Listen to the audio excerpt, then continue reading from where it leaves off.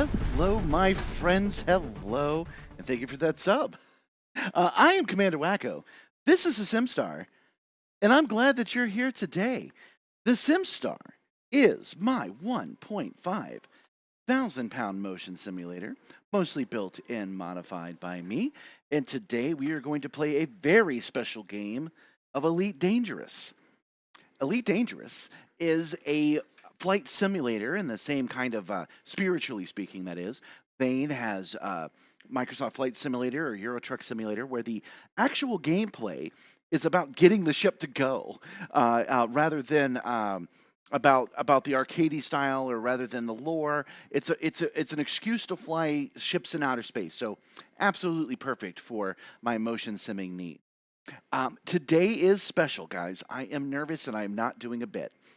When we left off yesterday, I made the foolish mistake of landing on a 3 times gravity world. I've done it before. I've done it fine, but I've never done it in the Caspian Explorer before. And I came down too hard, and boom, 99% hull integrity went down to 5%. No, went down to 35%. Then I had the auto guidance computer try it. It went down to 5%. And then I looked at the footage. For reasons I don't know, it suddenly dropped down to 1%. So the thumbnail that you saw was real. I actually took that photo immediately after the stream. We have to manage to get to safety with 1% hull integrity. In this game, that is a challenge. This is quite possibly the most difficult challenge that I've ever done, or ever will do, really, because this is going to require a little bit of skill. And building simulators is where I put my points. Actually flying, not so much. So I have been kind of dreading this for the last 20 hours. You can see I haven't even signed in yet. We're not even in the game because I didn't want to have the game running when I wasn't in freaking motion. I wanted to make sure that we had as many variables taken care of as possible. So when we load this game in a moment, what's going to happen is we're going to be in deep space. We're going to be where Icarus is reporting, Greta SI-T E3-6. And we're going to be heading counterintuitively to Beagle Point. Thank you for the sub. I don't have my system online. So Skipper Rival, thank you for the sub. Whoever subbed the first time, I'm sorry I couldn't see it. There is a reward for doing that. I feed Ropet. But let me get the preamble done first. I've never had subscribers happen this early in the show. So give me a moment on that and we'll come back to it. Okay, so we're going to load the game, and then we're going to head to Beagle Point, which is canonically like the understood. There are farther places you can go now, but the farthest place you can go from Seoul, kind of canonically. Again, you can get a little bit farther now because there's better jump engines, but Beagle Point is where we all decided it should be. This is where a expedition of players called Distant Worlds 3 has gone. They actually visited it, I believe, on Sunday. This is Tuesday now. So most of them are gone, but there's going to be some ships there. And those ships should be able to repair me. There are other ways that I could repair my ship, but what's the drama in that? I think we can make it. I think if I'm very careful, if I play a perfect game today, we can make it to a official fleet carrier for Distant Worlds 3, and we can dock and repair our ship and not explode, as long as I make no mistakes. I had mentioned already that I hadn't logged in. I forgot the other reason I hadn't is if I make a mistake immediately in the first few seconds, I thought it would be better if you guys saw it. So let's go ahead and sign in, and we're going to go into solo play today because I can't risk anybody else. I need to focus on this. We are out in a part of the galaxy, and I'll show you in the galaxy map in a few minutes.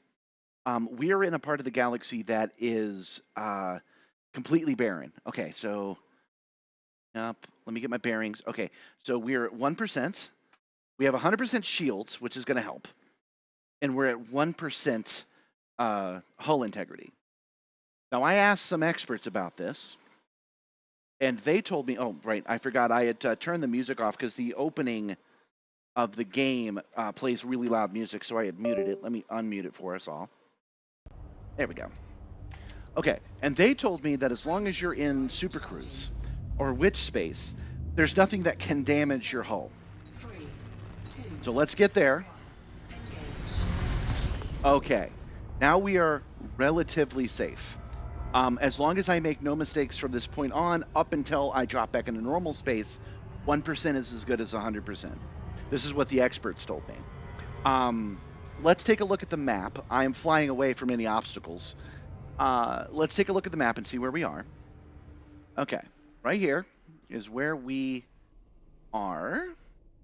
All the way out. There's the Milky Way. Okay.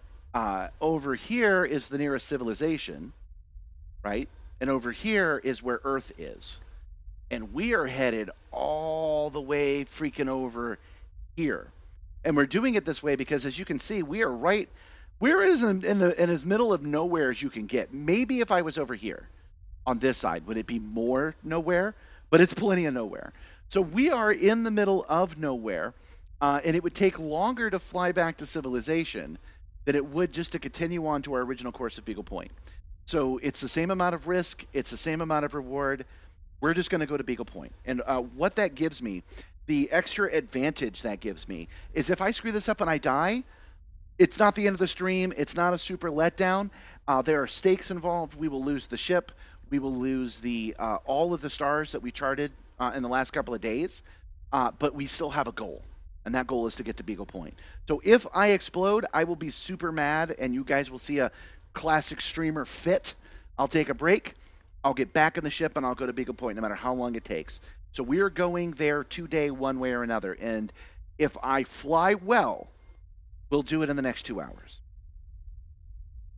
Thank you, Gotham Collections. Now, 2 people had subscribed to us while I was doing all that preamble. So let's feed Ropet. Oh, I forgot. I forgot to push to preload Ropet. But here we go. Oh, you got a whale for the first one. Hello, Dragoon. And let's feed the Ropet a second time for that second subscriber. Anybody who subscribes tonight feeds Ropet. We give him a rope pellet. He's programmed to be different kinds of animals. Oh, you got a fox this time. A whale and a fox. That's actually a good sign. Because I forgot to do it, let's also load up Nibbler. Nibbler might. Okay, Nibbler's good. Project Simstarr is fully operational and fully manned. Thank you, Nibbler. Nobody's getting my goat today. This would be a good day to do it, though, because I am so nervous to get this done. And I need to run one more button, and that's the celebration button. I just need to make sure it's working. It is. Let's turn that off. We don't need it right now. Okay. So, next thing. We are almost ready to begin the long climb to Beagle Point. The other thing that we need to do is set a course using the Neutron Highway. That is the fastest route to where we're going. And we do that with ED Copilot. That's up above. We type in Beagle Point. It's the only thing that's called Beagle. There's some commands. We say Neutron Highway, and this will start. Oh, let's go to this screen. This will calculate our. This will calculate our route, which I believe will be about 100 jumps.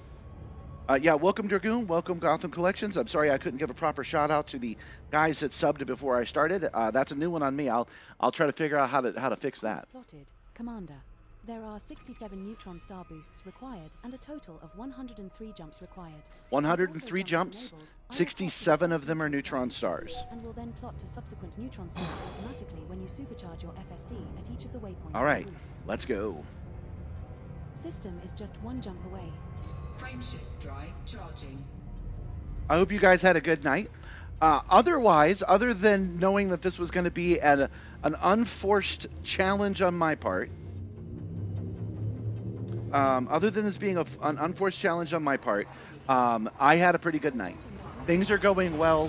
Budgets are balanced. Oh, I have some news for you guys. That company that I was talking about that wanted to do a that saw me as an influencer and wanted to send me some stuff. They actually did. It arrived today. I'm not going to tell you what it is because I told the Discord what it was in the crew Discord channel. So only paid members of the crew know what it is right now.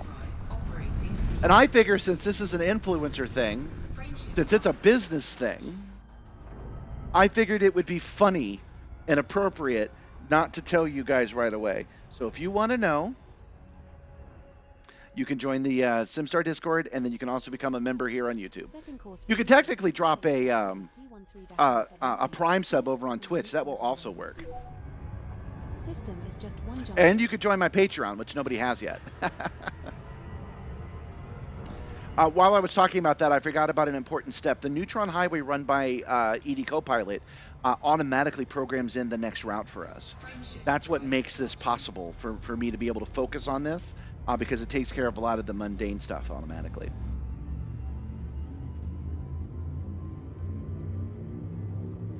Let me mute something real. 4, 3, 2, 1. Engage. We have successfully transitioned to which space? There we go. Heading to Greethia FH. Did that button actually work? -179.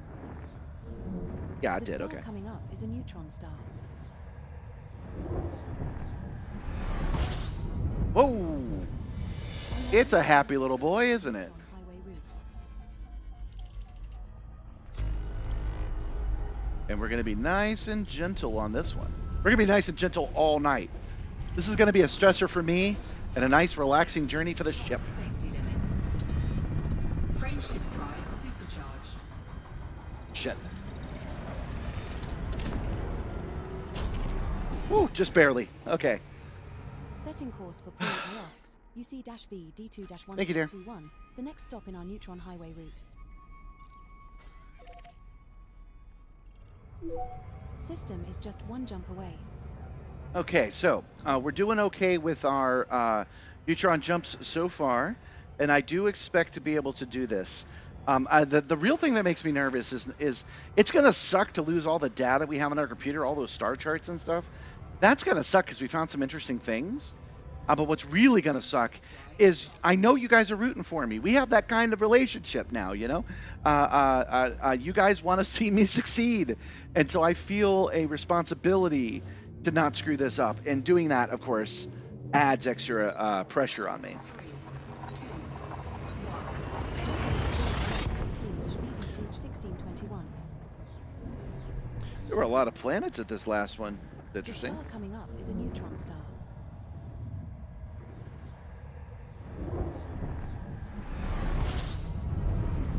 We're now at the next waypoint in our neutron highway route.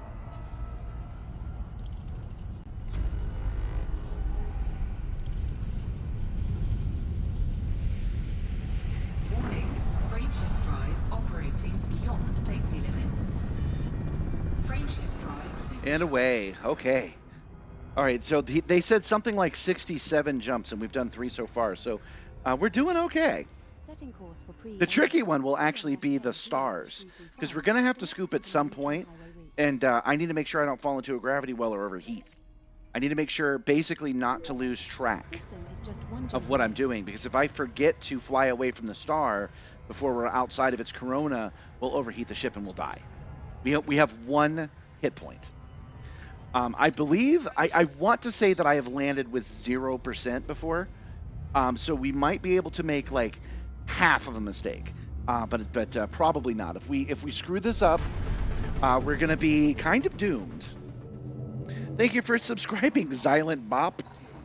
Ropet, we got another sub. Heading to pre-IOSCs. Oh, you got a xenomorph, nice. 35. The star we Thank are you, love. approaching is a neutron The star. ship's about to move. Oh, okay. Barbecue, it is. Gabby just made some fresh barbecue. Reached the next waypoint Oh, in that's our good, dear. neutron highway route. That's good. She made some barbecue ribs and she ain't playing around.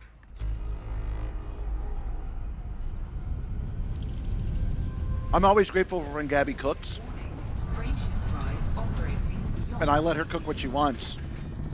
But I'm only a man. I'm only a human being, and sometimes those ribs become mandatory, you guys. They're that good. Okay, so we got another subscriber. It was Anna Bordeaux. Let's bring Ropet out for them. Our neutron highway route. Oh, you got a gator. System is just one jump away. Yeah, so you saw the short about the rig using the 4 computers. That's super amazing. I'm glad you like it. Yeah, the response to that one has been huge. That one went up at 8 a.m. today, and it has just been freaking buck wild, which is weird to me because I know the ones that you guys really like is when I talk specifically about how I made the Simstarr work. But that one I wasn't expect to really pop off like it has been. So I'm glad you guys are liking it. There's another one. There's actually a sequel to that one coming out not tomorrow, but the next day. Because in that short, I explained how 3 of the computers work, right? And there's a 4th one. You're looking at it right now. That 4th computer is the secret sauce. I expect you guys to really like that one, but I will not be shocked if we get there and it's just mid. Because I expect it to be popular. I expected this one to be mid and that one to be popular, so I'm sure to be wrong. Warning, frameshift drive operating beyond safety limits. Again, what we're doing right now is we're scooping off these neutron stars. The neutron stars give us the ability to jump much, much further. So instead of this being a ridiculous 500 jumps, it's only 100 jumps. We did get a new subscriber. I'm not used to keeping up with this many either. Dos Vidanya, my Russian friend. I don't know how to pronounce your name, but here is your ropet. Just one jump away. Oh yeah, man, you got a slugite. Slugites are cool. They're great pets.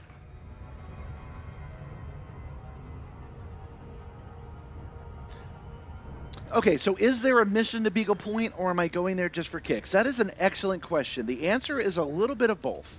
The thing about Elite Dangerous, it does give you missions. It does create some lore for you to follow. But there's large parts of this where you decide yourself what it is that you're going to do. And hundreds, maybe even thousands of players got together. And they all decided that they were going to do exploration. It's a project called Distant Worlds 3.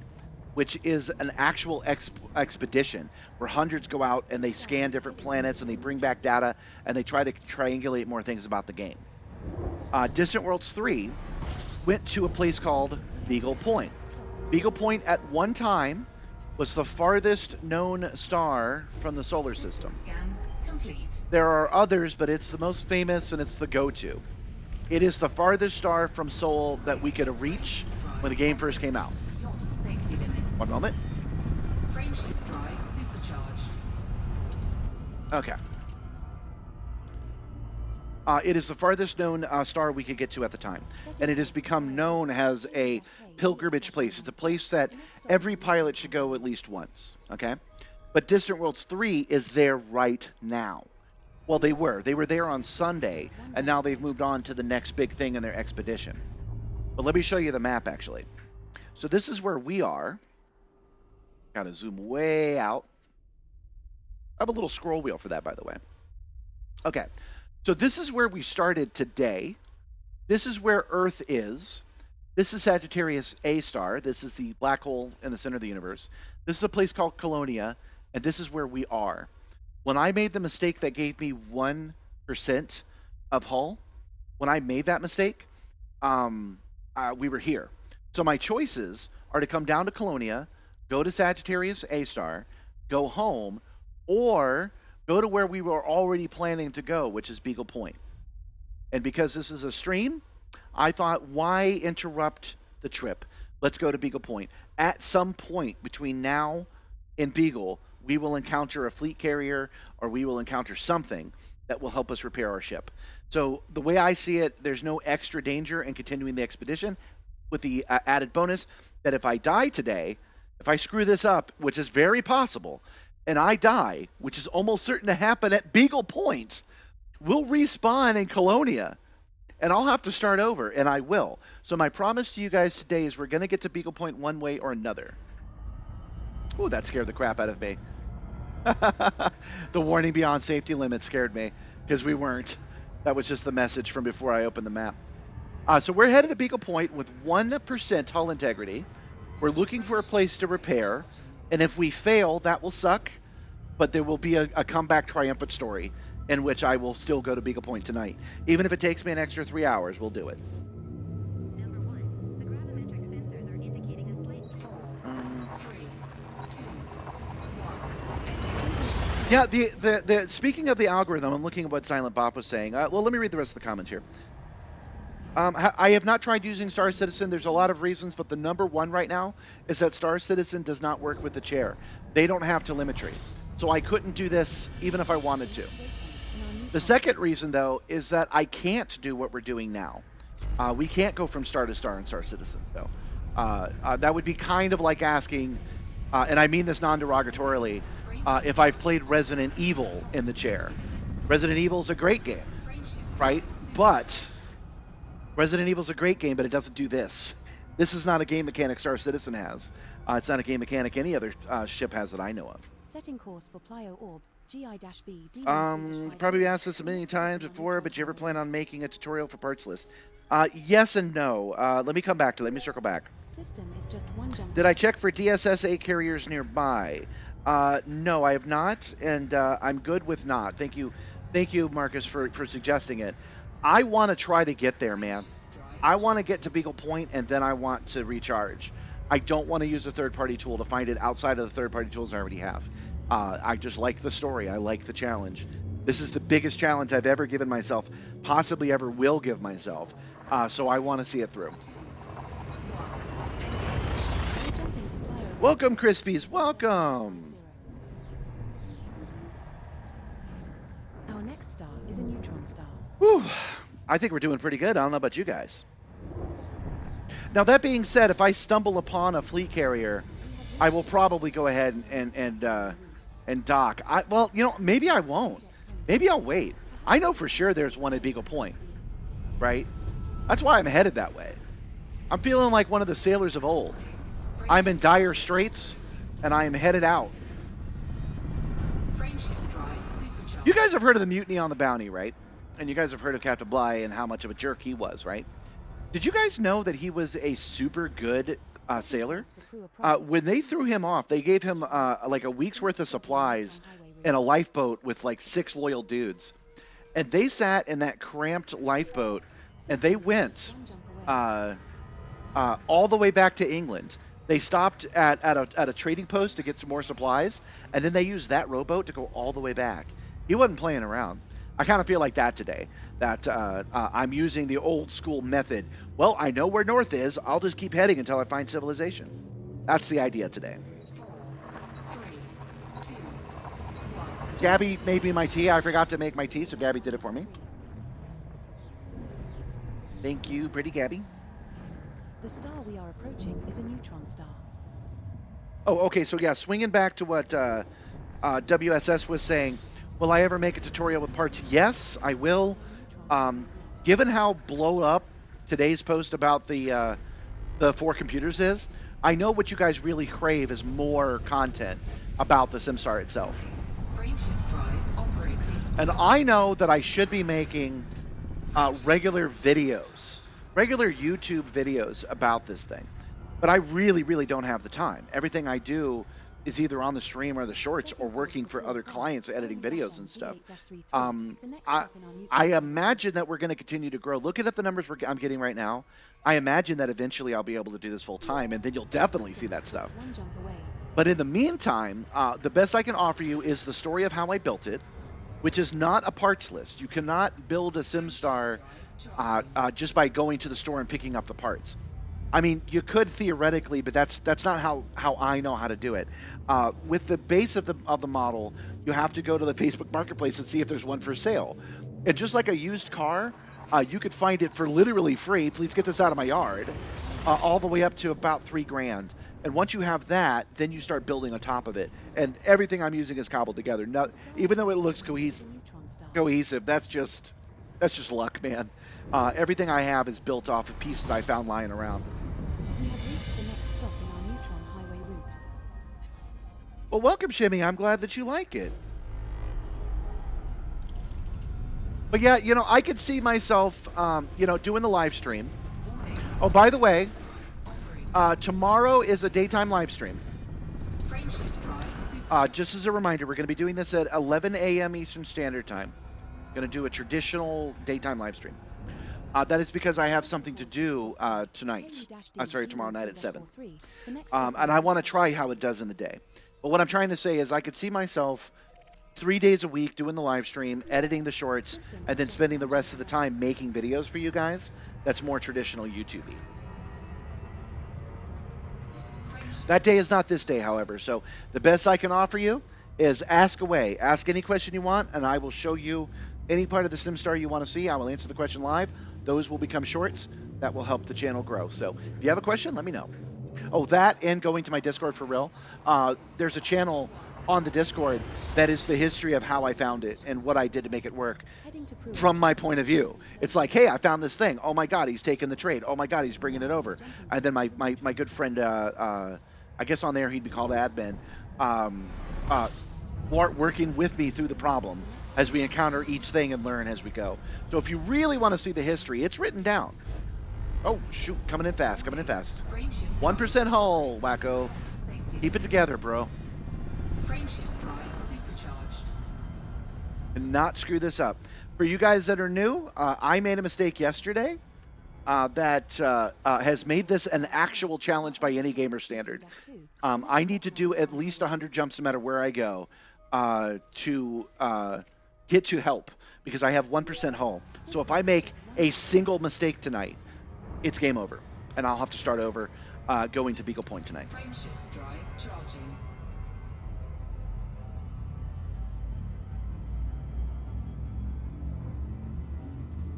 Yeah, I love Elite Dangerous as well. As you guys can see, that's pretty obvious by now. It is perfectly aligned to what it is I'm trying to do with Project Simstarr. So it is the game for me for now, for sure. And I'm glad you guys like it too.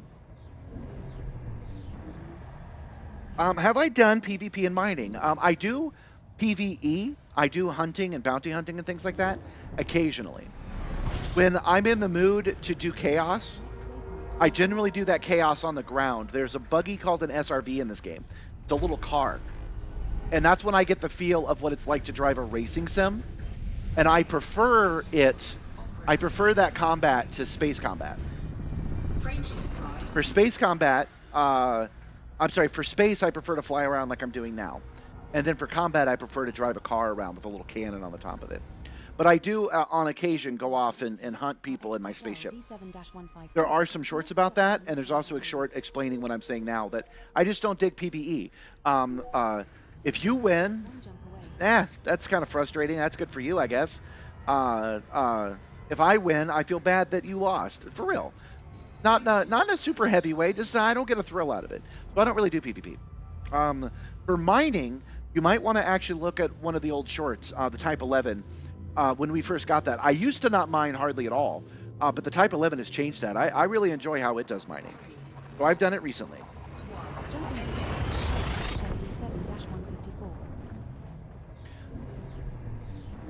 If I wasn't so focused, because I really do have to pay attention here, I might bring up some of the old car stuff. It's been a while since we've done some Carmageddon. Oh, you know what? If you actually go to YouTube and you look up Carmageddon, I believe it will bring that short up. I was giving it clickbaity names, but I've stopped doing that if you haven't noticed. Because the new one says, this uses 4 computers, and that's the end of it.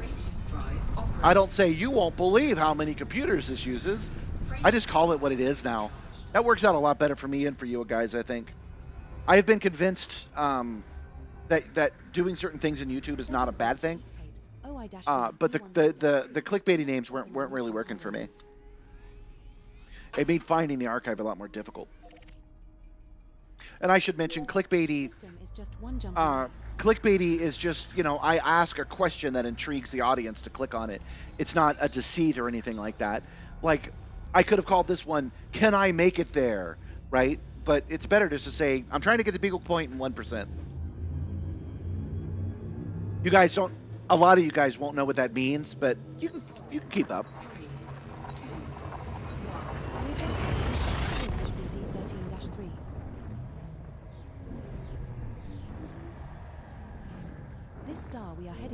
Boy, I'm feeling really good about this now. I started nervous. I'm a little bit more comfortable. I have to make sure I don't get too comfortable, right? I don't want to get too relaxed, but I'm liking my chances now up until I get there. When I get there, that's when the real difficulty starts, because I'll have to land, and that I have to do perfectly. Frameshift drive operating beyond safety limits.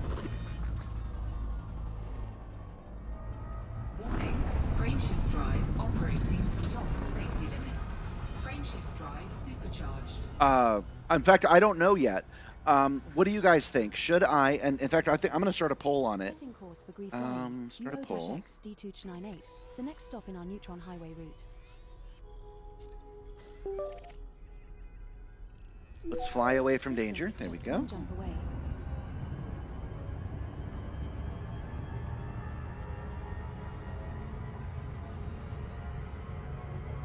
Should I land with auto or manual? And I want you guys to answer sincerely. I want to know if you guys think that it's safer for me to do it manually or with the computer guidance. I don't know. Frameshift drive charging. Why is every system a neutron star? Because I'm on something called the Neutron Highway. I'm using a third-party program called ED Copilot to program in those neutron stars. These are mapped out. We're not going to any new discovered stars right now. We're going only to stars people have well traveled, and we're able to do 500 jumps, 500 light years at a time, as opposed to the normal 80 light years at a time. This reduces our jumps from 500 to 100, and that makes what I'm trying to do a little bit easier.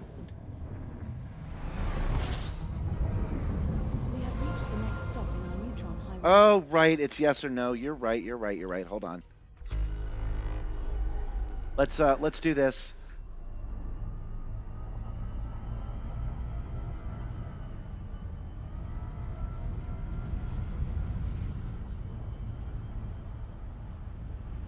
I'll just ask the question in a way that can be answered with a yes or no. Warning. Frameshift drive operating. I'll ask, should I use auto to land? Frameshift drive supercharged. There we go. Okay, now for the person who asked why it's all neutron stars, check this out. Hands off the keyboard. Setting Boom. course for It's opening up the Refueling. galaxy map on its own, 27-5. setting the next The next stop in destination. our neutron highway route. Boom. And then going back into regular space. I didn't do any of that. That's done by ED Copilot, by the wonderful developers there. So it's really cool. I like it. Okay, boom. Start a new poll.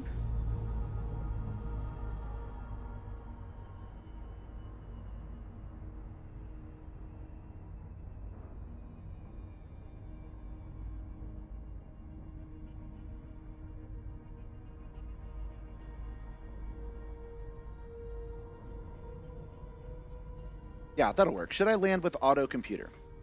There. That'll help you guys decide, because I know a lot of you guys are kind of silent, but you kind of like polls. So if you know Elite Dangerous and you know the auto landing guidance computer, and you understand my question, let me know what you think.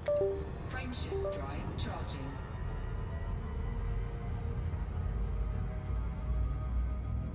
What am I trying to do? This was an unexpected adventure. I am trying to survive. I did not do this on purpose. I ran into a planet yesterday and brought my health all the way down to 1%. You can see it in the bottom right-hand corner of the screen. It says 1%. It's supposed to say 100 or 99, and I screwed it up. And now I need to dock somewhere to heal my ship.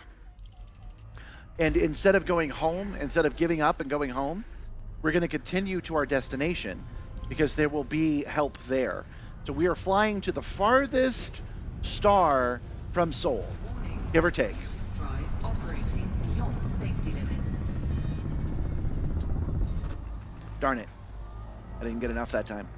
We are flying to the farthest star from Sol because that is where the expedition for Distant Worlds was. We're going to go there to look for help, and also so that every pilot should look for Raxla, which we did yesterday, and every pilot should at least once go to Beagle Point. So we're continuing on to Beagle Point and basically hard mode. Well, you could make it harder, but not by much. D1254, the next stop in our neutron highway route.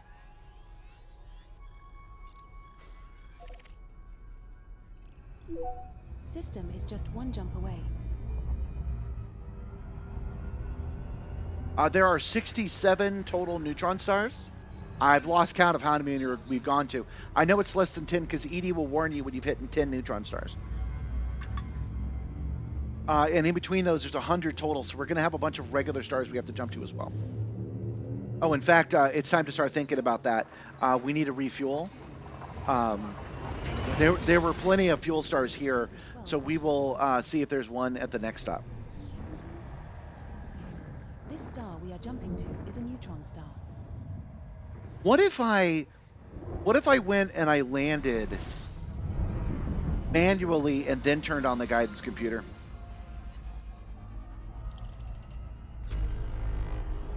Yes, there is not a fuel star here, but there probably will be at the next stop. Warning, frameshift drive operating beyond safety limits. Frameshift drive supercharged. Whew. Again, if I screw this up and I drop in a normal space, doing that Setting will course for cause me to HG-YD7, take damage. The next stop in our neutron highway route.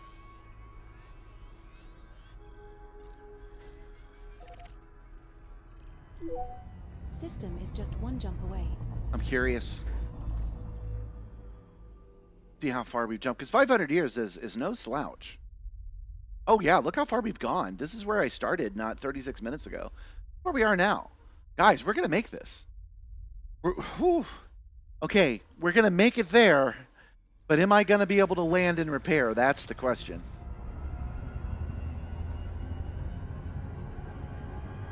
Frameshift drive charging.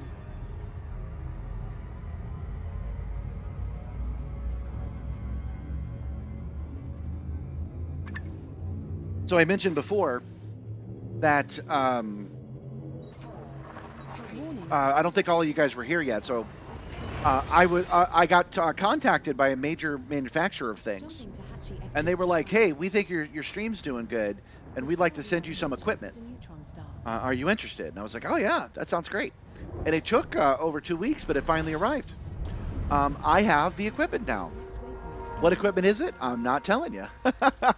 In order to find out, you have to become a member of Project Simstarr, and you have to join the Discord, because that's I told the crew members in the Discord. Oh, I screwed up that approach. Try that again. I told the crew members of Project Simstarr, and the reason I'm doing that is because I think it's funny. Since this is a integration, they're gonna give me a affiliate link so I can sell stuff.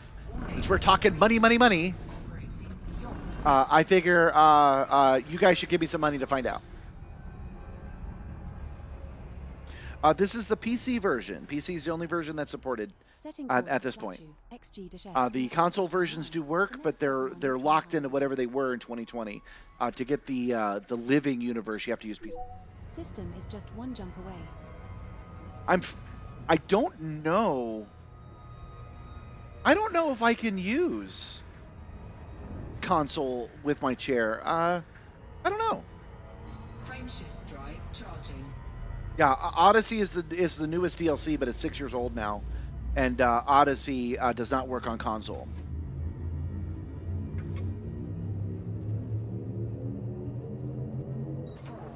Warning, fuel levels now 9.9%. But when folks ask that kind of question, I don't want to make it confusing. 19. Our next star is a neutron star.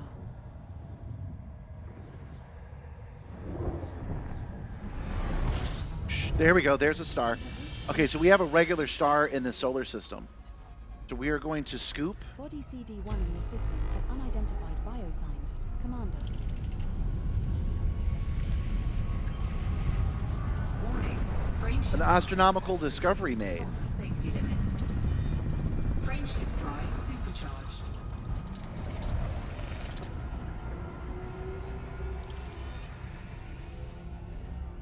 Setting course for Slatchu, RL-J D10-27, the next stop in our neutron They highway. locked down Elite Dangerous on console. I'm not a big guy of defending corporations, but they didn't do too bad of a job of it. It still works on console just fine. They just don't update it anymore. Okay, so I'm coming here because we need to find a star we can scoop at. Scoop so we can get some fuel. That is. Okay, this is a Class M. Okay, we have a Class M star that is right next door that we're going to fly over to. And we're going to do that nice and slow, y'all. Nice and slow.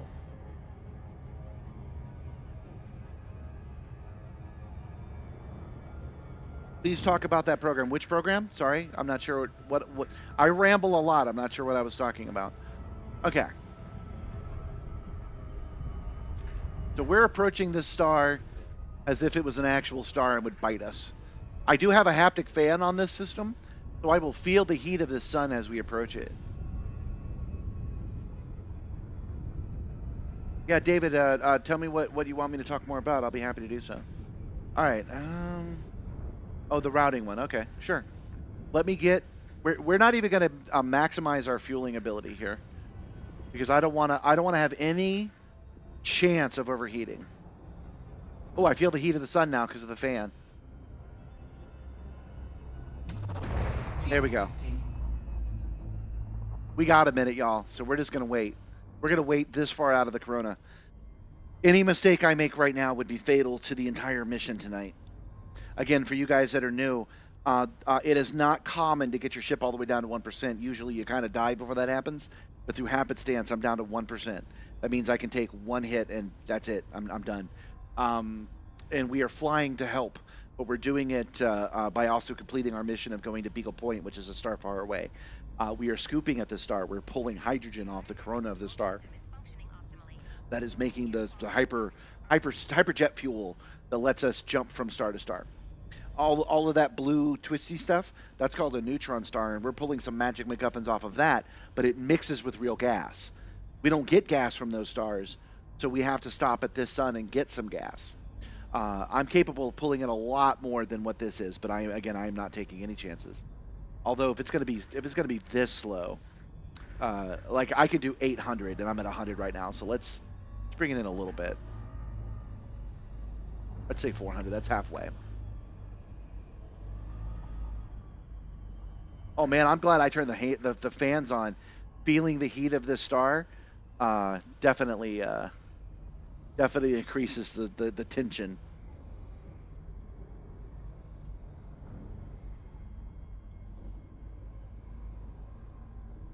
Is it playable on mouse, keyboard, and controller? Yes. I don't. I do play it on a controller when I absolutely have to, but I never do keyboard and mouse. But it does work because we were just talking about how it used to support consoles. So it is built to work on an Xbox and PlayStation controller, no problem. Okay, so talking about the routing program that I'm using, that is this one here. This button. Okay, so this here is ED Copilot, and ED Copilot is an assistant to Elite Dangerous. It will just read the logs, and it has the ability to input some stuff. So I've set up something called the Neutron Star Highway, and it has gone to another fan-made program called Spanch, and it has pulled those stars out. So if I go to this button, no, it's this button, one sec. Gotta remember. Okay, yeah. So if I go to bookmark groups, and I scroll down to all these bookmarks, one of them is called the Neutron Star Highway. Oh, that's a good way to check. There are 50 neutron stars left, and here they are. And it's going to go down this line, and it will automatically enter all this complicated data for me. I don't have to remember these made-up names of made-up stars. It will just enter it in for me automatically. And it does that after it knows that I've scooped. So if it knows I've successfully scooped a neutron star, it will program in the next neutron star automatically. I didn't say heart of the star, I said heat of the star. Oh, that's what you said, sorry. I need a new prescription. One of the things I'm working on is a better a chat reader.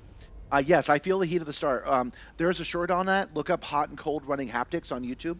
On my channel, that is. You'll find a short. Basically, when I get close to a sun, it blows real heat. There's a heating element in there. Oh, let me bring it up. We're going to be here a minute anyway. So this one is down right now, but this is one of them. So I've got two of these fans, and they blow hot and cold. So when I'm at the sun, it blows heat, and when I'm away, it blows cold, and it actually does that in stereo. So when I pull away, it'll stop going on the left and go over to the right if that's the direction I'm pulling in. It's actually a pretty neat setup, which again is like something from like 2014, 2019. It didn't sell very well because it only works in this specific circumstance.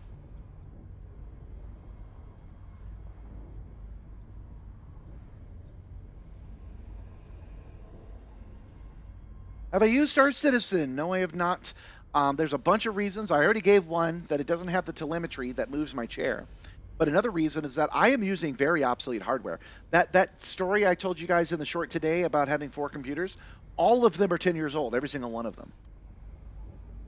The gaming machine that I'm using is a late model i5 with DDR3 RAM and a 2080 video card. It can't handle Star Citizen. So that's reason number 2. Reason number 3, though, is that I can't do what I'm doing now. In Star Citizen, I can't go from star to star. That's not a game mechanic in the game. And I have fun. I really like this. So that's no diss to Star Citizen, but it is the truth. Yeah, talk about a 4D experience. I've got many haptics. Another thing you guys don't see that I feel is I've got base shakers under the chair. All right, we're done. I've got base shakers under my chair, so I feel every rumble in this game. I feel the engines, the guns, everything. We need to reroute some power to the sensors to fix a glitch we are seeing. Oh, I almost screwed that up. If I had pulled that twice, we would have been screwed.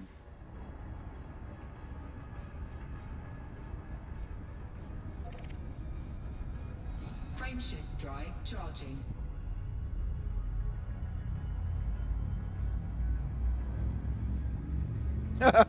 Well, that's okay.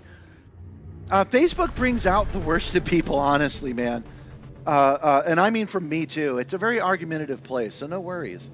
Every time you guys subscribe, we feed Ropet. So thank you, Ethan.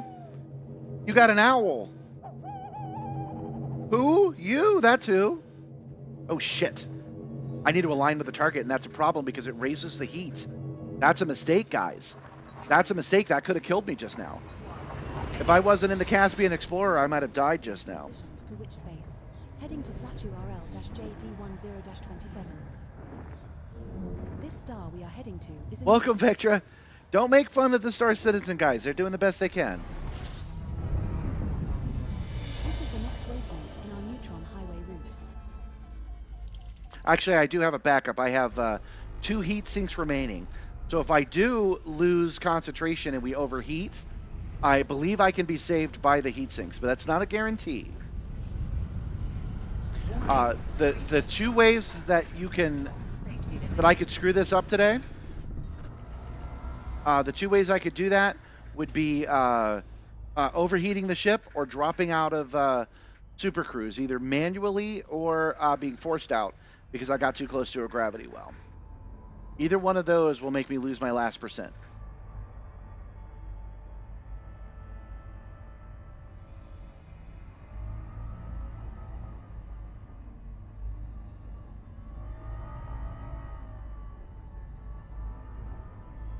Warning.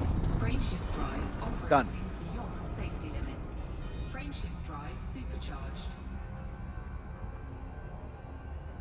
Setting What course happens if I die in Elite? Okay, so unfortunately, what actually happens is nothing much at all. When I die in Elite, when I'm making a short in which I die, I have to add the effect in DaVinci Resolve.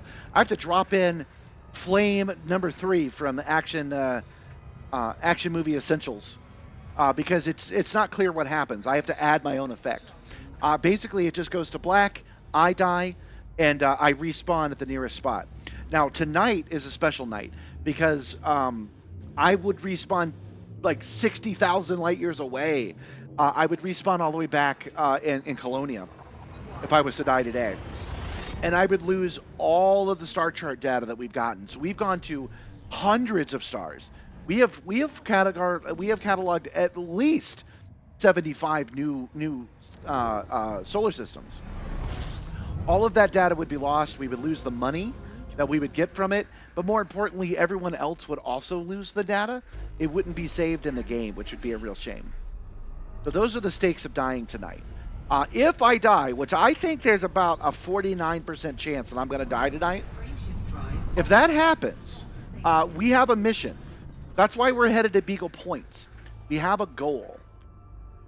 We're going to Beagle Point, and if I die tonight, we start over, and I head back to Beagle Point. This would suck for so many reasons. One of them being I'm likely to die literally at Beagle Point. So I would have to start the entire journey over. That would add an extra couple of hours to my night. But we're going to do it if we have to. Frameshift drive operating. Because the whole point of a challenge on a live stream, is to kind of give you guys that feeling of challenge. And I believe I can do this, but if I can't, I have a backup plan. VU-V D3-12, the next stop in our neutron highway route. I'm sure that after the boom, you will get a request from well-off people. Personally build rigs for them. Actually, I got one of those requests today. That's not what I do, but people do ask. You're going to pick the game up again soon. You tried Star Citizen, cool on paper, but what today is an alpha, for real. That's why it's still an alpha. Blame number 3, that's right. How the hell did I get 1% hull integrity? I'll tell you that story in a minute, John. Meticulously scraping, yeah. Okay. So, yeah, it's a pretty classic mistake, John. So get your, I could have told you that, ready. What ended up happening is that I landed on a 3 times gravity world. And I've landed on gravity worlds before, and I thought I had it under control, and I just didn't. The Caspian Explorer took me by surprise. I came in too fast. I bounced off the ground. I dropped down to 35%. And then the auto lander activated, and it dropped me down from 35 to 5. And then it went to 1 on its own. I'm not sure why. So now that I'm at 1%, I can't take any more damage. And we have to fly to help. I know I could call the hull seals, by the way. There are other players that would come and help me. But I'm enjoying the challenge. It's anxiety-inducing. I was nervous about it. But I think this is a fun challenge. A worthwhile challenge, I should say. I'm not even having fun right now. It's a worthwhile challenge to do. To go try to do it on our own. The old school way. The first year of the game way. Before the hull seals and the fuel rats became a thing. Those are players that come to help you no matter where you're at. No, I don't have a maintenance unit. What would I need one of those for? How many total jumps to Beagle Point? When I started the stream from our from where we thought Raxla was, it was not there, by the way. When we were at the planet we thought was Raxla, to Beagle Point is 107 jumps, I want to say, and 67 of those is neutron stars. So it's 100 jumps to Beagle Point, and it is a it's 100 jumps to Beagle Point, and it would be at least 100 jumps back to Colonia. So that's a good reason to continue.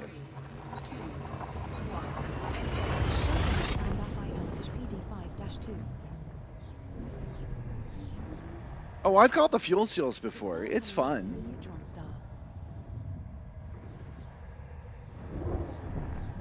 Yeah, so I researched it with the Buckyball Racing Club last night. I asked them for help.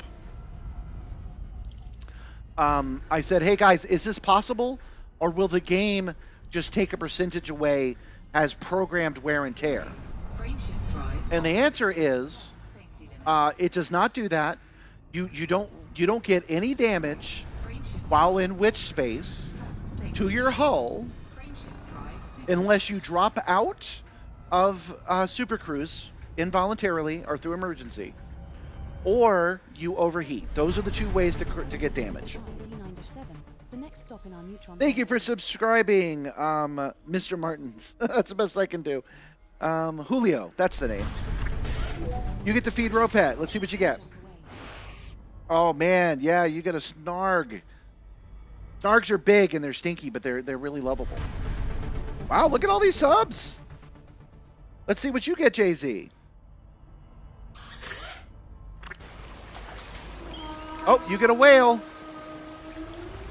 One of you guys should consider being a whale. Becoming a crew member of Project Simstarr. Come on, guys. I ain't got no money.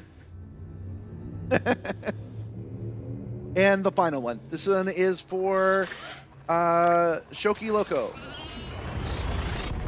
You get a sheep. A very pettable sheep. The star coming up is a neutron star. We did not find Raxla, but we gave it the old college try, and I have a new destination where I think Raxla is. Given new lore-based evidence of where I think Raxla is. So we'll do another attempt in a couple of months, I think. Maybe 2 or 3 months from now, we'll go try to find Raxla again. Because the way I see it, I was talking about that all night yesterday. The way I see it is that searching for Raxla, if you have some kind of basis for doing it, is worthwhile. So, it's no guarantee you'll find it, but there's no guarantee you won't either. Setting course for GRU Pri, JE-EE D13-5. Man, some of the folks that were here last night had some real, triangulation ideas of where it might be. Doing data scraping from the game, interviews with developers, looking at star charts in the game, that kind of stuff. All right, now I'm feeling a lot looser, guys. I gotta limit face. I gotta make sure that I do not lose my focus with this. If I make a mistake tonight, it's game over. 4, 3, 2, 1. Jump initiated. Heading to GRU Pri JGD13. This game has kind of 3 main, four now, main game loops. Kirkener was asking, is this just an exploration game? Let me go through this neutron star.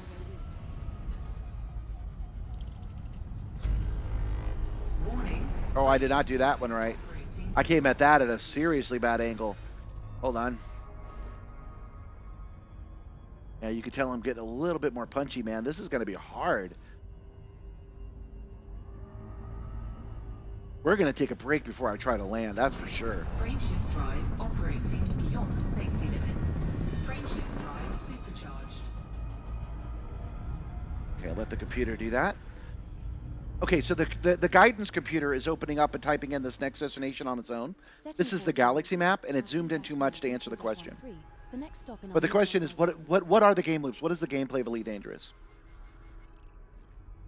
It's plotting its route now. System is just 1 jump away. There we go. Okay, so let's open the galaxy map again. Okay, so this is where we are, and we are hauling ass, you guys. This is where we started. This is Earth. This is the Milky Way. The Milky Way has 400 billion stars, as in this game allows you to go to 400 billion stars. You could choose one and go to it, and you will show up there. This is Beagle Point, which is our destination. So we're about halfway there. A little less than halfway there. So we're gonna make it like flight-wise, I think.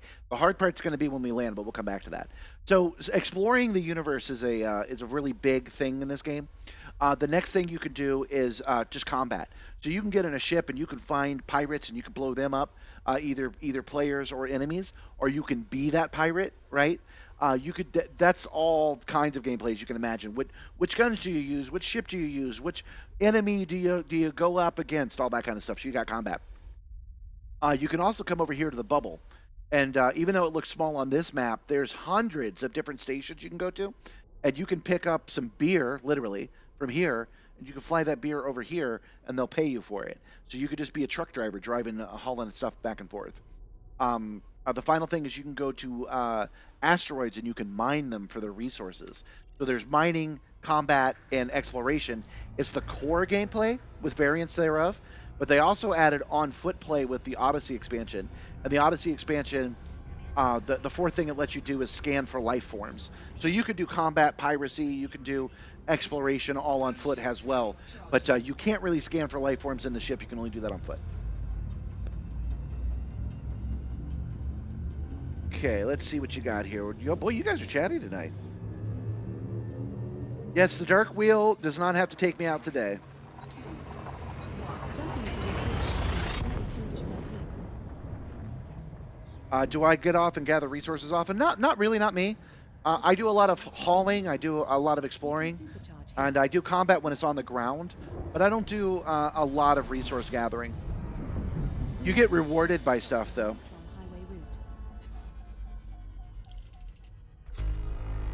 If you're looking for a curated experience for lore, there is one. He just linked to it.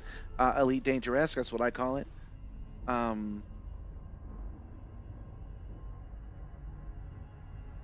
Yeah, so I'm using the Caspian Explorer, which is still a pay ship. The chat bought it for me, actually, so thank you, chat. And it lets me do huge jumps, which basically makes the stream possible. If we were trying to get to Beagle Point in a traditional ship, it would take 4 times as long. Safety limits.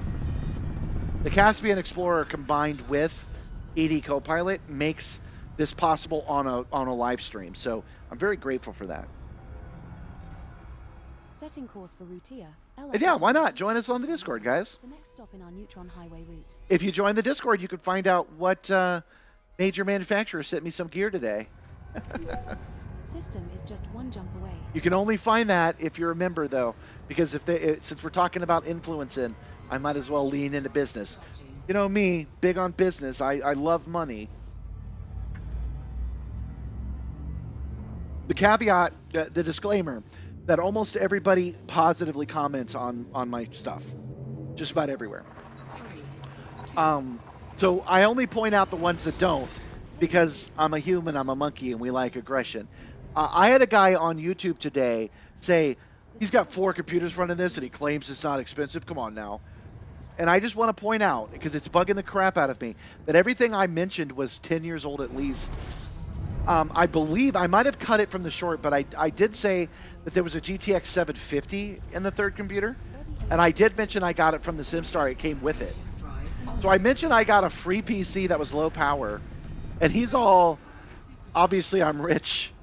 Don't believe everything you hear, guys. There is a RAM shortage, but that doesn't apply to older RAM. There's a lot of good stuff you can do with vintage equipment, and so I want to make that clear to you guys. The next stop in our Neutron Highway route. Any plans on ever doing AX combat? I actually started with AX combat. I did not do it intentionally, but I got the Simstarr running in late October 2024, and that's when the Thargoids invaded Earth. And I had a real-life Han Solo and Chewie scramble to get this system running just well enough for me to join that war.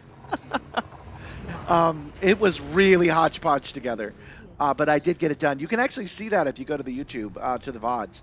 I've got a video of me fighting Thargoids. I don't fight them now, though, because war's over, man.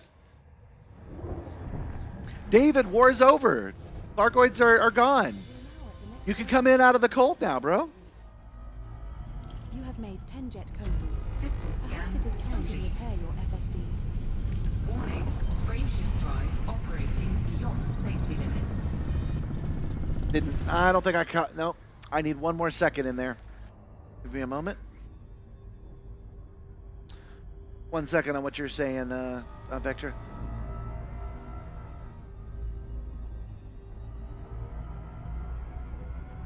Man, it's going to be nice when I'm able to read the chat a little easier than I can right now. Warning. There we go. Operating Less than a second. I was almost done.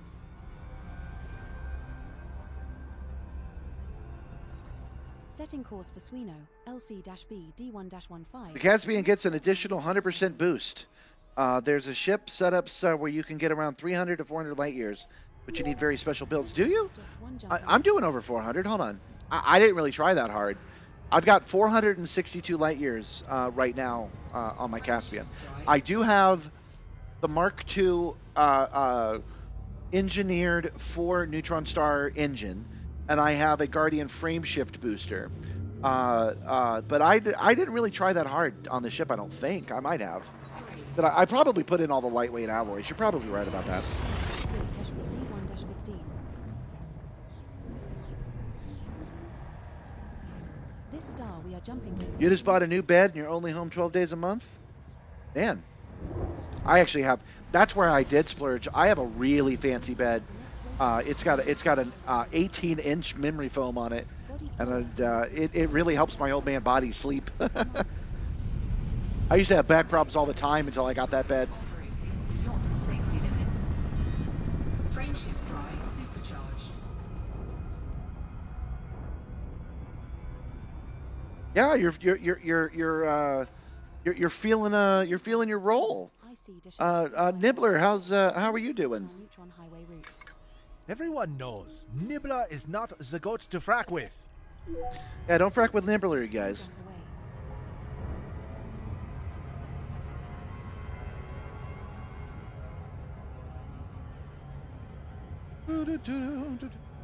What did I read in properly? So just so you guys know, the poll is when I get there. I've not decided if I'm going to let the auto guidance computer land or if I'm going to land. I haven't decided. I'm leaning towards me doing it, but it will probably be a fleet carrier, and a fleet carrier means it won't have to go through the mail slot. So we do have that going. This star we are heading to is a neutron star. Yeah, I used to have sciatic problems on my back all the time. My back is stiff right now, though, because I've been overexerting myself recently. But I'm gonna, I plan to get a gym membership in March and start using the rowing machine and hopefully get a little bit more core strength. I can do that now that I have two cars. Gabby and I both have a vehicle now. Safety limits. Frameshift drive supercharged. Which means our Nissan Leaf doesn't have to charge when we're not doing gig orders. That will free me up to go to different places like the gym or the nature trail. I'm looking forward to that. I have some world-class nature trails with me, but they're like 5 or 6 miles away. I have to drive to them. Frameshift drive charging. If I walk to them, I'd be ready to walk home, right? You were just at the gym using the rowing machine. What do you think? 4, 3, 2, 1. Yeah, we had some rotisserie chicken yesterday. I had a pot pie for lunch. We just got an air fryer from the Goodwill, and I used it to finish the cooking of my pot pie today. It's great. Get an air fryer if you don't have one. We picked it up for $9.99 at the Goodwill. All right, nice and easy, nice and easy. Frameshift Dang drive me. operating beyond safety limits. Choked a little bit right there because my eyes caught that 1%, and I started second guessing myself. Warning. You can't hit this at 0. Beyond safety You have to hit this with a little bit of speed in the blue zone to get the scoop to stay in the scoop. But I'm choking right now because I'm overthinking it. Warning. Frameshift drive operating beyond safety. All right, one more should do it. Warning. Frameshift drive Got it. operating beyond safety limits.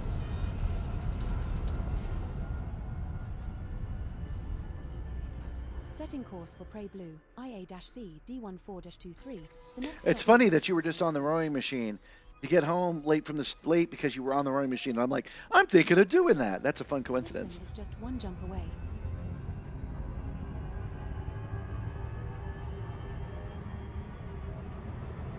Frameshift drive charging. You know, I accepted that I would have a big gut because, I was looking at my dad growing up. I'm fine with it, but I think I could use a little bit more exercise. You gotta maintain the husk. 4, 3, 2, 1. Transitioned to which We were talking earlier about the possibility of this blowing up enough that I could do it full time. That would be great. Then I could really spend some time doing things like that.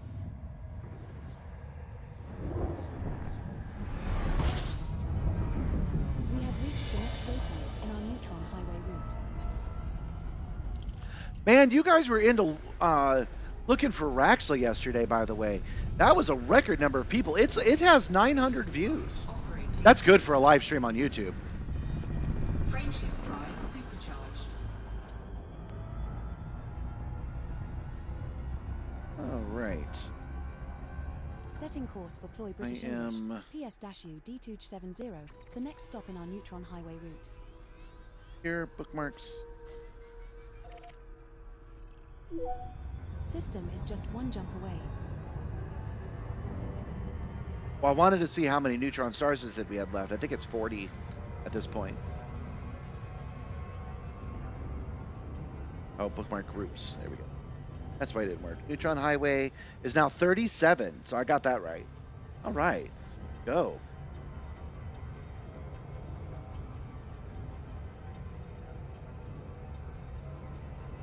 Frameshift drive charging. Yeah, I agree.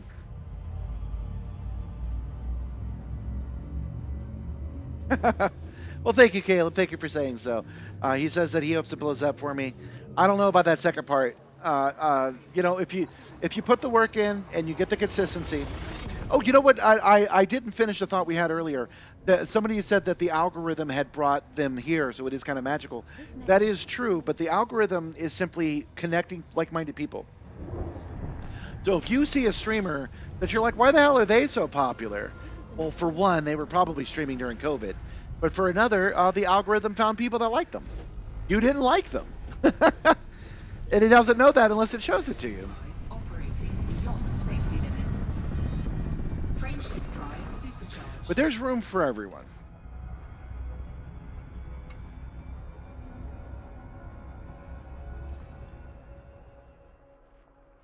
Setting course for Fly-Gree, HT to show D7-56, the next stop in our Neutron Highway route. Yeah, man, the climb to 500 was quite a thing. System is just one jump away.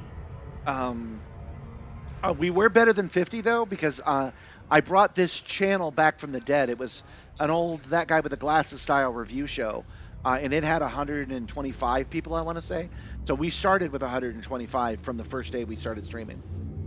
But there was a long period of time where I was doing this on Twitch, and then I was uploading highlights to YouTube, and then I started streaming on YouTube, and that's just been working out for me a lot better. So it eventually got to the point that continuing with Twitch wasn't worth it. This star we are jumping to is a neutron star. It is not. Yeah, there are some streamers that are feeding on hate. I think we're really at a breaking point on that, though. I think that's getting really out of fashion. Warning, frameshift drive operating. Seems like I'm not very good at it at neutron scooping when the wisps are real solid.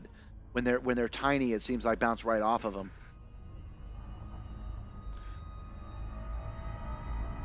Because every time I've tried these little wispy ones, I'm only in there for like half a second.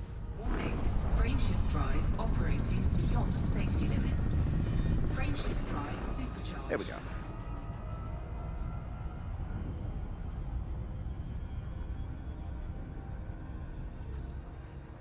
Setting course for Ploy British English, HC-D D12-36, the next stop in our Neutron Highway route.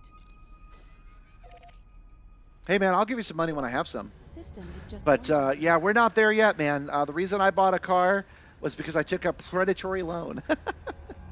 But this is America, so it's easy to get. Charging. I'll be paying back almost double what I borrowed, actually, over 5 years. But it's a reasonable monthly fee of $177. But what I borrowed and what I'm paying back are not equal things. We have successfully transitioned to which space? Heading You know, towards John, British English I've been meaning to mention to you, you've got your whole name on there, and I get the impression that you probably don't want to do that. I was playing around with my settings the other day when I was setting up an account for Nibbler. Highway route. Just so you know, you can go in and you can choose a new name. It won't change the name of your account or anything. If you wanted to make it Vector or Galadriel or whatever, you can do that. I don't think I'm not telling you should. I'm just letting you know you can, because I was surprised at how easy it was.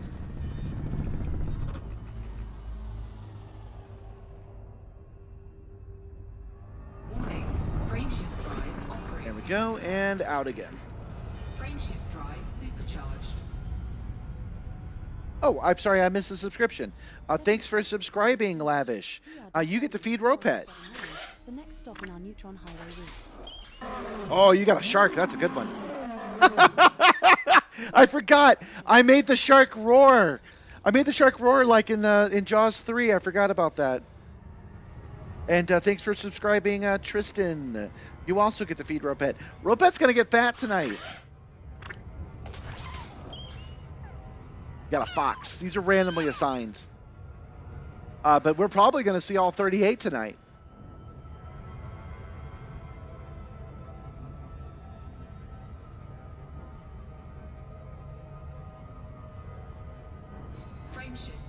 Charging. Who knows? Maybe if I make more than minimum wage, I could pay that loan off earlier. I have dreams and aspirations. There's an old Dan Harmon skit from his acceptable TV days where he did homeless James Bond, and it was James Bond, but everything was homeless. So like, here is your disguise, Bond. It's a clean pair of pants. It'll last 5 minutes, so use it wisely. We have reached the next waypoint in our neutron. The villain had a cardboard house that he was in, and he was gathering up all the soda cans, and his plan was to make enough money. Hold on, I really thought I had that. Give me a second. His plan was to steal all the cans from everybody in the neighborhood, so that he could become. I've got the punchline, but I'm ruining the setup. He goes, "That's right, Mr. Bond. I shall no longer be homeless. I shall be poor." And James Bond defeated him by pulling the tape on the cardboard box, so that was the self-destruct, so the whole thing collapsed on him. Setting course for Prue British English, KR-N D6-45. The next stop in our Buy all the Nissan Leafs money can buy. Wahaha. system is just one jump away.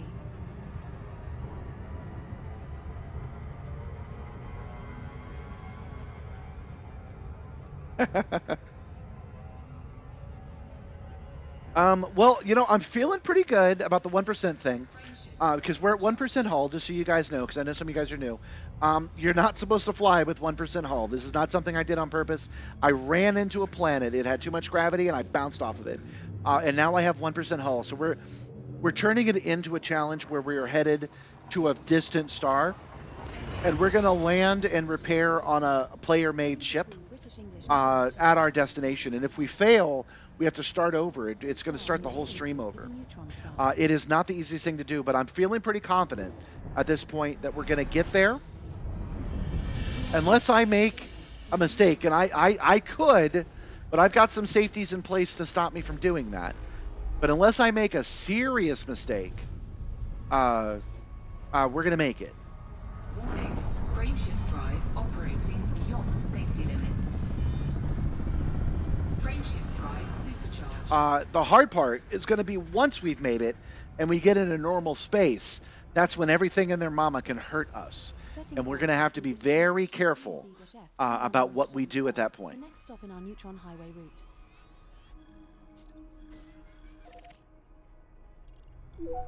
System is just one jump away. I am behaving myself. I aim to behave today.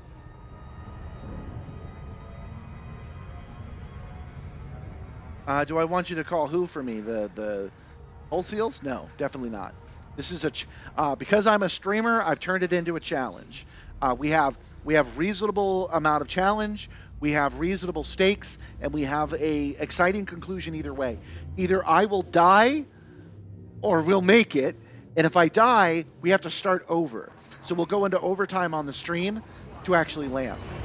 The second attempt is guaranteed because I'll just haul ass and land.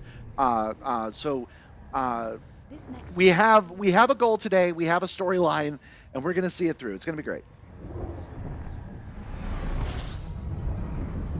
We're now at the next waypoint in our neutron highway route. My experience, Cosmic Quilt, is very, very different. The Nissan Leaf is the most rugged, dependable machine I've ever owned. That's why I bought a second one. I've got two now. Both of them the exact same year, make, and model in color.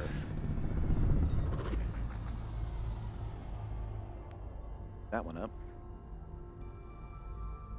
The battery is a problem, yes, but it makes up for everything else. So when you say the engine, that's kind of interesting to me because the engine, the motor, I should say, it's an electric motor, which is a very simple magnetic machine. That motor will work forever, man. I think that motor will work for literally 100 years. Setting course for Truche, SR-W D1-35. The next stop in our neutron. Yeah, I've got no transmission, no carburetor, no radiator. The only thing I've got is batteries and an engine, and then all the safety stuff inside.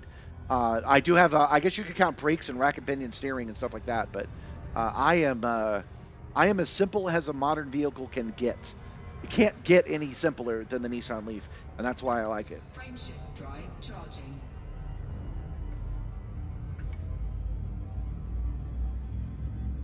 Well, the Nissan Leaf in particular, the first generation of Nissan Leaf, is not a normal battery.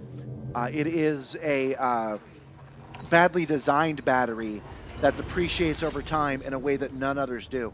And the reason for that is heat. So every other car put a radiator in there and they pump water to cool the battery, and the Nissan didn't, and that's why their batteries are worse than everybody else's. Welcome, VR 24/7. Welcome. We're headed to Beagle Point with 1% hull. It's because the Beagle Point at this point is the closest place. If I screw any of this up, even a little bit, we die. Frameshift drive supercharged.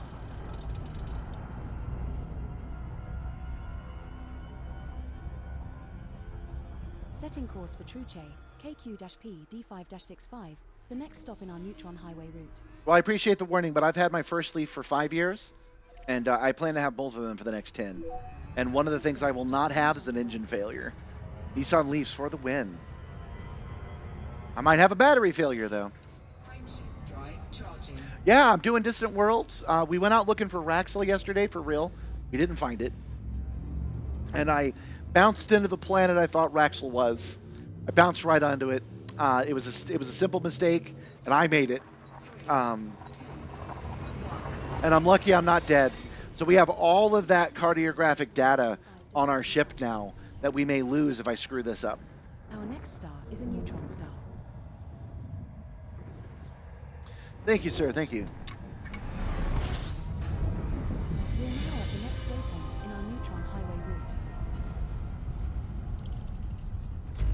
The Nissan Leaf still has a CD player in it, and that's an advantage because I 3D printed a clip of my own design that plugs into that CD player, and then I put my my phone holder and charger on it.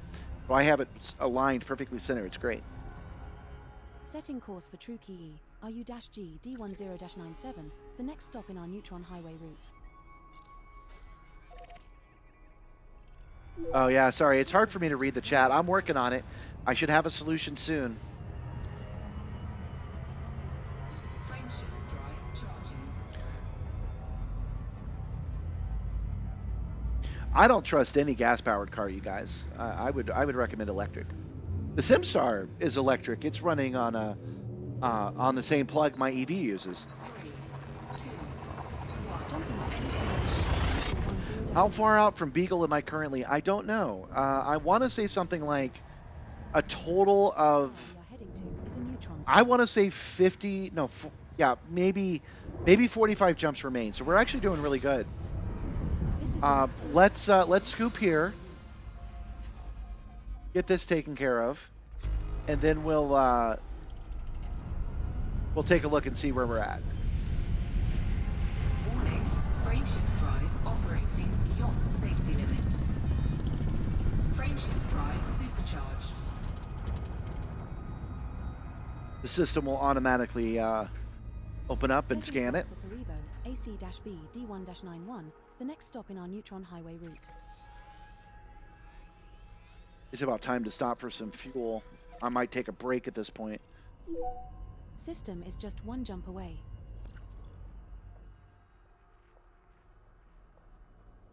No, I have not. I'm purposely not doing that. I appreciate the request, Bison.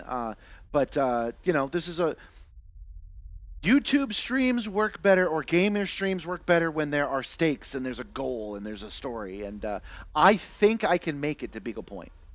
So this is where we started right here. This is where we are over halfway, and this is where we're going. I think I can do it on 1% hull. I don't think I have to ask someone else to come and help me out. So that's what we're doing, and that's why we're doing it. I love the fuels, the hull seals. I love the fuel rats, but I don't think I need them today.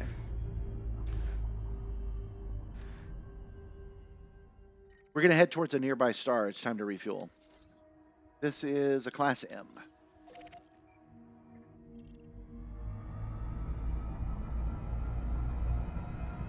and then I'm actually going to leave it in orbit to charge, and I'm going to step away to take a break of my own. So there will be stakes on that as well. You guys will see the heat. If I do this wrong and step away, we die.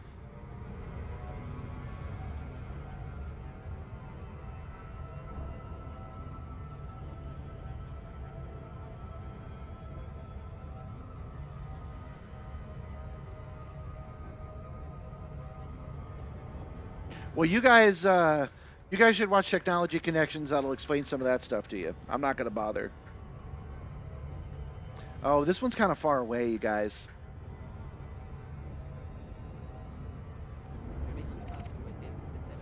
I've changed my mind. We're gonna jump and see if we can't find a closer star to get to at the next jump.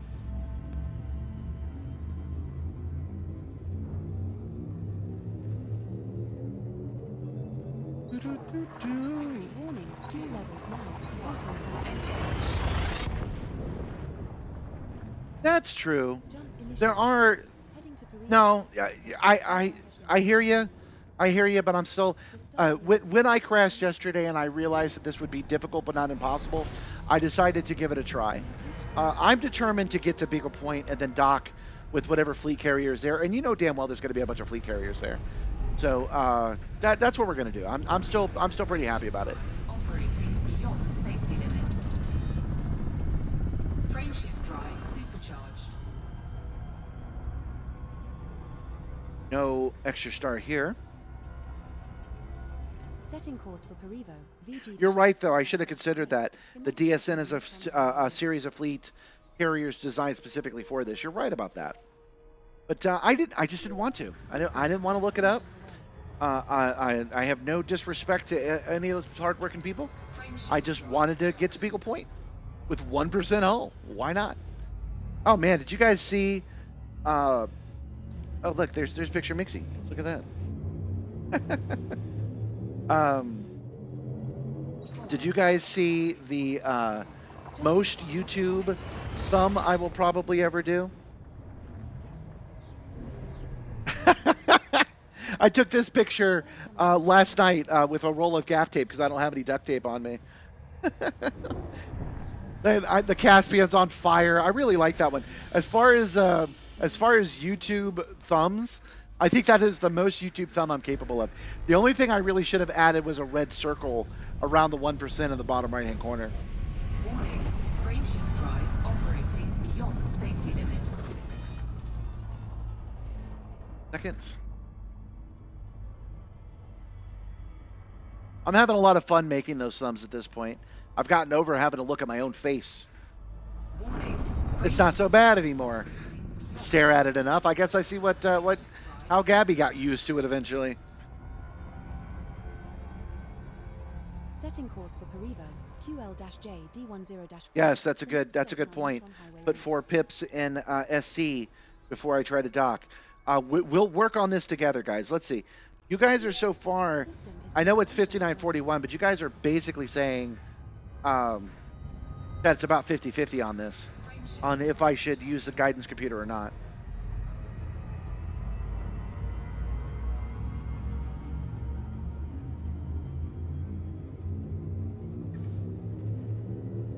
I don't know why it would be a selling point, but again, the Discord, I always post the thumbs early. Fuel's at 7.9%, so we're going to have to really find a place, even if it's far away. Transitioned to which space? Heading to Perivo QL-J D10-4. This star we are jumping to is a neutron star. This is the next waypoint in our neutron highway route. system scan complete. Oh, good. There's a sun in this system. I really didn't want to have to get off the highway. Warning, frameshift drive operating beyond safety limits. I really thought that was going to be enough. Oh. Need a little bit more. I had some people ask why I was using the default. I like orange. I think Elite Dangerous made a good choice. Frameshift drive operating beyond But by sticking with default, whenever I decide to add another third-party program, which you guys, oh, sorry guys, you've been on that screen the whole time. Anytime I try to add a third-party program like the one you just saw and the one that's now above us on that screen, anytime I do that, it's a lot easier if it's the default colors. But I also just like the default colors. I think orange is good.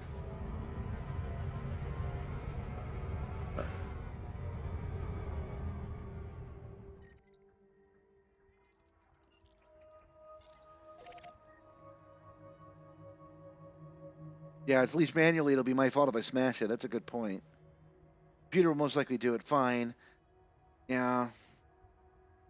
Stay away from high G worlds. No, I'm gonna try again at some point.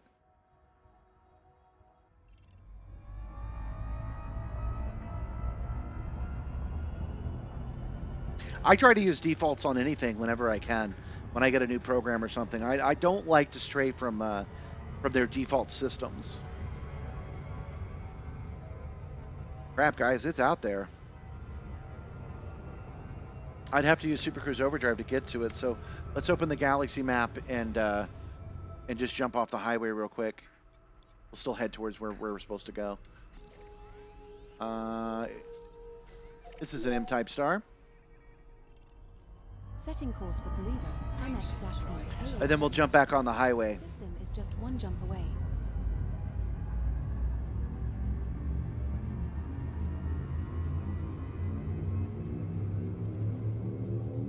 I think blue is kind of cool too. I mean, that's what Ropet uses, that classic Star Wars blue. This next star is scoopable. Now, this is where one of the dangers are. The neutron highway, unless I hit a gravity well, we're fine.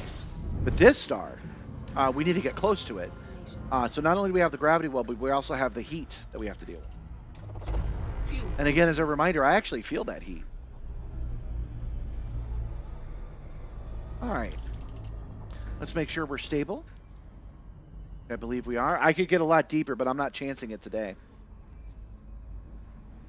We come down. Because I'm going to step away, which is going to be dangerous as hell. If something goes wrong, I'll come back to ash, and we'll have to start all the way over. So, give me 2 minutes and 2 seconds. I'll be right back, guys.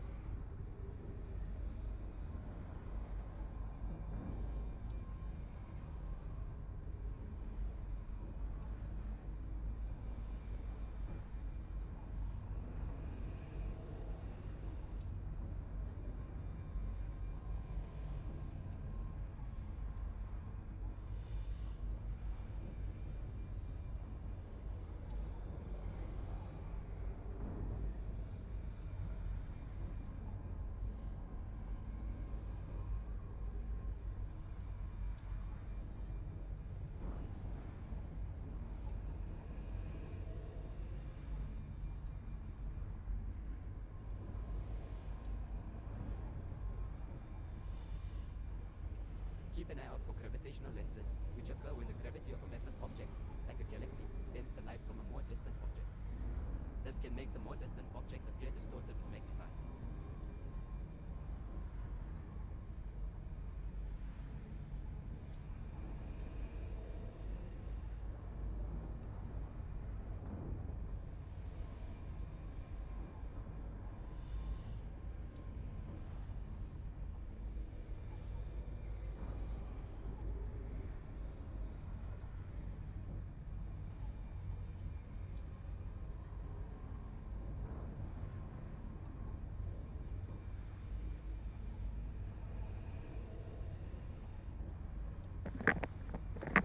Okay, guys, I'm back. Am I dead? No, I'm not dead. Man, I'm glad I've got the super good fuel scoop on here. Because we're not using half of his potential right now.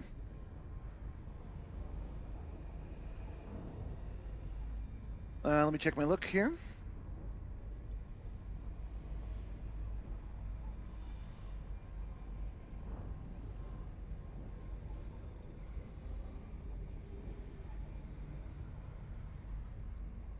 Fuel scooping complete.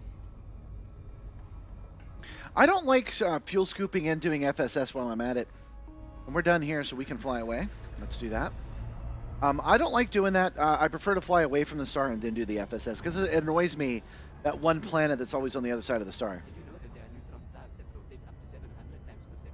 Oh yeah, I could fly around it. That's fast enough to cause a lighthouse If I just fly away, I can get it all at once. to see. Okay, so we are flying away from danger.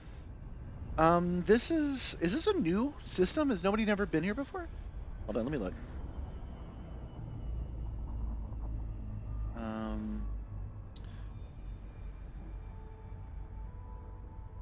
Okay, no, this is a place someone's been before. Let's just take a quick look at it though. How many worlds? 30? No, we don't have time to scan 20 right now. Okay, but what we do have time to do is go to places, bookmark groups, down to the Neutron Highway. And number 45? No, number 24. Set course. Setting course for Corbno, IG-Y D131.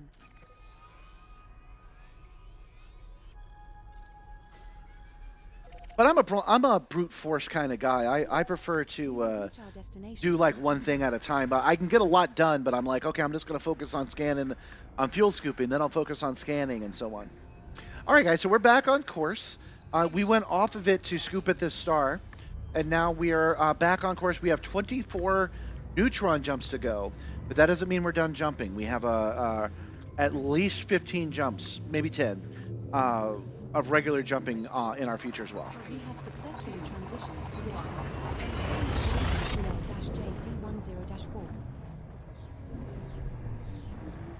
QL-JD10-4. It's not as hot as an oven, but yeah, I get a burst of hot air immediately as soon as I get close to one of them. So yeah, my haptic fans hit me with heat when I'm at a star, and it does it in stereo. Since only one is working, I'm only getting the left-hand side right now. Warning. Frameshift drive operating beyond safety limits. I got distracted by that two celestial bodies that fell out. Warning. Frameshift drive operating beyond safety limits. There we go. Frameshift drive supercharged.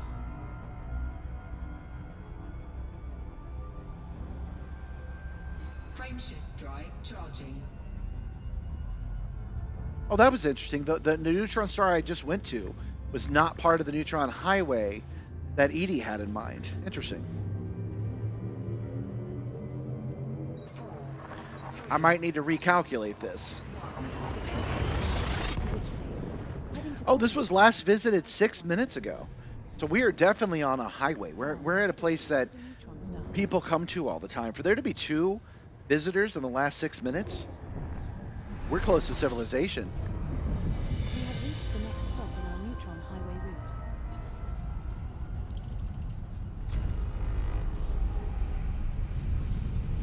Warning. Frameshift drive operating beyond safety limits. Darn it. I knew I was going to fall out of that one, but I didn't want to know. Shh. There we go. There she is. Warning. Frameshift drive operating beyond safety limits. Frameshift drive supercharged.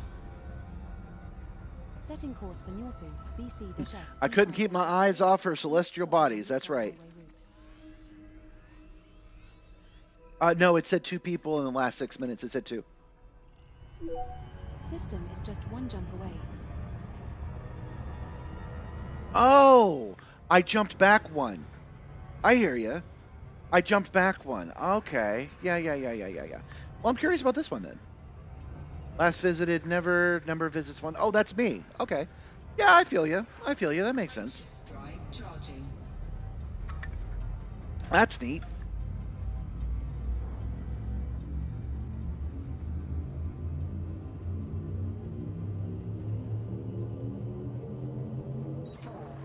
So now we're back on the highway. So now we've got 23 to go. The old 23 neutron skidoo. We wore onions on our spacesuit. It was a style at the time. The star we are approaching is a neutron star.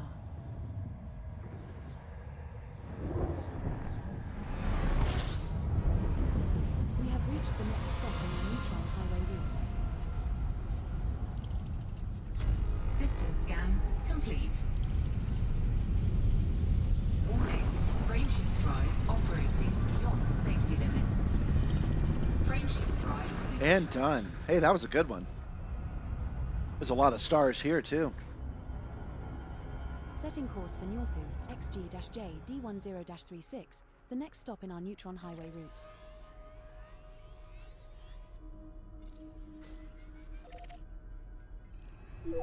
System is just Earlier, before you got here, John, I managed to go to a nearby star that was just right here. It was just orbiting it. So that's why I was hoping to get another one. I didn't have to jump off the highway. I just flew to a nearby star like it was a planet. But I haven't had that luck again since. So yeah, we'll just jump off and jump back in. 4, 3, 2. jumping to Northu,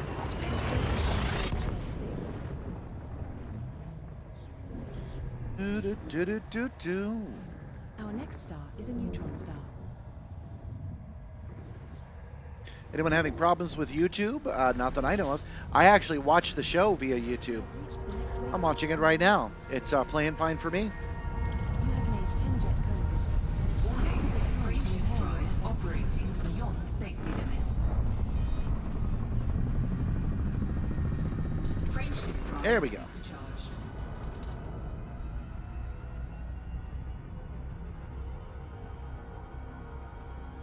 Yeah, things seem to be working fine for me. Setting course for Northu, NA-C D14-21, the next stop in our neutron highway route. Whew. Sorry, guys, I'm not as talkative as normal because, like, I got to focus more than I normally have to. Usually when I screw up, it's not a problem. It's just we laugh it off. But now you guys, there's only the stakes that we determine. But you guys are really hoping that I'll make it now, so I've got to pay more attention.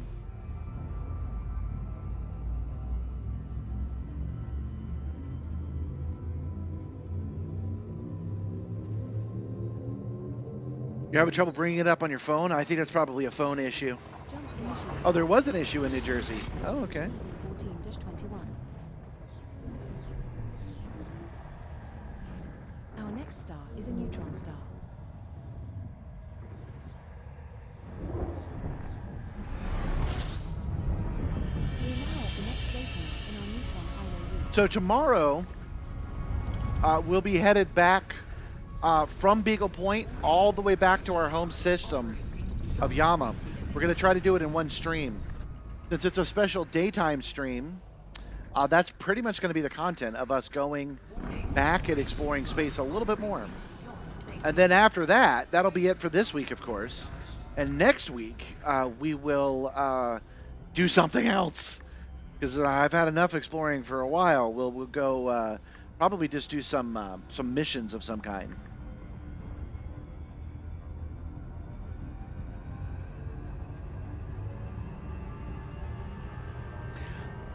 Did I not get it?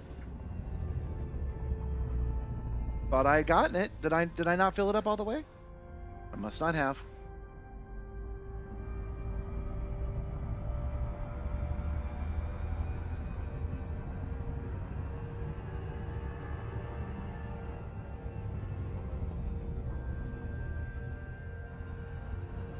Sometimes when I get off the neutron highway, it gets a little confused. That might have been it as well. Oh, I gravity welded it. Don't forget, be extra careful. Do not screw up. I don't want to spend all night fixing my mistake. I will be a grumpy boy. My goat will have been gotten. Nibbler, tell me we're still good to go. How droll. You think you can get me away from the Simstarr? We'll see about that. Nobody's getting my goat. Goats are not getting got today. We're gonna do this nice. We're gonna do this approach nice and easy.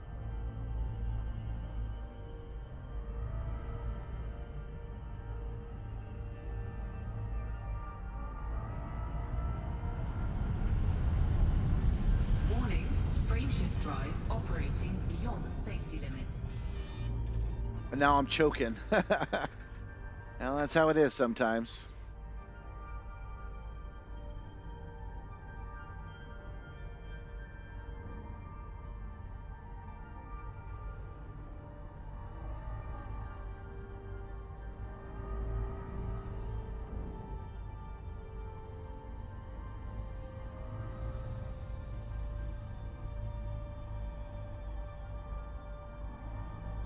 Warning, frameshift drive operating beyond safety limits.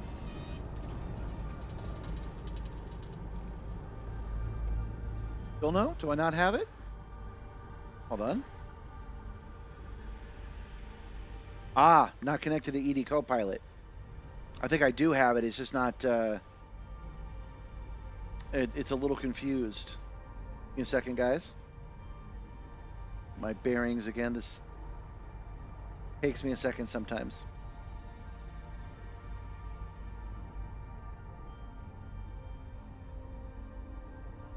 Looks like Edie's having a little bit of a hiccup.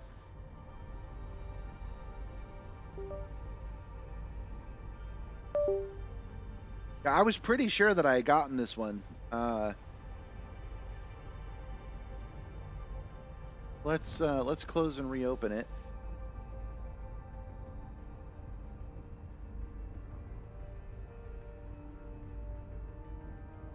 And slipped.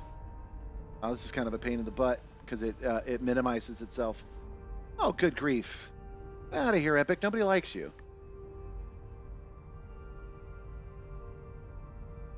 Wish I could get rid of Epic if I could.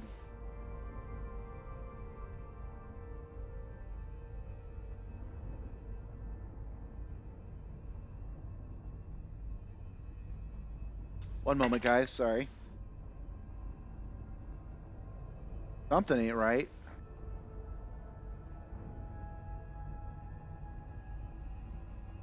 Okay, yeah, she must be locked up.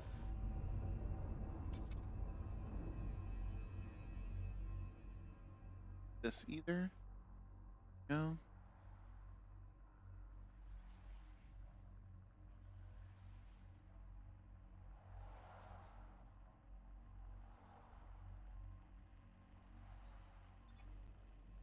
Let's not screw this up either, huh?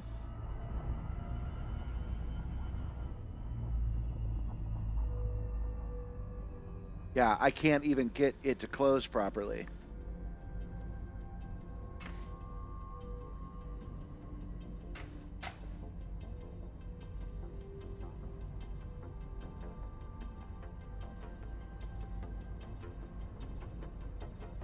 Co-pilots.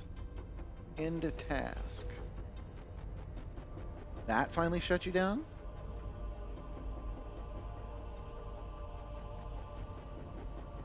Let's end ED Copter as well. It's still there. Ah, ED Copilot GUI.exe. End task. I didn't realize it worked that way. Okay, now she's closed. All right, let's open ED Copter. Dates. Connected. There we go. And let's open ED Copilot. Starting ED Copilot. Use my be right back. No, you guys love it when I... look, we're up 10 viewers. You guys love it when I do tech support. Process is starting. So what we're doing now, guys, is we're letting the program I'm using for the Neutron Highway to restart itself. We're using the Neutron Star Highway to get to Beagle Point, which I will show you right now. Initializing the co-pilot module. It will be fully operational shortly. Boss. This is where we are, and this is where we're going. So we're very close. We're about 25% of the way there. We're using the Neutron Highway to get there, which is where ED Copilot pre-programs this stuff for us. Last tick was 7 hours and 41 minutes ago at 18:08. Okay, we do that Circuits are now fully active and engaged. by going to bookmark We're groups, in Yorthu, NA-C D14-21. Neutron Highway. We're aboard your unnamed Caspian Explorer. We have 21 The jumps maximum left. Jump range for this ship is 86.31 light years. And now we are setting a Following the course route for our in the next Neutron destination. Highway route bookmark group. If we are not following this any longer, clear this route by saying clear active route or by So deleting here's a the good bookmark. question. If I had decided to reboot the entire computer Setting and I had course signed out of with Elite Dangerous and signed 3-2, back in, 4-3. would it have automatically System is kept just one the jump neutron fuel that I gathered? Would it have done that, or would it have? Frameshift There we go. drive Would it have done that, or would it make me scoop again? I don't know. Welcome, new viewers. Welcome, by the way. I'm Commander Wacko. This is the Simstarr. We are doing a relatively tough challenge tonight. What I'm trying to do is a little bit tricky. We are at 1% hull integrity due to an accident on my part, and we are flying to our destination anyway. And if I screw this up, we die.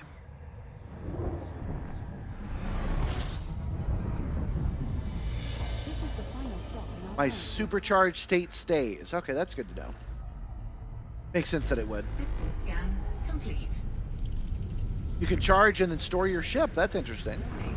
Frameshift drive operating beyond safety limits. They thought of a lot of detail in this game, man. They really did.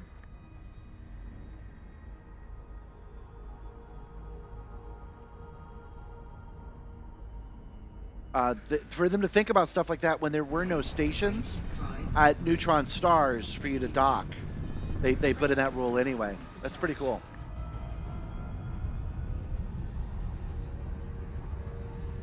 targeting agree QF-M D8-8.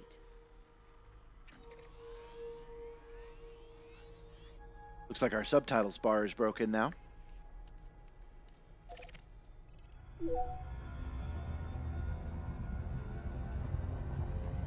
Something to worry about some other time, though. Frameshift drive charging. It's working now, and that's all that's important. But there are a lot of little details in this game that are like that, like certain ways of doing things that you have to learn by trying it, and you learn by Heading to agree it being explained to you by other players. There's not a lot of games that do that. There are some, but not a lot. I think it's neat. I wonder what the internal manuals look like. There are 3 bodies in this system which have biological signals whose type has Since they want us to make third-party programs, Frameshift drive. and they want us to work with each other and figure things out, I wonder what their internal docs look like. Like, do they say, this is something for the player to figure out? Does it actually just say that? Agree. BO-Chef D12-9. All right, so we're still at about 50-50 on if I should land manually or not.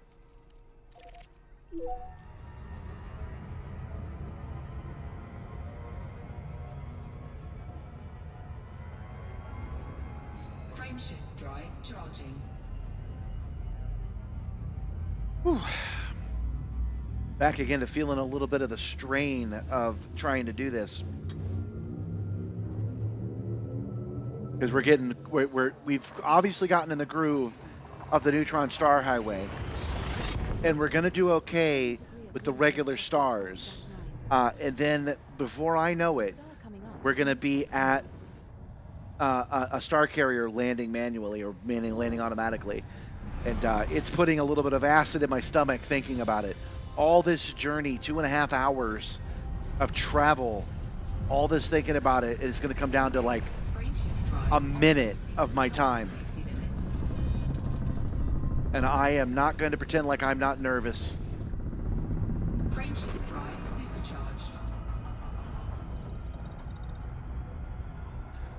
All you guys looking at me and stuff. Oh man. Oh, there's something wrong with the ED Copilot backend server. I see the warning now. Warning, timeout calling ED Copilot backend server. Okay. Oh, Targeting she's back. TG-YD7.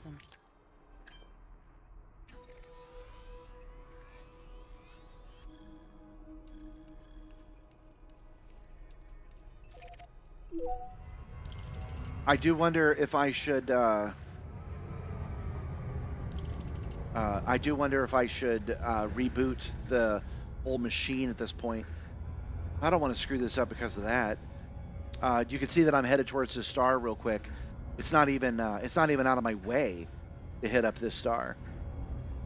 It looks like a freaking scoopable star, so we'll see if we can. It's a little small.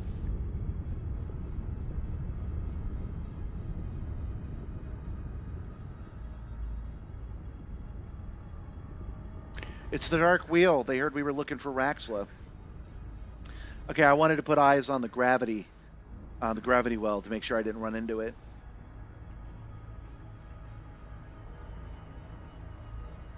Feeling the heat of it, though.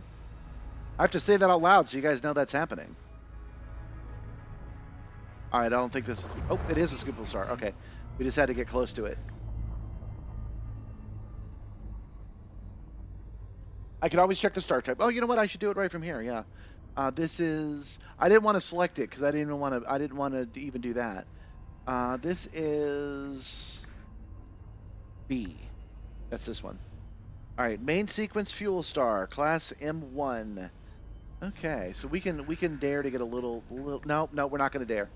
You're actually not going to dare.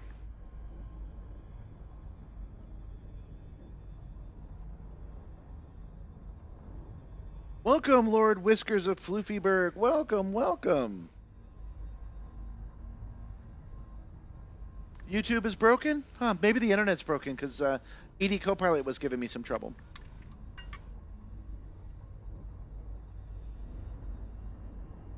Manual land would be glory, huh? Manual land would be some Goku shit, is it? Is that where you're going with this?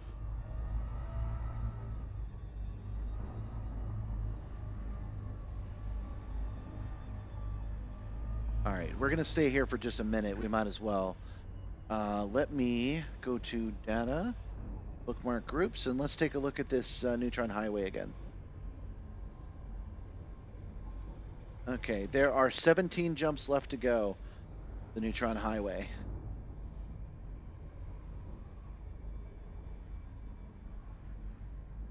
Yeah, why risk it? Why risk it?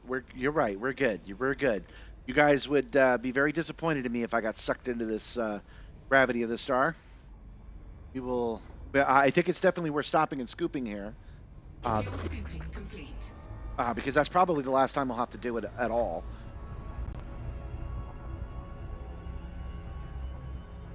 And now we're going to fly away from this thing before I begin to even start. I want to make sure I'm very, very clear of a star tonight, because if I overheat, it's over. If I bump into anything, it's over. And I'm feeling it, guys. I'm saying it out loud because just like the heat of the haptic fans, you guys can't see anxiety. TG-YD7.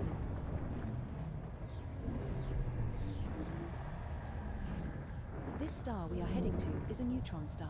It is nerve-wracking.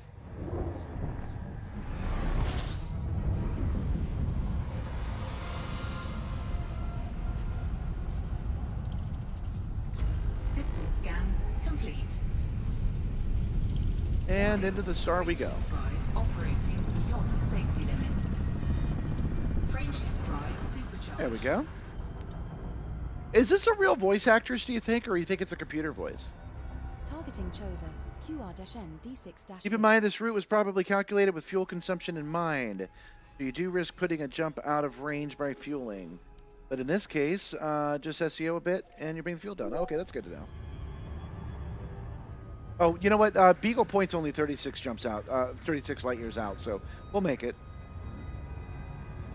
Yeah, go ahead and put the power into system now. I agree.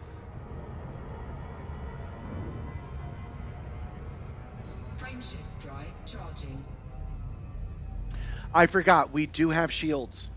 We do have shields. The last time I was out in the black with this low of hull integrity, I didn't have any shields. So as long as I don't overheat, I can actually bump into something a little bit. 6-6. This next star is a neutron star.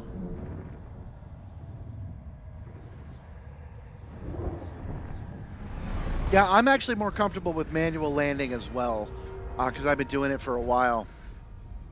But the Caspian, on planets at least, has a bug in it where you can't land when it says you can. Frameshift drive There we go. It'll say that you can land and then you can't. So the auto guidance computer, the only reason I even have one is for that reason. ZE-H D10-1.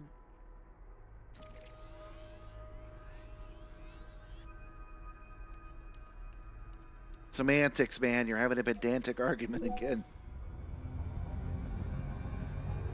Frameshift drive charging. 370 light year jump.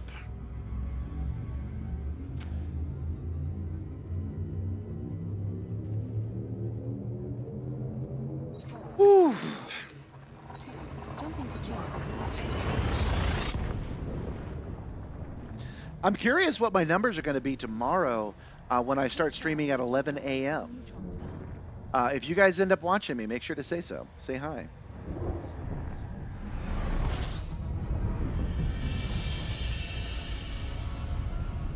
I'm going to say no. I'm going to disable the auto lander, and I'm going to do it manually. Somebody has made some good arguments for it already. That at least it'll be my fault if I do it that way. At least if a mistake happens, it'll be my mistake, which has some benefits. And that means the opposite is also true. The glory will be mine as well. Targeting ERX, AL-P D5-2. Eel Rex.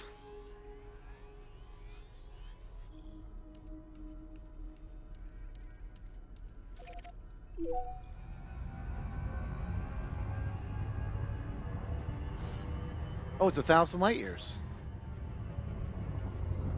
Huh. We can't do 1,000 light years. We are... Moment, let me get my bearings, bookmark groups. Either it skipped one, or we have to get... Oh, we have to plot the route. This is the beginning of the route plotting is what's happening. Okay.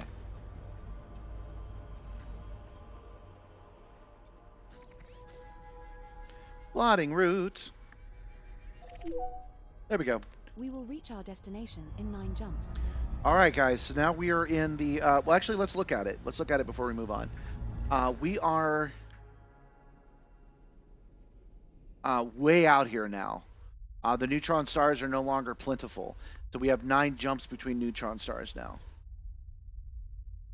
And that is our destination, Beagle Point. Okay. Frameshift drive charging. So we got to be careful. I'm not worried about it, but I have to make sure to keep my focus. I have to make sure not to activate my frameshift drive while still in the Coronova star, which is something I do all the time. I trust my systems to keep cool, and if I take a little damage, that's okay.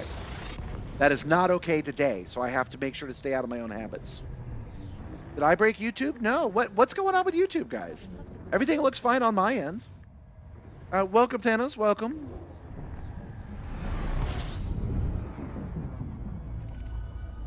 In fact, I'm going to avoid stars altogether.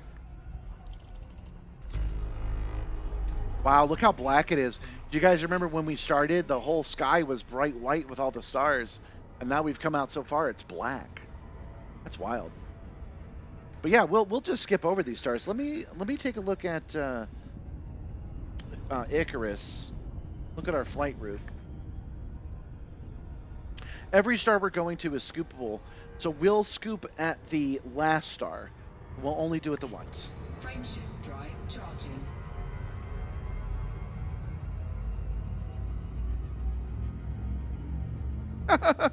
Oh 07, Vanderraj. Welcome, welcome. 4, 3, Well, thank you, Fishy Fish. I'm glad that you like it. Yeah, I post these shorts just about everywhere on Instagram, Facebook, TikTok. TikTok is finally showing my videos to people, by the way. That's good. That's good. I'm just glad it's finally doing it because they were showing it to literally 0 people for a while. I prefer YouTube because YouTube pays me.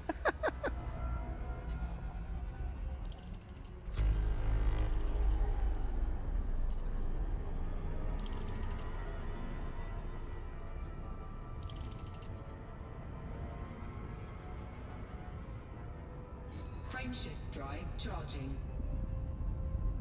Yeah, it's so dark. We're leaving the Milky Way. We're headed off to just the little bits that float around the Milky Way at this point. 4, 3, 2, Oh, well, thank you, Cadaver Chris. That's nice of you to say. I'm actually feeling really good about the number of subscribers I have right now. We've jumped 1,000 subscribers in like 2 weeks. We've added almost 100 in a day.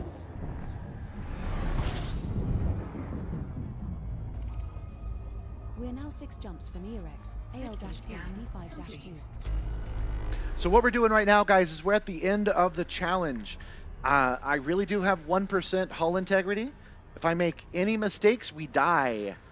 I am purposely avoiding the stars. I'm not even getting close enough to scoop them because I don't want even the chance of screwing this up to happen.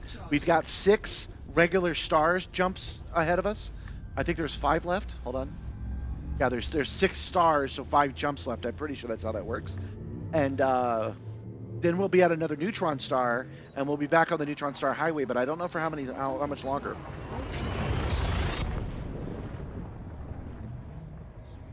The plan is to dock at a carrier because I don't believe we have the option of landing on a planet to repair.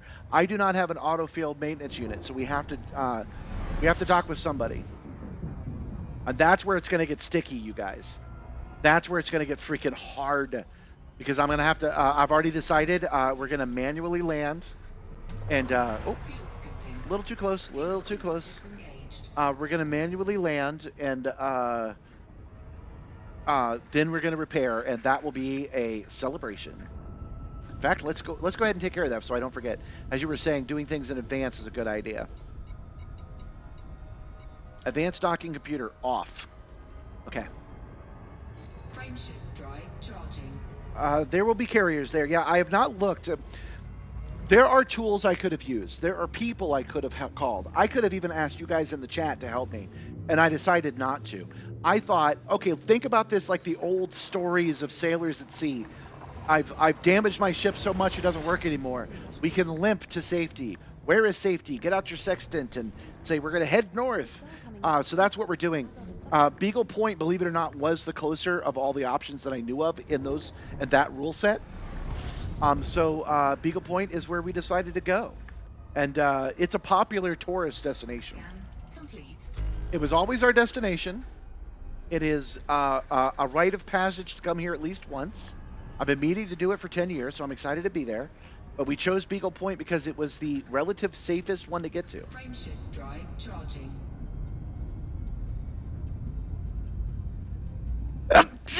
Excuse me.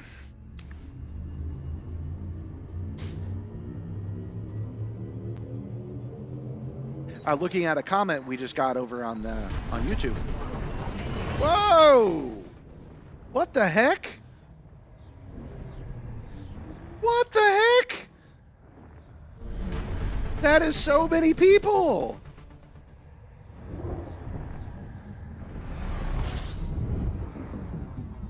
We're now 3 jumps from How many? What is happening right now? I can't lose focus. I cannot lose focus. That's a lot of new subs. I'm not getting botted, am I? I hope I'm not getting botted. Bots are bad, guys. If you're buying me a bot, don't do that. It is bad for the channel. It screws up the algorithm, and they stop sending it to new people. Don't forget to scan the tourist beacon. All of that will wait. I'm with you, but all of that will wait. What is happening right now?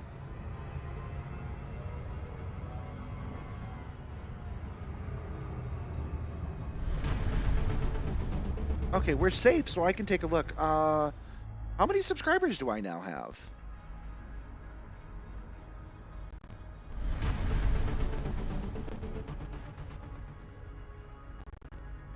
Oh, the hiccup on you. Whoa. Okay, that's not an unbelievable number. We're now at 3,154, and we were at somewhere around 3,054 before. So 100 people might have subscribed in the last 2 hours. That is possible, because this kind of stuff is exponential. But obviously, I'm going to need to go in there and turn that off. We can't have this happening the whole time. 1 second.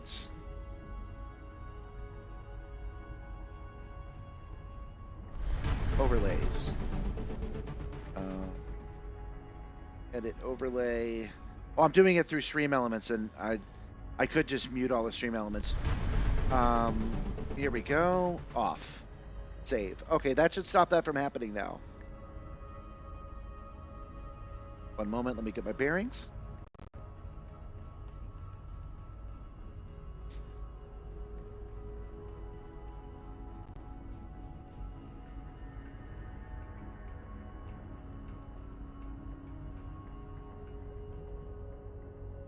Commander, we've completed the diagnostic on the propulsion system and it's fully operational. You swear you don't know these people?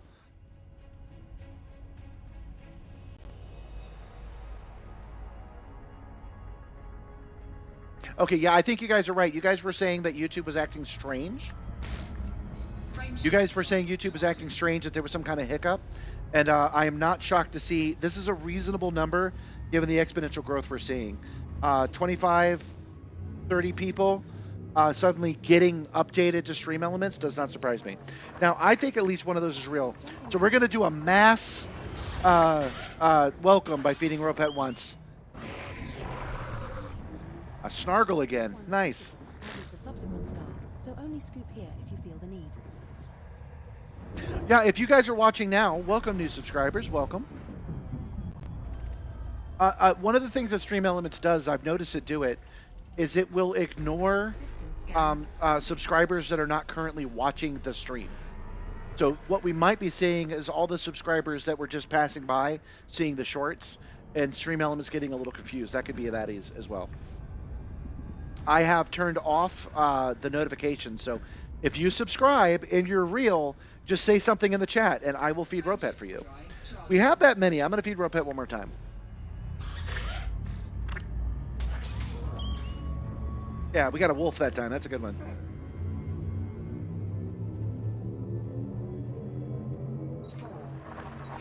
Yeah, YouTube's been having trouble. It is not unbelievable that we have gotten this many subscribers in 90 minutes. So yeah, I think we're good. The star coming up is scoopable, but the subsequent star in our route is not. Oh boy, that took my eye off the prize though.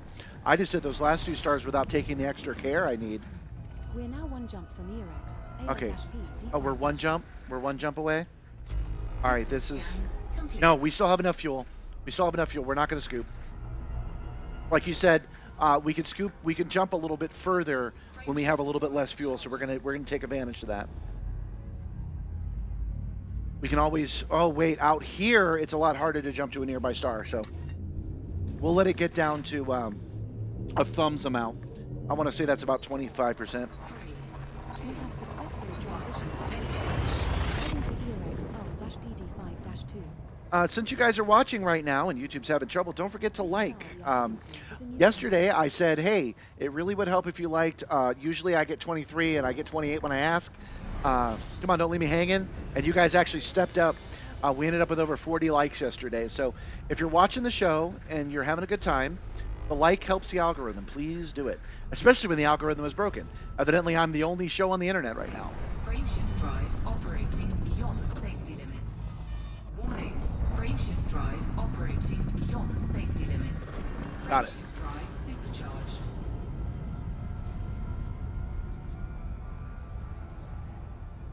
Operating Pyra Eep, OL-J D10-1. Very, very careful.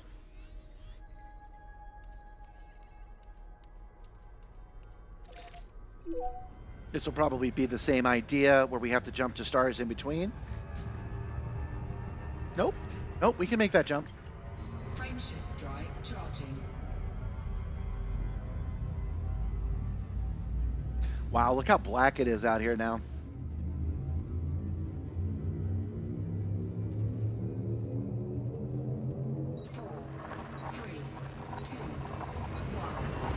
Whew. Transitioned to witch space. Heading to Pyra. I have that urge to keep talking to you guys, to keep you guys entertained, but man, The star we are approaching. the is a stress is neutron real.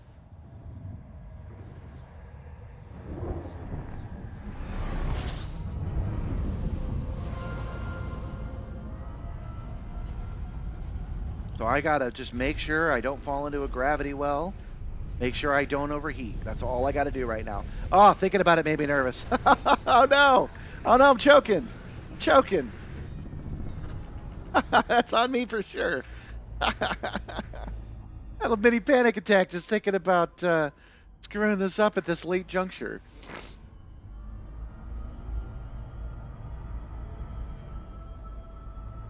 Warning, frameshift drive operating beyond safety limits. What is the tool at the top of your screen? Charged. That is, yeah, Hazy said, that is Icarus Terminal.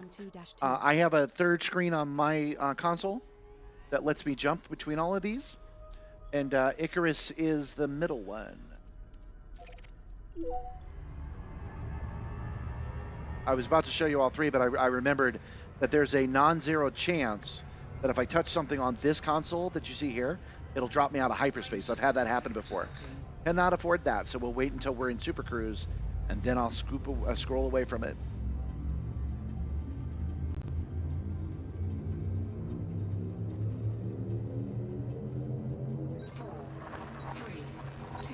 Jump initiated. Okay, now I can scoop. So this is Icarus, that was Touch Portal, and this is ED Copilot. Is a neutron star. I could do it. Thank you.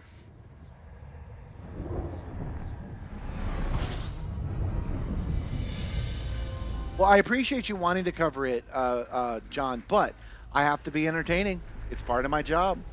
I have to talk to these guys and answer chats and make them feel engaged because I actually am happy they're here today. Frameshift drive supercharged. Oh, I'm starting about the snorting. I've got something in my sinuses now. Dry. II-Q D6-2.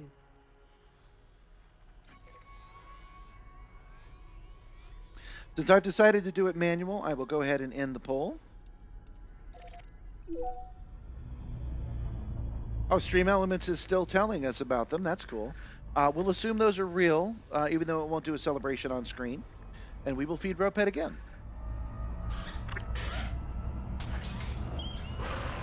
Oh, there we go. It's a Hobie.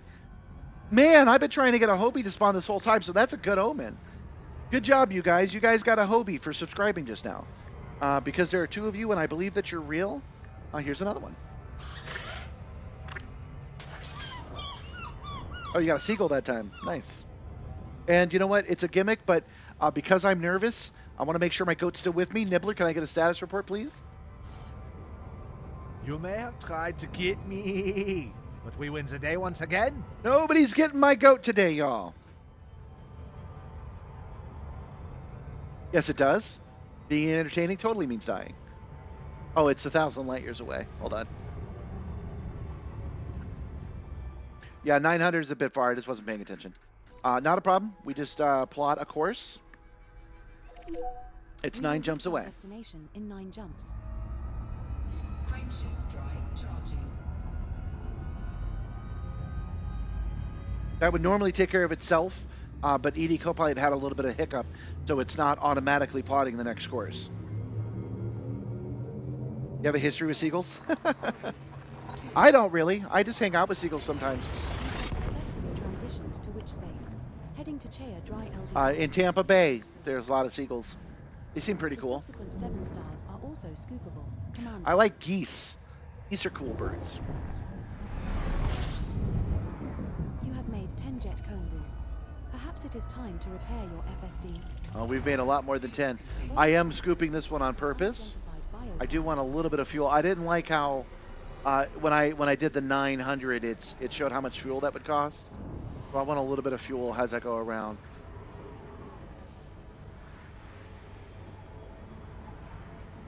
We want to be safe, but we don't want to be paranoid, you know? Okay. Fuel scoop disengaged. Frameshift drive charging. I'm out of drink.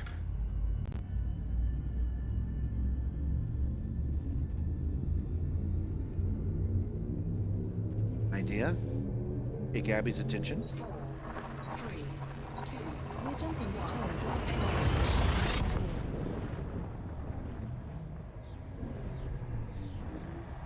The subsequent 6 stars are also scoopable. I can't find what I'm looking for. Let's keep our eyes on the screen. Whoosh.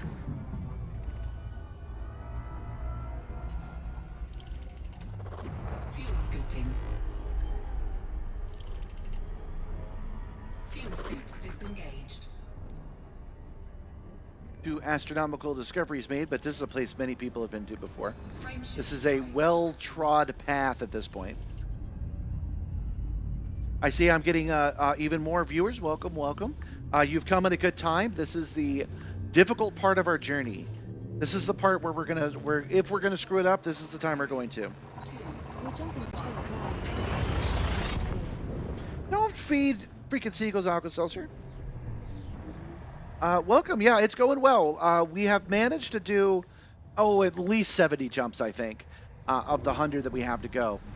And things are going well. 6 jumps left to go. If I make a mistake, we die, but I have not made a mistake yet. complete. I'm getting a little nervous as we approach the actual difficult part, Disengaged. but I have confidence. I think my chances are about, at this point, 59% of success. If we fail, that is not the end of the story. It means we lose a lot of stuff. I get mad, my goat gets got, I take a breath, and we fly all the way out here again. Tonight, we start over, is the plan. VD3-0.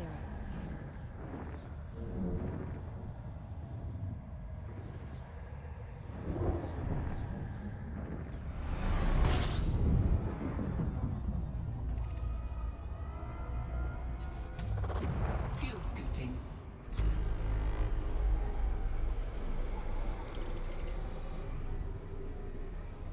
They've changed how this works.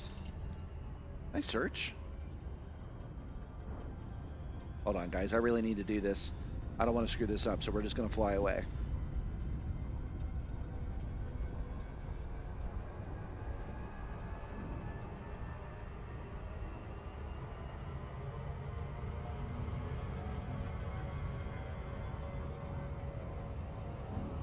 Okay. Mischief managed. I have tried to summon a Gabby, if she comes. Frameshift drive charging. Hiya, Gabby. Can I have something to drink? Gabby's choice, lemonade, whatever. I'm getting nervous because we're getting very close. Yeah, so something that isn't going to upset my stomach. 3, 2, Jumping to chair drive. How about we just land safely? That's a good plan. This star and the next 3 stars in our route are all scoopable. No, we looked for Raxla, and we found a planet we thought was Raxla, and then the planet took 99% of our hull away. Body 1 in this system has unidentified biosigns. fuel Commander. scooping. Fuel scoop disengaged. Yeah, the Dark Wheel still took a chunk out of our ship.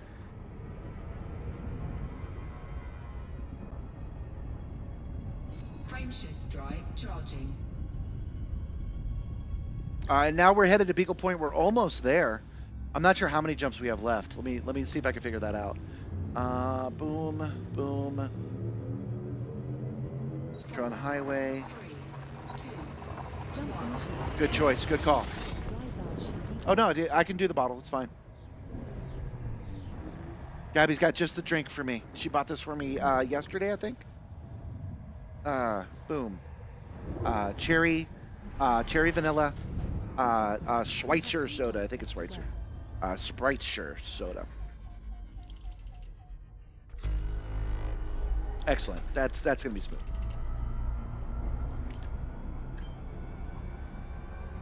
Okay, astronomical body discovery made, so the codex is updated. But this is a place that lots of people have been to. I don't think we've made a single discovery today, have we? This has been a limp to civilization, so I shouldn't be too surprised. Good grief, look at how black it is. There's like 2 stars in the sky. That's insane. Frameshift drive charging. What system am I using for the neutron star route? That would be ED Copilot. Good afternoon, Raphael. Good afternoon. How many jumps to Beagle Point? I'm not 100%. I want to say it's something like 15 or less. I'm close. That's for freaking sure. Yeah. So when we get to the next neutron highway, you'll see ED Copilot automatically program our next course. It's a really neat feature. Outer space. I want to fly my ship in outer space. System scan complete. Yeah, it uses Spanch on the back end, and then it automatically plots the course for me. It's rad. I should point out that it usually does a slightly better job. It's having a little bit of a hiccup, but nothing we can't handle. I've been freaking close up this whole time.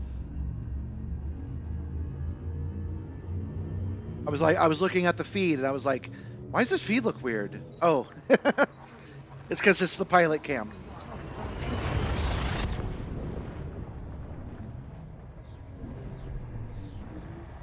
This star we are heading to is scoopable, but the subsequent star in our route is not.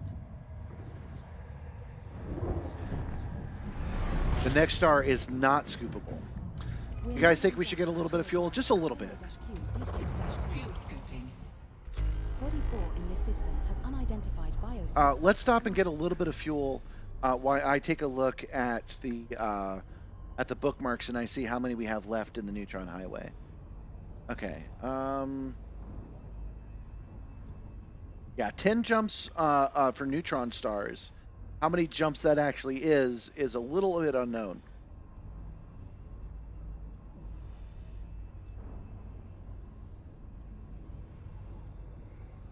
I'm not avoiding fleet carriers on purpose. No. Well, yes, I'm not a big fan of fleet carriers, but obviously I'm going to use one today, so we're going to break my we're going to break my rule a little bit. But yeah, I generally don't use fleet carriers. We were already headed to Beagle Point. It was the closest place I could get to.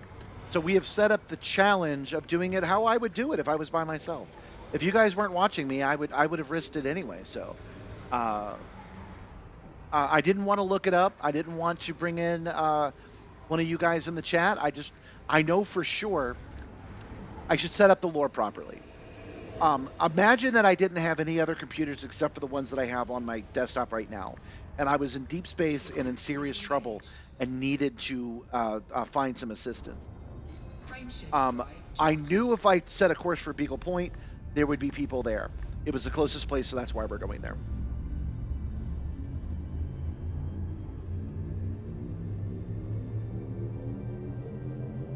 With integrity, it's probably close to 0.6% hull. You think so?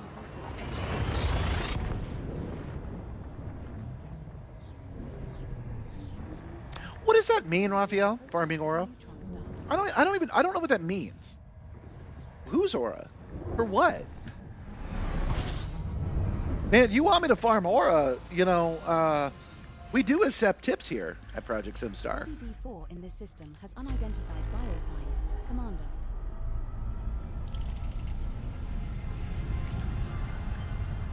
Warning. Frameshift drive operating beyond safety limits.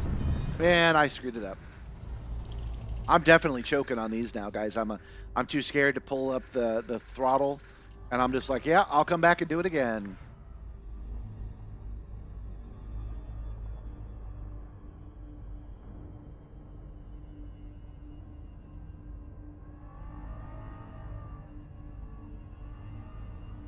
I mean, I get it's a generalized expression, but I don't know what it means. Is that like e-begging? Frameshift drive operating beyond safety limits. Frameshift drive supercharged. Targeting Pyrodry, QX-A D1-0. Yeah, I decided not to call the fuel rats. I love the fuel rats, respect to the fuel rats, respect to the hull seals. They could come and fix this problem for sure. But I think you can agree that this is a reasonable challenge for a streamer to do. And in order to do it, I do have to pretend that certain things do not exist. But it's been working well so far on this stream. It's a pretty good challenge, and it's been working out for us. What's happening right now is that ED Copilot had a hiccup, and we had to reboot it, and now it's playing it safe, but it's not actually plotting a course. Instead, it's just marking a target. So we have to go in and plot the course manually. Oh, I'm sorry, I misread your question. Have I ever had to call the fuel rats? Yes. I've called the fuel rats twice on the stream. So if you go back into the YouTube channel, one of the videos I have is the highlights of calling the fuel rats. Heading to Chea Dry ML-NC 23-0. Well, when integrity reaches 0, I think you lose something like 30% of your hull. I'll fact check that. Oh, okay. I want to say, and I could be wrong about this, but I want to say that I've landed with 0% integrity once. I got lucky and landed with 0. So I might be able to take the smallest nick, but we're going to be extra careful. And when I fly careful, I generally fly okay. Frameshift drive charging. Oh yeah, more subs. Welcome Henry Weeks. Welcome Bassin Shaban. Welcome, welcome. You guys subscribing brings out Ropet. Ropet's getting real fat tonight. Getting the elephant fat. I don't have the alerts on right now because we're getting so many subs that I just can't have it. Which is a problem you want to have, really.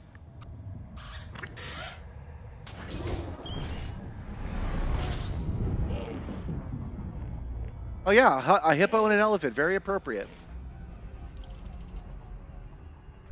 System scan complete. Fuel scoop disengaged. Okay. We've got, 10 jumps. That seems like a lot.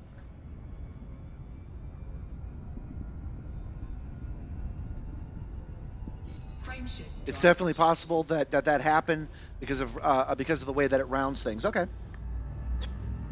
I won't call it a rounding error. I think you could have 0% hull integrity and still be alive. So I won't call it an error. The gauge just says 0 when there's still some in there. Right now we're at 1% though. So the way I see it, I do have the slightest room for error because I forgot that I have shields. So I can bump into like something, but man, I can't afford to make any mistakes. And we're going to be landing manually. And I could do that too as long as I'm very, very careful. Oh, you guys tell me, I meant to ask you way early on. Should I be going to Beagle Point specifically? Or is there a planet before Beagle Point that I should have aimed for? Like I know there's something called Rendezvous Point, but I don't know what that is. 4, 3, 2. Well, I guess we're locked into Beagle Point being our destination.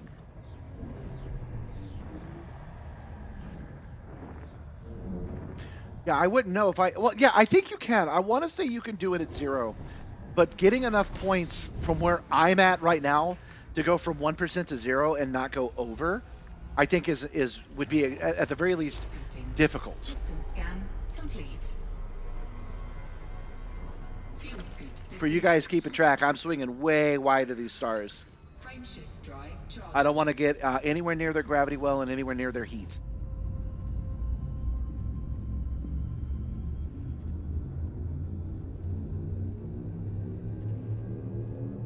Oh, I see. Beagle Point 1 is the name of the system. Well, we're dedicated now, even if there were better spots. Even if there was a 7-Eleven, we're dedicated now. This star we are jumping to is scoopable, as are the subsequent 3 stars in our route. What does aura farming mean? Explain it to an old man. I can't know every freaking slang. Fuel scooping. Who's aura? Farming for what? What does that mean? Because the only interpretation I could have of it is I'm doing something in order to get your attention or sympathy. Well, yeah, I'm running a live stream. Is that not? Is this not an aura farm in that context? What the hell? Oh, that guy's only streaming so people will watch. Yeah, dipshit. You're doing something hazardous purely for the prestige. And that's aura farming. Okay. Now jumping to Aura Drive dash C.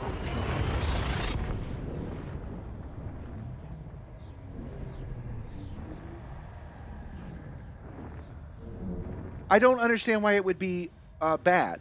What you guys are describing doesn't sound like a bad thing. But I'm definitely doing it by that definition. I am doing something hazardous and challenging only because I thought it would be a fun challenge to do for you guys.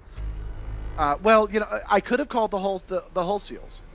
I could have called them and asked for help. I could have had one of you guys come meet me out there. I decided not to because I wanted to do it myself.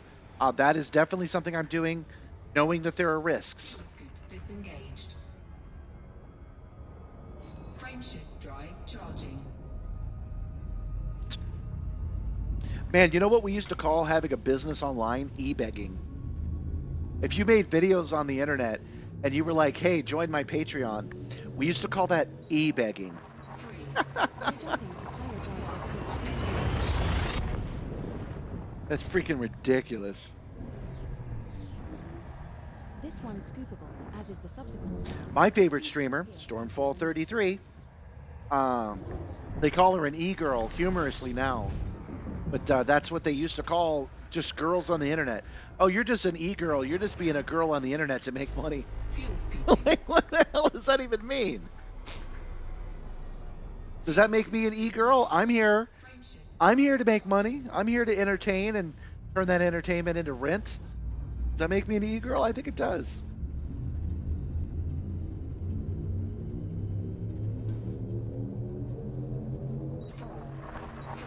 I'm so glad so many people are here to watch this because, like I said, we're close. Let's go look at the This next star is scoopable, but the Just one subsequent button. star in our route is not. subsequent one is not. Okay, so the next one's going to be our the next one's going to be our We're now one jump from Pyra Drive, QX-A D1. our neutron star, which we already knew. Okay, give me a second. System scan complete. So we have about 9 of these neutron jumps left, and there could be anywhere from 0 to 10 jumps in between.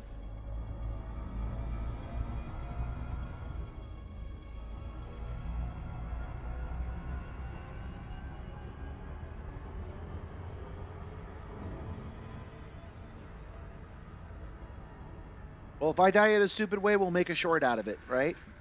We'll turn it into content. We'll aura farm it. Frameshift drive charging.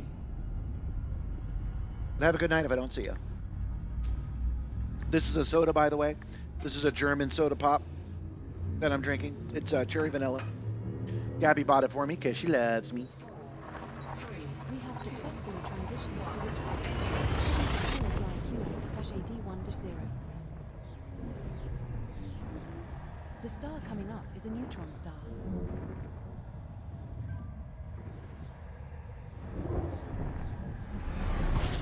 Whoosh. We have reached our target destination.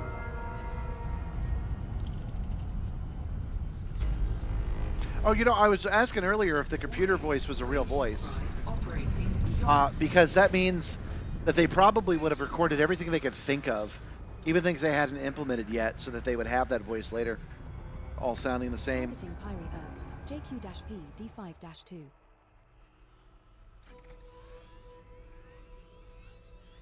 Well, thank you for subscribing, Steve 4IU. Subscribing tonight gets you a Ropet. Oh, you got a lion. Nice. I figured since I gave the tiger a roar, I should give the lion a little meow. charging.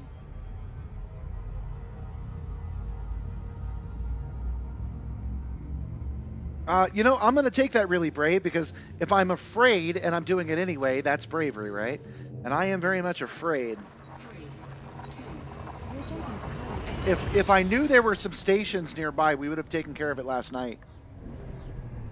After I escaped that planet, we would have flown the 10 jumps and gently landed at a station if we had had the option.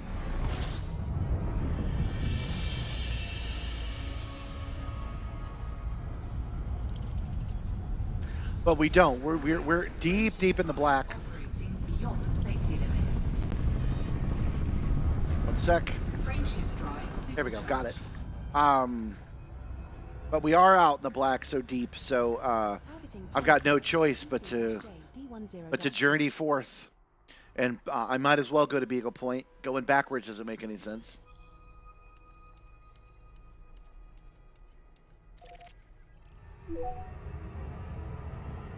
Let's see if we can make this jump. We can. We cannot. My maximum jump range is a little bit less than 500 light years. That being the case, I'm going to plot this course. We will reach It's only 3 jumps. The next couple of stars should be scoopable. Stand by. They are, so I'm going to stop and I'm going to refuel.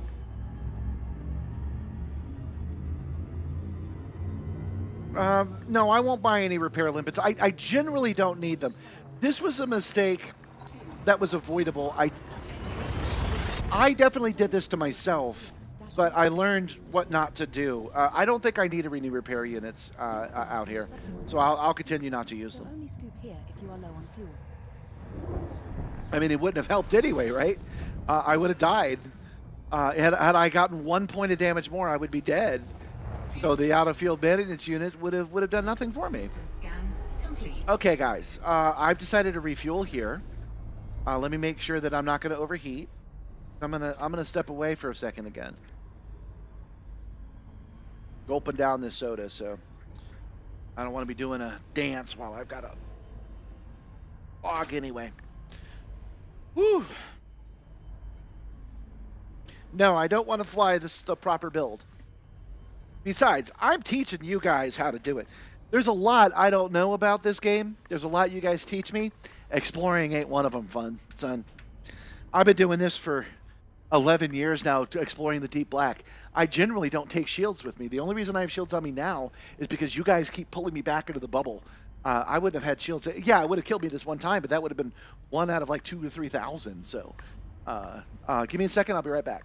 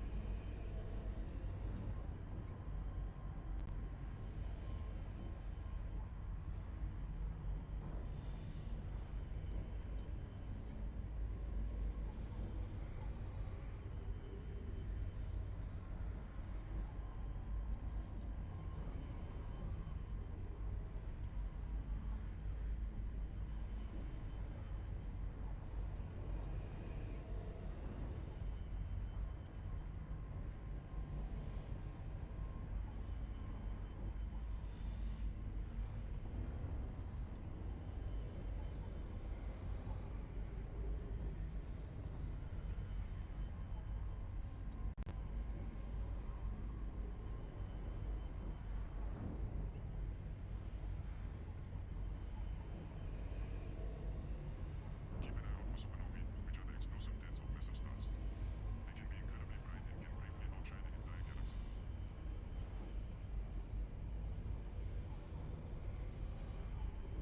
Fuel scooping complete.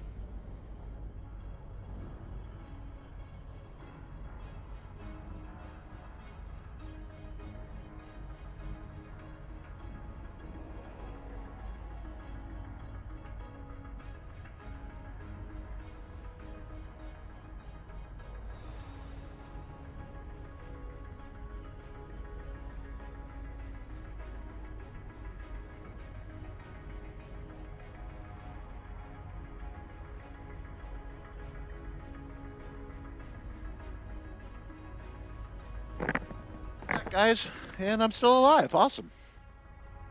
Y'all are lucky that I'm hanging out with you at all because Gabby made those ribs. I've got barbecue ribs I could be eating instead.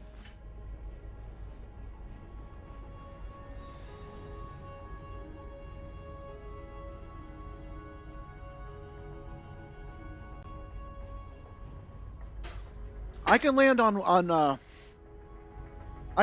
worlds pretty well most of the time.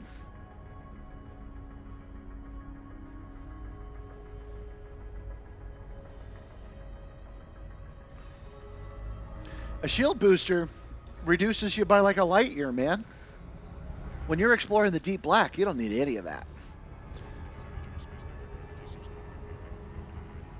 Now, here's the part where I could make a mistake. If I pulled the lever while we were still fueled, I might overheat, and if I overheat, it might cost me 1% of damage. That's what we got to be careful about. Frameshift drive charging.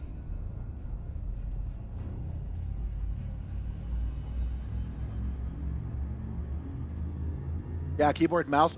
Keyboard and mouse is good for combat, but not for landing. I agree.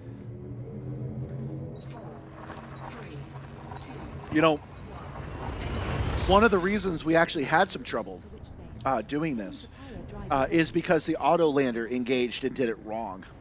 I only have the auto lander on here because of a glitch. I can't wait to ditch it altogether. It is not.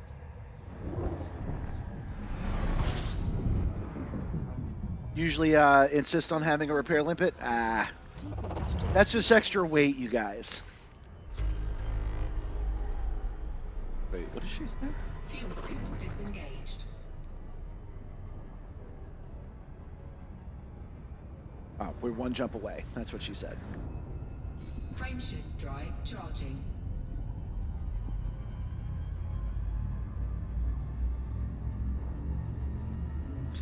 Uh-huh.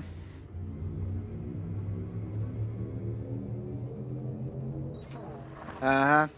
Jump initiated. Heading to Pyro Drive. JD10. My other account has like 3,000 to 6,000 stars discovered. Our next star is a neutron star. And I've died like 4 times. It's fine. Man, the first thing I did when I got back to Elite and I started setting up the account for the Simstarr, I loaded up the old account first. The very first thing I did was forget how to land on a planet, forget to turn on my night vision, and run right into the planet. I was like, man, when is the ground going to show up? And I was like, oh, that's right, there's a button. And I pushed it, and I saw the ground, boom, dead. KM-T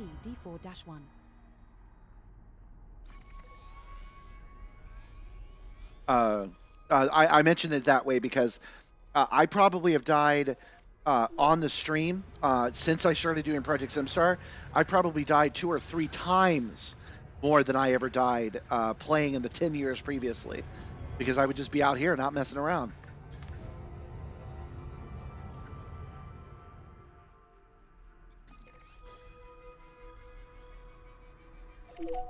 We will 7 reach our jumps. destination in 7 jumps.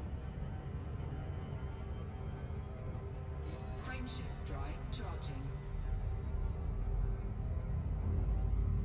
Yeah, man, I would fly around with no shields at all, yo.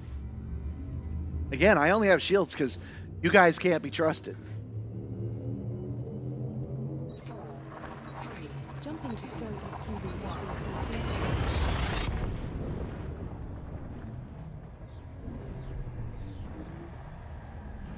This next star is scoopable, as are the subsequent 5 stars in our route.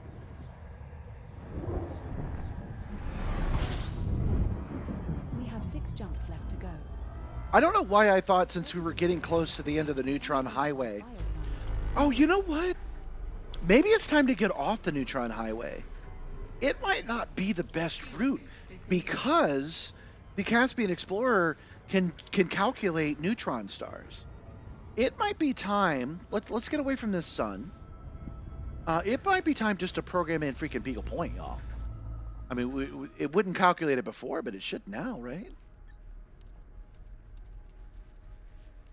I got it marked as a favorite. Why not? Could have sworn I did. 1 second.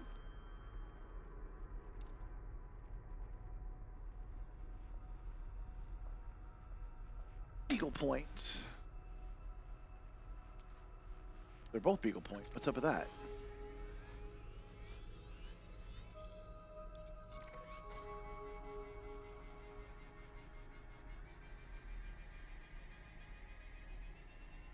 Because if there's one, yeah, 28 jumps. Yeah, we're off. We're off the highway now, guys. Thank you, ED Copilot, for doing such a good job. But we are done. The Neutron Highway, cancel. The Neutron Highway is finished. Deleting Okay. the Neutron Highway route folder. Frameshift Folder drive deleted. charging. Commander. Whoops. Something All your Explorer builds have shields to avoid the hard bumps. I just don't have any hard bumps. 4, 3, 2, 1. Well, I don't have the finesse of a 3G planet landing either, because I bounced off the damn thing and lost 99% of my hull. This star we are heading to is scoopable, as are the subsequent. So I can't talk. I'm over here talking a big game, but I'm also over here with 1% hull. I guess I'm just defending it as a completely reasonable play style. Body 5 in this system has unidentified biosigns. Commander. All right, so we are how many jumps? We are 27 jumps from our destination. We no longer have to guess. We now know exactly, and we're on a straight. Oh shit! Drive charging. Whew. Fuel scoop Hold on. disengaged. That was a mistake. I just turned that on before we left the chronosphere, meaning I'm losing focus. Let me regather. Okay. Frameshift drive No charging. mistakes. I was just saying, I guess I'm defending a style of play, which is to come out into the black without anything. I even turn off my power distributor when I'm out here if I was by myself. If I wasn't doing the stream, I would have the power distributor off. No shields, no, everything else stripped down. I wouldn't need anything else. This star and the subsequent 3 stars are all scoopable.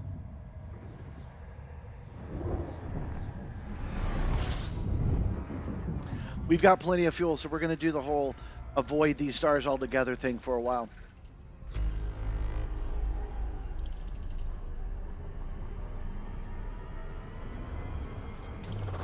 Fuel scooping. For exactly that reason, I was trying to avoid that just now. Disengaged. Frameshift drive charging. Oh, well, thank you so much, Wicked Soul. I'm glad that you guys like it. Nah, don't carry shields at all. You don't need shields. It's fine. 4, I like the Simstarr too, for what it's worth. Today I'm doing something a little bit nerve-wracking, a little nail-biting.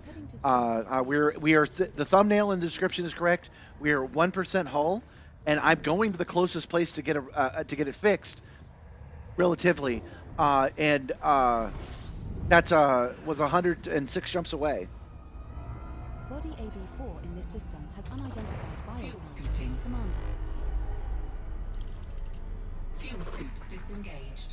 But I'm starting to get a little wobbly. I'm starting to make mistakes, and I'm starting to feel real anxiety about what is going to happen next. So you've come at a good time.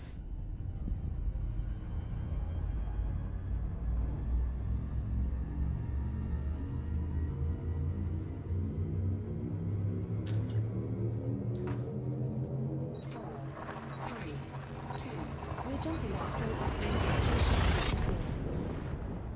The Diamondback Explorer is an excellent ship. This next star is scoopable. So is the Asp Explorer. On our route.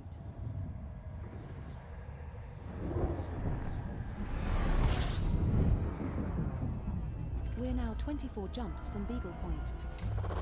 Fuel scooping. 21 jumps to go, guys. Fuel We are scoop waiting until we are disengaged. absolutely way out. Look at how black it is. I know I've said that before, but dang.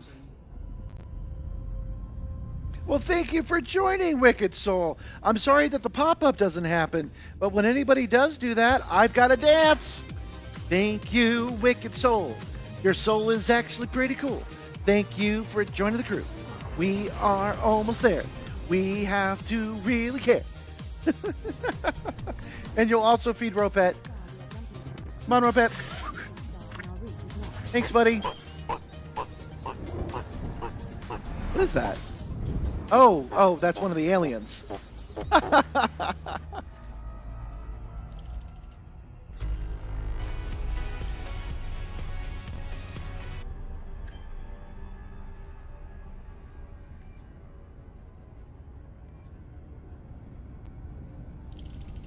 Yeah, man, the Asp Explorer is great. The Diamondback Explorer is great.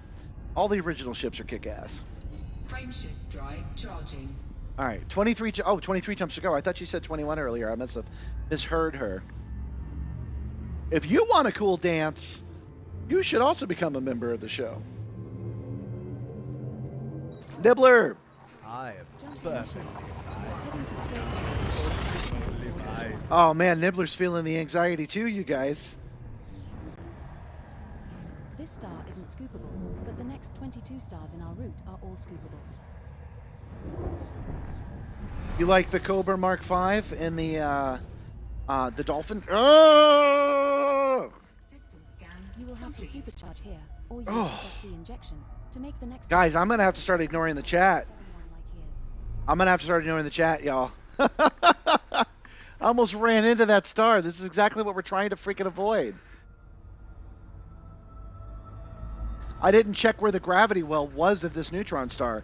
That's why I had to swing off of it. Warning. Frameshift drive operating beyond safety limits.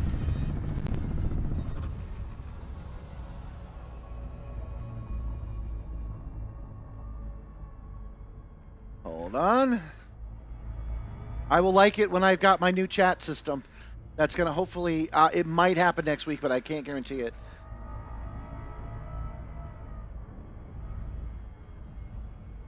Warning.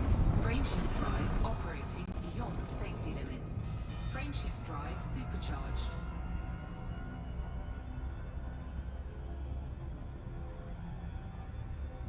All right, now I'm in a safe place. Yeah, I don't like the Cobra Mark V or the Dolphin. I'm not in a way where I'm like you shouldn't like it. I don't like how the Dolphin looks because it looks like a dolphin, and I don't like the Cobra Mark V because it's too small for me. So yeah, like he was saying, the Mandalay and the Caspian. I'm sorry, the Mandalay and the we flew it for weeks. What the hell was the name of that ship? The one with the big beak. Corsair. The Mandalay and the Corsair are my preferences. This star. This Caspian Explorer is the best ship in the game right now, though. I freaking love this ship. It's so good. I will be very happy when it's out of the paywall and everybody can get it.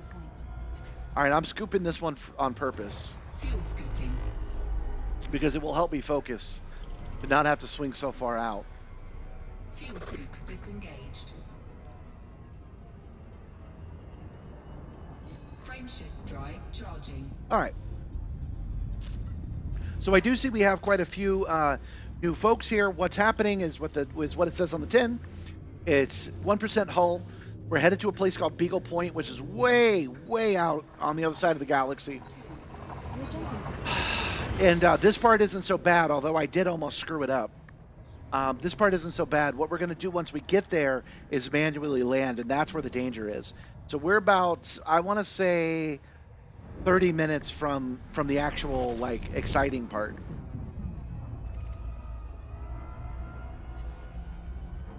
A new system discovered. Fuel scooping. Congratulations. Oh, this is a new system. No one's ever been here before. This being the first new system all freaking night, and it being so far out here, I do want to take a chance and just take a look at what it's got for us. So we do that by opening the radio telescope and just taking a look. Rhycobites, 26 items. Not worth stopping, not when there's danger like we have.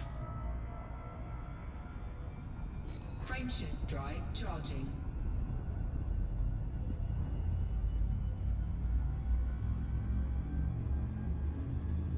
How is the Caspian Explorer? Is it easy to land? No.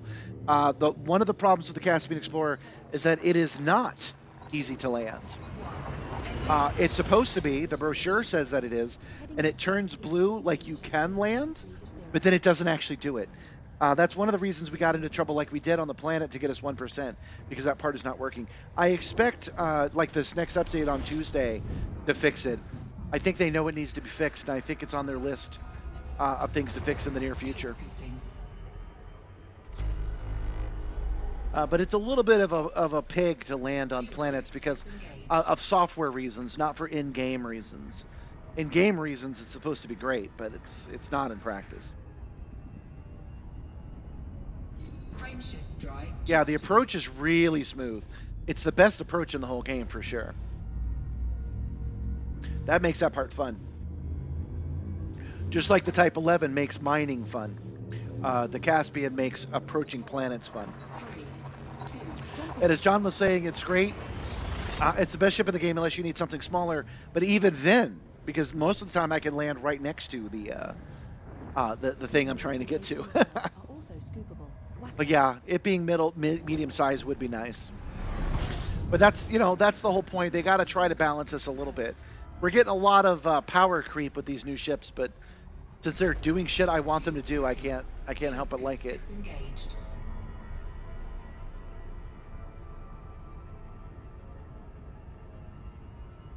We're doing 75 light years at a time right now. 18 jumps to go, guys. We are pretty dang close. I could get there faster if I had more hull, and I could risk it. But we're taking extreme care as we go forward. 4, 3, 2, Jumping to straight under zero. I don't know if new ships should be like the Type 11. He's saying the new ships should be better because they progress. But I don't know if the Type 11 should be able to strip a freaking asteroid in like 20 seconds. Every other ship's got to really try for that shit. And I don't know if the Caspian Explorer should be able to do what it's doing. disengaged. I should not be able to go from one side of the galaxy to the other in a single plate station. I like that I can, as I've mentioned before.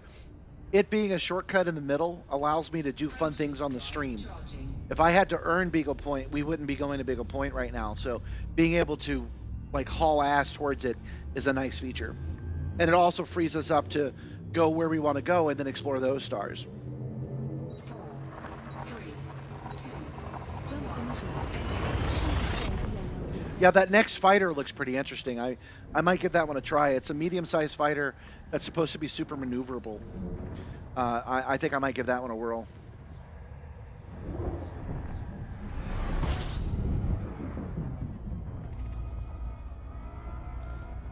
Reminder, tomorrow is a special day. We're going to be streaming at 11 a.m. Eastern Standard Time instead of ending at 11 p.m. That is because I've got something to do during our normal stream time, so I decided to give the daytime a try. I have a theory that it might be pretty good for me, so if it works out, we might move one of these to a daytime stream. What I mean by that is Tuesdays don't. I'm getting good numbers right now, but Tuesdays are usually kind of mid. It usually starts off really strong on Monday and then goes down. So if I move one of those to a daytime stream, that might be a good idea.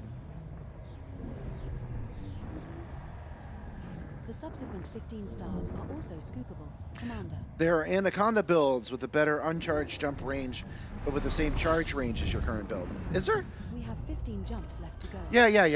You're right. 80 is not too bad. A new system discovery. Congratulations. Hey, a new system with 12 bodies in it. New system discoveries, the star chart maps, is one of the things that we're doing out here.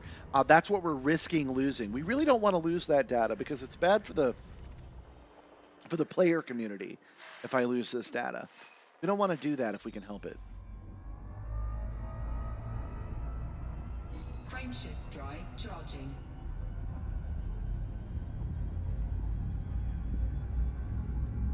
You thought the new fighter was small? I thought it was medium. I could be wrong about that. I have a seat cushion, 3, 2, We're jumping and to it's start JP. pinching a nerve in the wrong way since I'm so tense. I'm going to kick that off for now.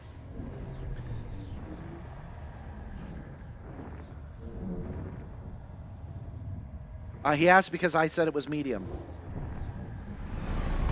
I wonder if you're watching at a delay. If you didn't know that, you might be a minute or two behind. Fuel scooping.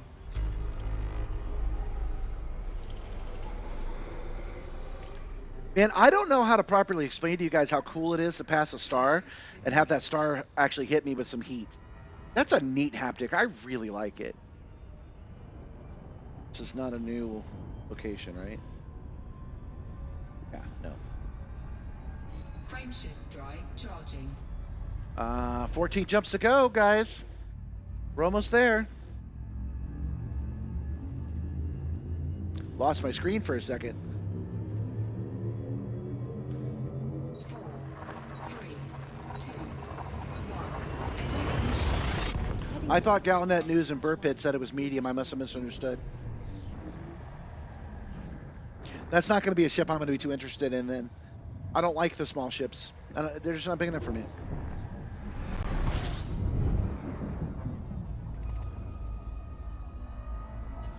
System scan complete.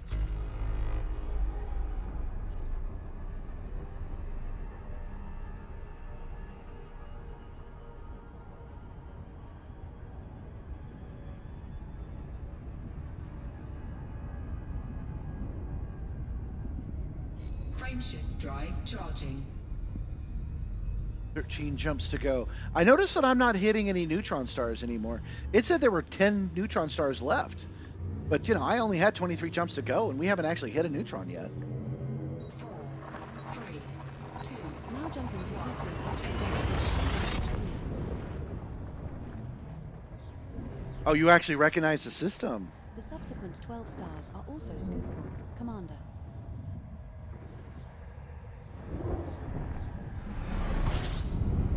Yeah, if you're actually recognizing the Chica 12 system. jumps from Beagle Point. 12 jumps from Beagle Point, you guys. System scan complete.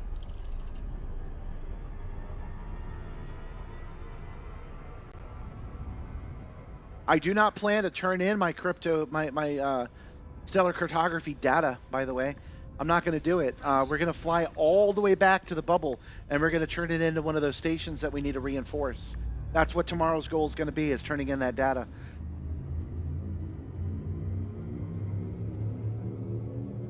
It's going to be worth a lot of money. We found a lot of interesting things. So as long as I live, it's going to be worth it. Why just the 1% hull? Because I made a mistake, angsty Gutron. But boy, my vision is really getting there. This text is so small. I made a mistake, and I ran into a planet with 3x gravity, and it turned me all the way down while I was deep in the black. In fact, since there's so many new people, we actually should take a second here. Let's get away from this star, and let's look at where we're at and where we're going real quick, so you guys have context. Okay, that's good. Opening up the galaxy map now. All right, so this is where we are, and this is where we're going, right here. And this is the edge of the node galaxy out here. Hold on, I'm trying to scroll out. It's not. Am I full screen already? Oh. This is where we started today. This is where we were. This is where we're going. And this is the nearest civilization is at Sagittarius A or Colonia. And then this is Earth. So we started here. We went here. Then here. This is where I got the 1% hull integrity by accident. And then now, the way I saw it, since we were already headed to Beagle Point, and civilization was backwards anyway, it would cost us 100 jumps either direction. We decided to head towards Beagle Point to complete the quest, and that just happens to be the kind of perfect thing that streamers like to do as a challenge. So I didn't do it on purpose, but I found myself at 1%, and Beagle Point being my best bet at survival, so I headed towards Beagle Point.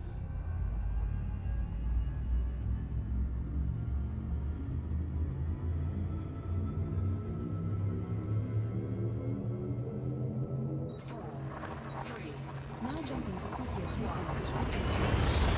You have 2 million light years under your belt. Elite 5 Exobio and Elite 5 in Exploration. Oh, wow. I didn't even know you could get to level 5. On this new account that I'm running right now, this account was created when I created Project Simstarr. So in October of 2024. This account's only got elite in one level of elite in trading, System scan. and no elite anywhere else. But I don't know, man. Maybe we'll get a lead after all this scanning. It's possible. Fuel suit disengaged. Frameshift drive charging. Yeah, I figure the way that I'm playing right now, where it's 4 hours, 3 times a week, I figure I'll get elite and everything eventually anyway. So I don't really try for it. I just go off and do whatever seems fun that day. 3, 2, Hey, we're at 100 viewers. That's cool. We're jumping Welcome, to welcome, welcome. GD4-1. You guys have arrived at a good time. I know I said that half an hour ago, but it's true. This star we are heading to is scoopable, as are the We have subsequent something along the lines of 10 stars left.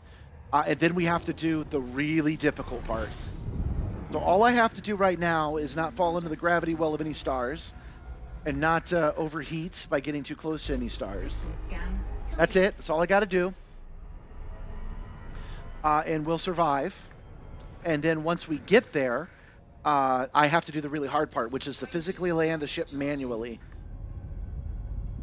Hello, Bull Kid. Welcome, welcome.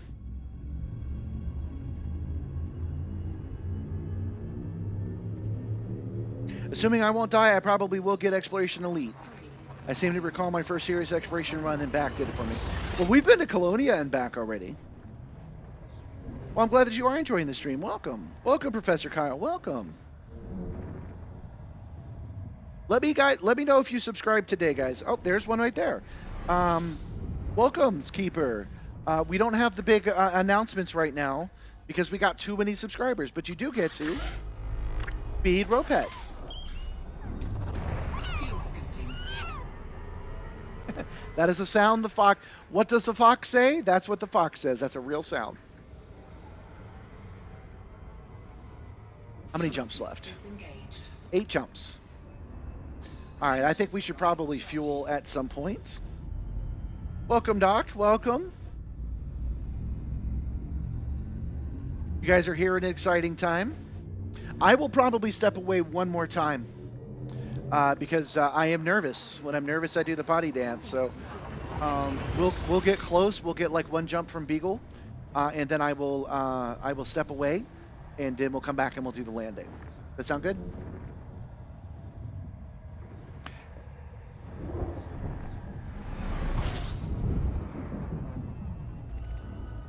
Body A2 in this system has unidentified Fuel biosensors. scooping. Commander. Yeah. So funny enough, where we're at is really the black. It is far.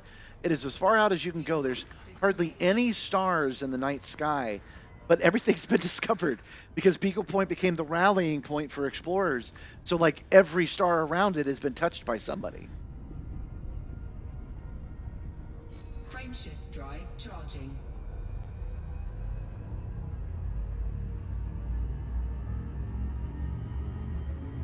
You're on your racing sim watching a space sim? That's not a bad plan. Back in my VR days, I would inject television. In fact, this screen here would be showing me TV if I wasn't doing the live stream. So I would be watching racing sims while flying. How about that? You do a stream, and I'll watch you, and then you watch me. These are the subsequent 6 stars in our route. Oh, you think I have the fuel? Well, I think I will probably stop and get some fuel anyway, just because we're at so many scoopable stars. We're 6 jumps away. Let's see. Let me check to see if anybody is non-fuelable. Yeah, everybody's fuel. Disengaged. It's not really a problem. Okay. So we'll get to the last star, Frameshift drive and then we will stop there at XM-HD11-1, and then we'll make the final jump into Beagle. 4, 3, 2, Now jumping to 16 to 0.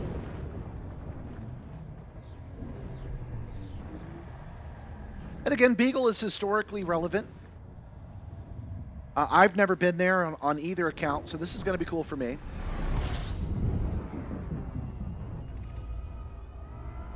when I take this final break, I'm tempted to hit the be right back screen so there's be some proper drama.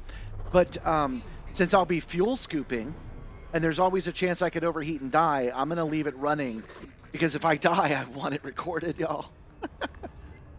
Very much so. Do I want it recorded?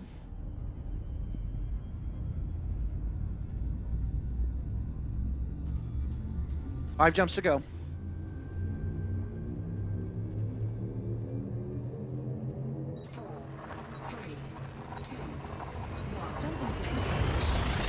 Whoosh. You gotta make the sound effects yourself, even when it makes the sound effects. I don't make the rules.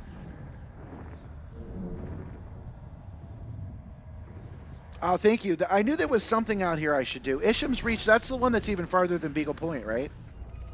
Body 7 in this system has unidentified biosigns. Commander. I meant to look up things to do while at Beagle Point.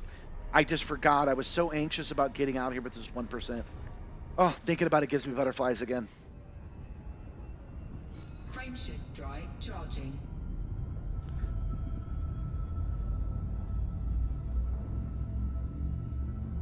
Yeah, no, not on the way, that's for sure.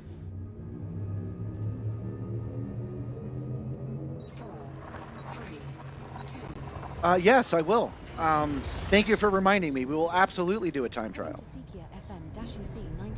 By my calculations, we'll be fully done by about 10:30, so we probably have time to do a time trial tonight.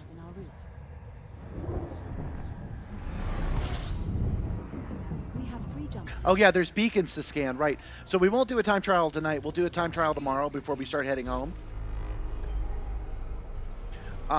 Because tonight we'll hit up all the beacons. We'll do the Beagle Point tour. We'll take a look at all the planets and take a look at all the beacons available, and then go to the farthest reach we can get to.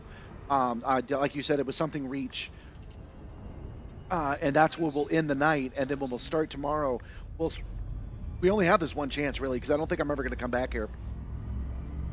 So we will do some of these time trials.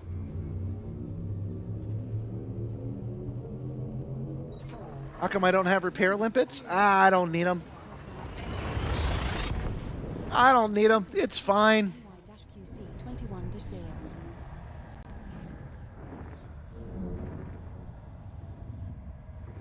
Should do the Rendezvous Rally hill climb. Okay. That sounds good. I know that Alec Turner over at Buckyball was warning me not to do a specific one, but I don't remember which one it is, and I'm not going to look it up. I'm just going to see what's available and try them out. And then he can go, I told you not to. Going to be great. Yeah, man, repair limpets are for other people. Repair limpets are for hull seals. In my defense, making a mistake and smashing into a 3 times gravity world is a classic mistake and exactly why you have repair limpets, but we just did over 100 jumps without any difficulty at all. If I was at 100%, we'd still be at 100%. So by my calculations, the risk is fairly low. I should have died yesterday. I didn't. So I don't justify having them on me. It's fine. So only scoop here if you are low on fuel. There we go. Okay. We're now 1 jump from Beagle Point. We're 1 jump from Beagle Point, y'all. I'm scooping in. Okay. I want some fuel. I'm going to get some. I'm going to do it way up here. And now I'm going to step away. Oh, I didn't even mean to push the big screen. But that's okay. I'm going to keep it on big screen. That way you guys have to squint to see the percentage. Woo.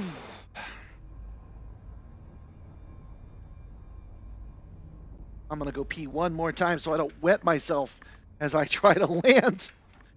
As I try to land on one of these fleet carriers. I am not playing. I am actually this nervous. There's 100 people watching me. I don't want to lose my stellar data.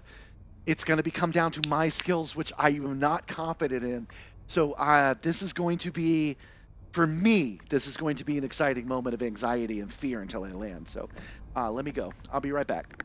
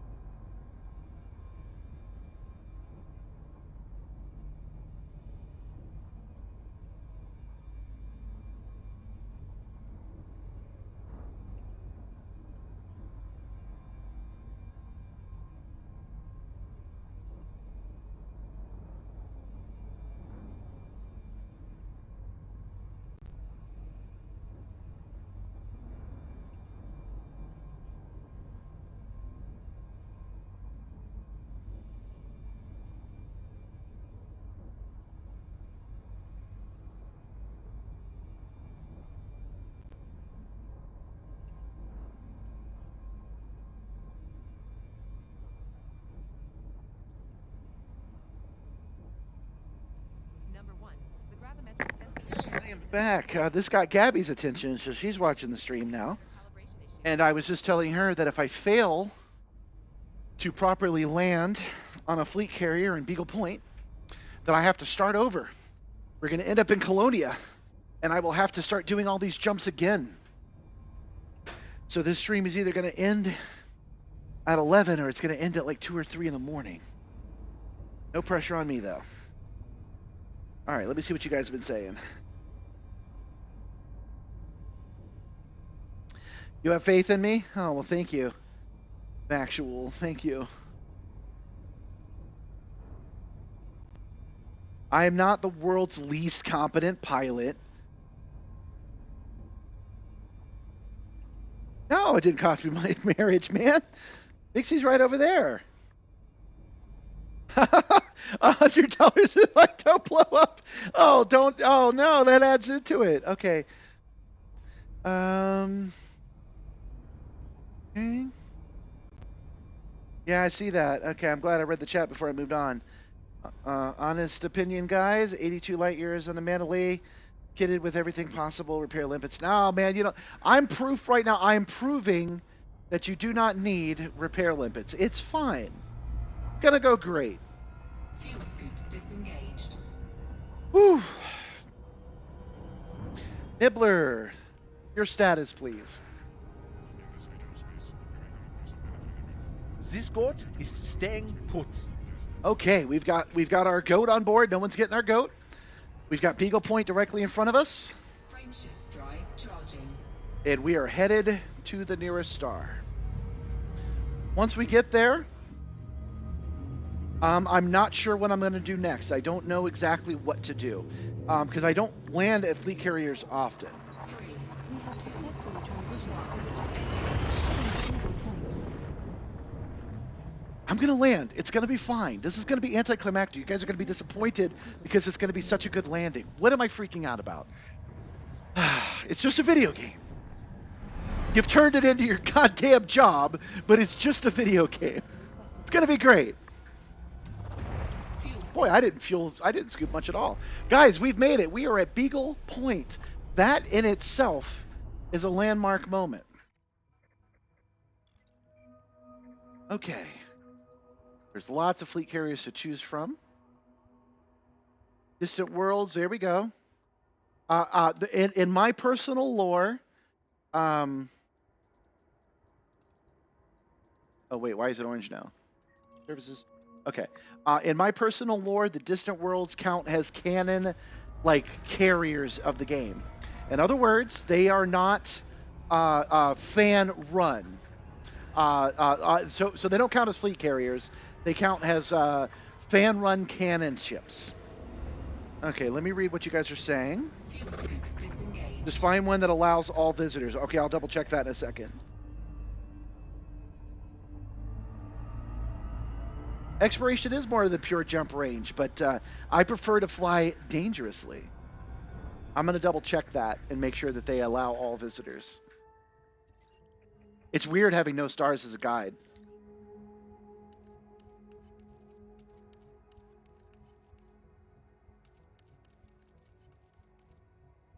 Quadrant distant worlds. Okay, docking access all. Okay. Notoriety is not allowed. Okay. So we're good. Hey man, just saw a video of your rig on Instagram. Looks incredible. Well, thanks, man. You're here at an excellent time because I'm about to do something just a little bit freaking difficult. Not a lot, but I have to focus now. I have to ignore the chat for real. I'm not reading what you're saying. I'm not reading it. In fact, I'm going to turn that shit off. Okay, I do have 2 copies of this chat, so it still has popped up, but I've turned off my streaming version. See, for exactly this reason. I overshot it. That's okay that I did. But I'm not reading the chat at all anymore. I'm just going to assume you guys are saying, you got this, buddy. We're proud of you. We're proud of you even if you don't do it. It's fine. We're here for the ride, and the ride's great. That's what you guys are saying. I'm sure of it. Discovered Beagle Point 1. I wish I was still wearing my Fitbit. I could tell you guys what my heart rate was because it's a little high right now.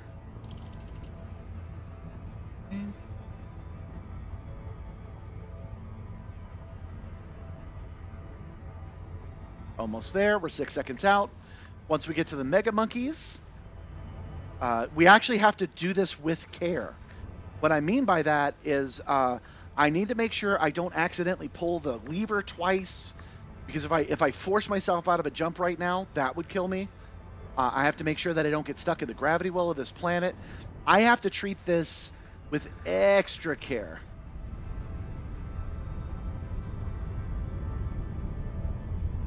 Nine mega monkeys, 6.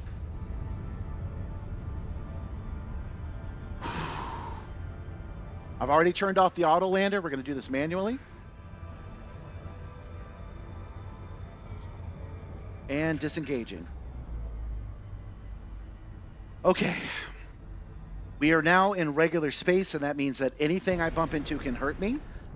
So we need to be extra careful. I know I keep saying that, but it's true. Okay, so we are 7 kilometers. 8.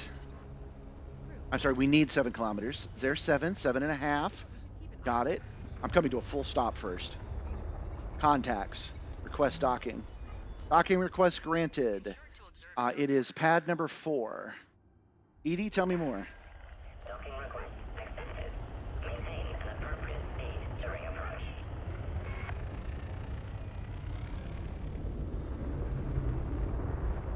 We have to make sure not to land on the wrong pad, because we'll have 30 seconds to fix it or they'll blow us out of the sky. We have to make sure that there are no other ships about. There's number 4. I see it. It's blue instead of orange. I see it. Okay, I am turning on the landing gear early. And we have to be well above the other ones near it. Because again, we don't want to upset them, because if they upset them, it'll upset me. And I don't want to lose my concentration, because if I touch this wrong, it's end of game.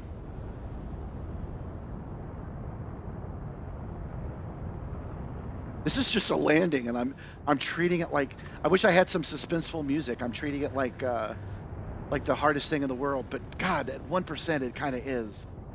Okay, pulling back on the throttle.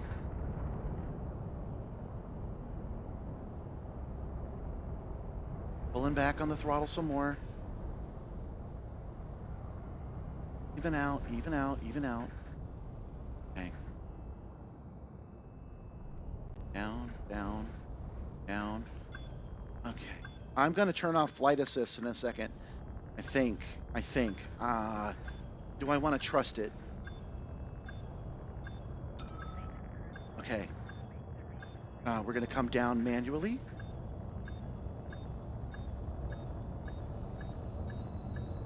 And then I'm going to land with flight assist off, I think. All right, when I hit this button.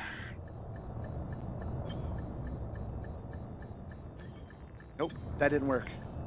Okay, that's fine, that's fine, that's fine. Down. Bring the nose up just a little bit. Down! I did it. Oh my God. Repaired. Done. In. Oh. Thank you, Gabby. Gabby brought me some more drink. Woo.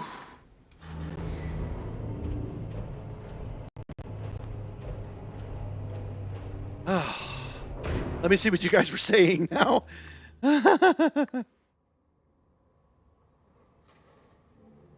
You don't mean to alarm me, but you think a door fell off? Oh, that's fine. I'm down now, so you guys can make fun all you want. Oh, wow, I even have more people watching. That is so nice of you guys. Sorry, I can't read everything right now. Oh, yeah, look at all those congrats. Thank you so much. We did it, guys. Oh, my God. Woo! That was some seriously nerve-wracking stuff, and now we are back to 100% right there.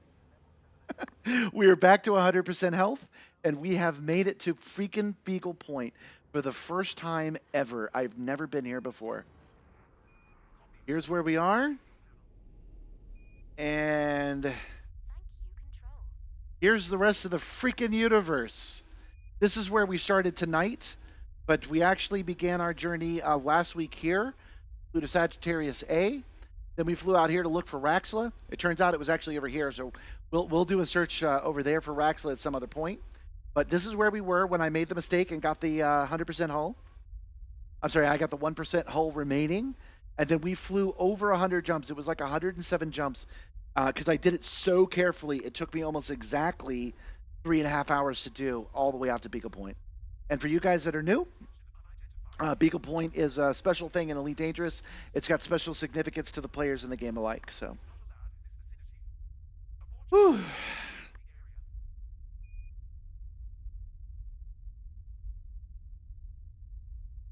You want to download this again and give it another whirl? Well, you certainly can. Now do Salome's Reach. Salome's Reach is from the books, from Wagner's books. You will need to do an FSD injection there and back along the way. Okay. I don't have the parts to do that. Can I buy that at a fleet carrier, or do I got to get it somewhere? Thoughts of Caspian and Mandalay? The Mandalay's obsolete because Caspian is that good. Welcome to the other side of the galaxy. I truly am on the other side of the galaxy. Let's bring up a star map. Let's bring up a system map, I mean.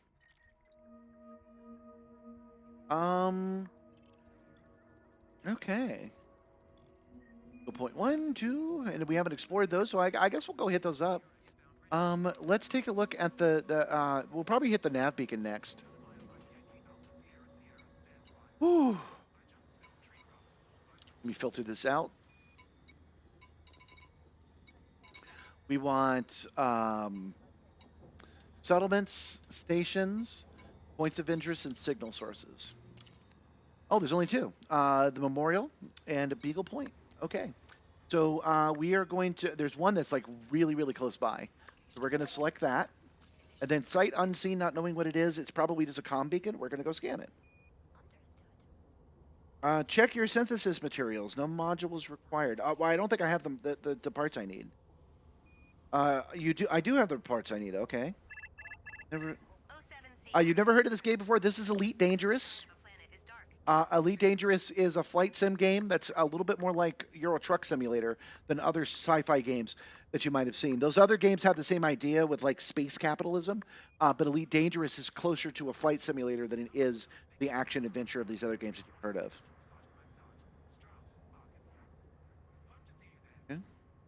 How big is this game? Well, we just did hundreds of jumps, and there are 400 billion stars in the Milky Way galaxy. It's a one-to-one map of the Milky Way. Why did I come here? Oh, for the you guys wanted to check my my inventory, my storage, right? Okay, so what do I've never actually done this before, so I don't know what I need to look at. This is my on-foot stuff. I recognize this stuff. This is the same thing, so it must be under inventory. Okay, I don't have a refinery installed. These are my materials. Synthesis. Okay, synthesis. That's how I do it. FSD injection. Okay, I need 1 germanium, which I do not have. Let's see if these guys will let me have some germanium. Carrier services.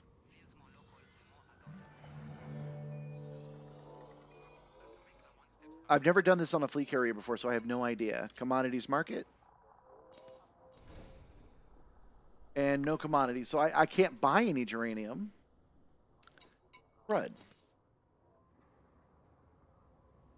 Okay. Yeah, so what you're seeing right now is some of the complication stuff. I've been playing this game for 11 years. I've never done what these guys are telling me to do, which is to find some germanium. I need at least 2 germaniums. Yeah, I agree. But I got no trader here. I got nobody to trade with. I don't think there's any way we can do it today, guys.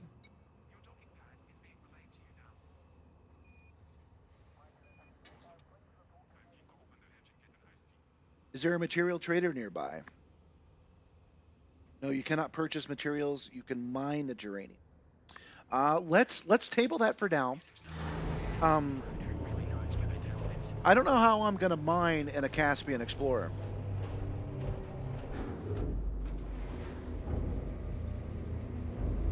Use SRV to find some. Oh, I like the sound of that. Rocks and geologic points of interest on planets. Just go mine it. Okay. Since we only need 2, and there's a good chance it'll be on this planet. EDSM calls these systems green systems. Okay. I have to imagine that Beagle Point, boy, having no stars is freaking uncanny. I don't much care for it. I have no frame of reference because we're so far out. There are just no stars to choose from. That's freaking wild. Okay, so what we're doing is we're I'm still mass locked. We're at 100% hull now, so I can take a couple of chances. So I don't mind landing on planets and mining and stuff. That sounds kind of fun. Yeah, I'm gonna do it on the planet. Oh, thanks for subscribing, Trey James. You get to feed Ropet. Let's see what kind of Ropet you get. Oh, you got a sparrow. That's a new one. We haven't gotten a sparrow tonight before. Frameshift drive Okay, charging. yeah, I'm picking up what you guys are putting down. 4, Beagle Point is a green system. Okay. 1, engage. Well, thanks for staying up with me in the first place, John. I appreciate it. Okay, I'm down, guys. I'm picking up what you're putting down. I actually don't need any more hints. I know exactly what I need to do. I probably could just look up which planets do what, but let's go ahead and scan all these planets. Let's go ahead and do quick scans of everything, and then it'll tell us what's on these planets, and then we'll land and get some geranium, or geronium, or whatever the hell.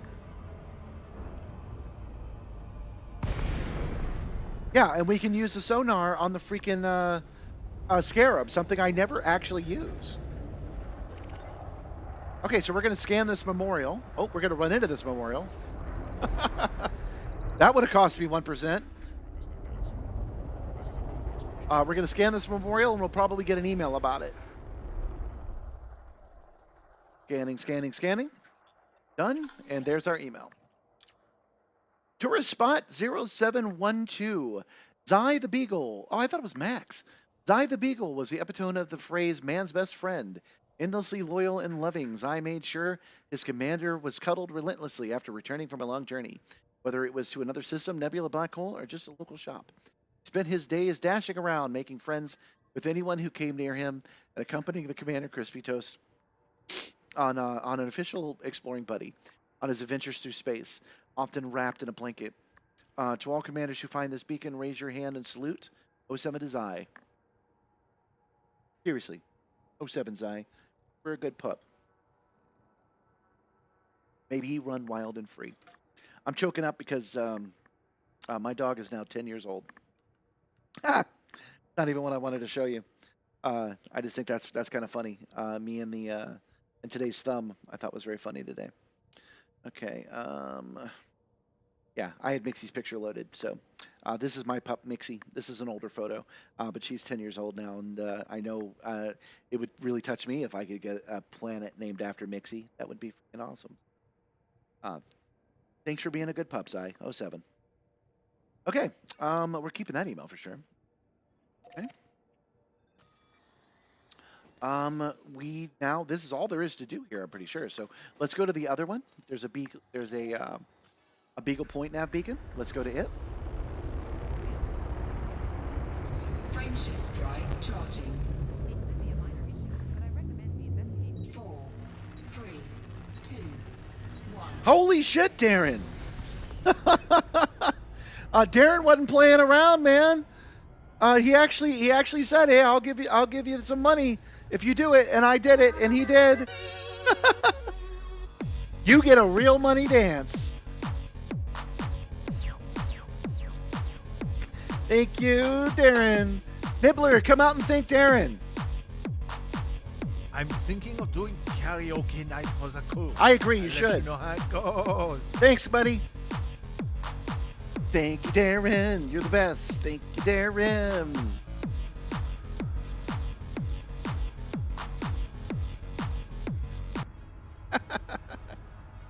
Hey, man. You know, monkey see, monkey do.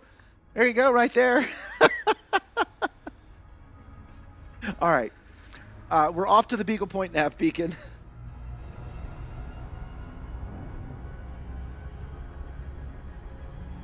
Darren actually sent me a PayPal. That's why he didn't say anything. Oh, you know what? I think that whole thing with the subscribers is done. Let me go in and turn back on the alerts. There was a glitch over at YouTube, and it brought us so many alerts that I had to turn it off. So I'm going to turn it back on. If you guys subscribe now, it will make a little overlay. The life support systems are all green. However, two sparkles replace any filters that are Oh, I have reason to celebrate, man. That is so much money to me, man. I really appreciate it. I'm still flying with so much caution. I'm still so nervous. We could hit a little Super Cruise overdrive, but I don't have it in me right now. I'm still in safety first mode.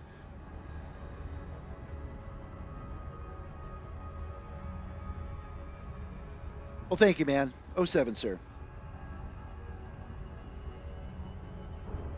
Do, do, do, do, do.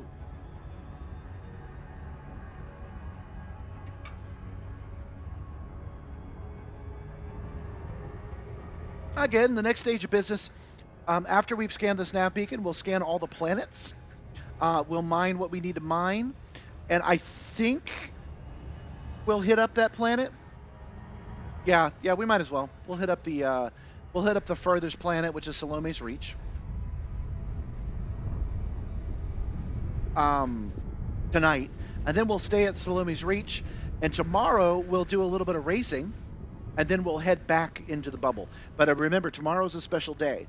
We're going to be streaming during the day. We're going to be streaming at 11 a.m. That is almost the opposite of what I normally do. Not quite, but close.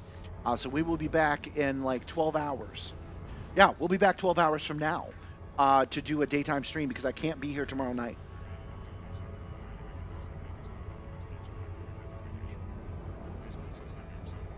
I will not have to go to multiple planets. That's good advice, but I won't have to because I only need the geranium. I'm pretty sure I can pick that up from one planet. I've never actually gone looking for materials on a planet, so we'll be figuring that out together tonight. I mean, I've done it. I've scooped things up just because I was curious what it was, but I've never actually used it before. And there's our email. Distant Worlds 2 was an ambitious 5-month expedition to the far outer rim. It launched from the Pellini system in January 3305. That was a long time ago. What is it, 3311 now? And reached the final destination of Beagle Point on May 3305. The purpose of the expedition was to unravel the mysteries of the galaxy and construct a starport at Sagittarius A. This beacon marks the final destination, Distant Worlds Rendezvous Point, which was visited by 3,747 commanders during the expedition. That is cool. Shout out to Distant Worlds 2 and congratulations to Distant Worlds 3. That's happening right now. We are a part of Distant Worlds 3. We're just doing it on our own instead of joining the convoy. They were here on Sunday, and as you saw, we just landed on one of their official carriers. So they're still here now, and they're going to be moving on to the next thing.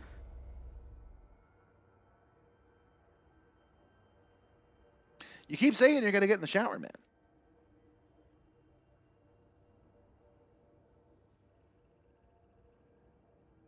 You think they should get a High Rollers channel? Well, you guys do get a High Rollers channel if you join the Discord because no one ever hangs out in my special members only areas. Okay, let's bring up the local map. And let's just go ahead and scan every planet just to be totally complete. To say that we've done the entire Beagle Point experience. And we're gonna start at the outer worlds and we're gonna make our way inward. Frameshift drive charging. 4, Yeah, they give out decals. They probably will. 1. Engage.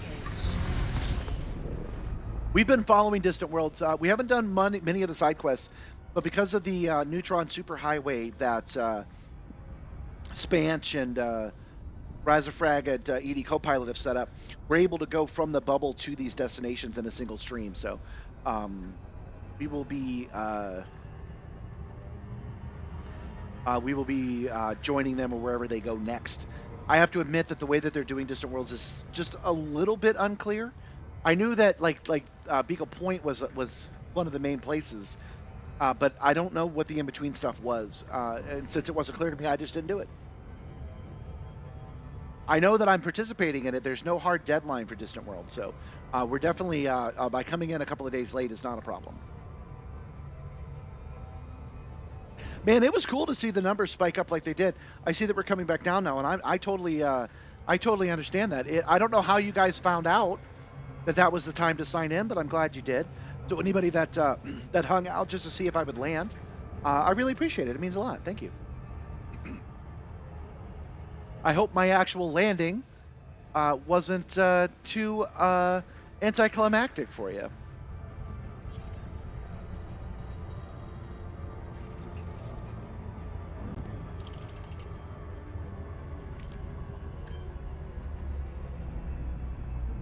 The warp engine WP4 parameters, but I've detected some. is what is WP4? What does that mean? I'll investigate and let you know if we need to take. Oh, waypoint 4. The next waypoint. Okay. Yeah, I feel you. Okay. We'll type that in today and see where that leads us. But yeah, the ED Copilot and the Neutron Superhighway makes my being able to do this on the stream possible. So I'm very grateful. What we're heading to right now, this is the farthest planet in this solar system, and we're driving up to it so we can scan it. Oh, there's only one landable world here. Hold on, let me show you guys that. Look, right there. There's only one landable world, and on the short, it's right there. Right there. There's only one landable world on this in the solar system, so we're just doing this for completeness now at this point.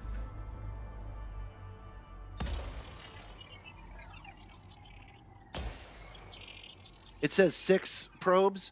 We can definitely do that in 3.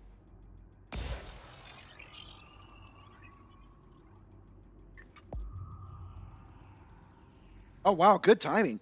He had to drive home from work and made it home just in time for me to do the final jump. That's cool. Surface scan. Oh, I did it in 2 probes. 2 human signals detected on body 9. Oh, never mind. We can't. Can we land? Hold on.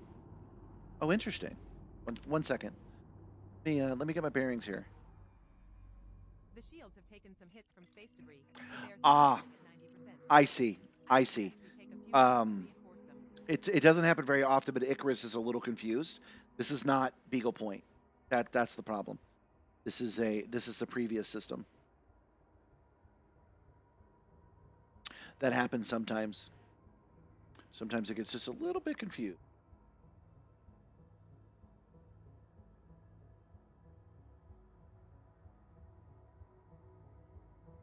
There's Beagle Point. There we go. Okay, now we're good. Now we have Beagle Point, and all of these systems are landable. So now we know. Okay. Which one of these is going to have what we need on it? Will this tell me?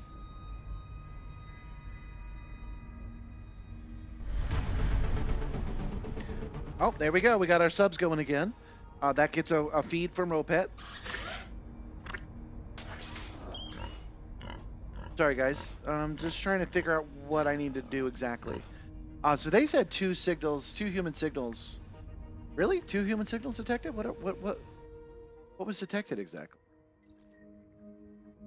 I'm surprised to see anything on these planets, honestly. Contacts? No. Navigation? We have it set to all points of interest, right? Okay, all settlements and stuff. What did she say? She said...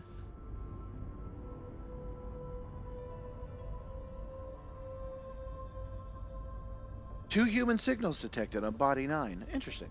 We're not going to investigate that right now, but that is interesting to me. The structural integrity field generators are holding steady at Oh, you think they're fleet carriers? no need for concern. It said on body 9, not around body 9. But I do see that there are 2 fleet carriers, so you're probably right. I don't think that's the... my instincts tell me that's not correct. Oh, sorry. My instincts tell me that's not correct. Because it said on, not around.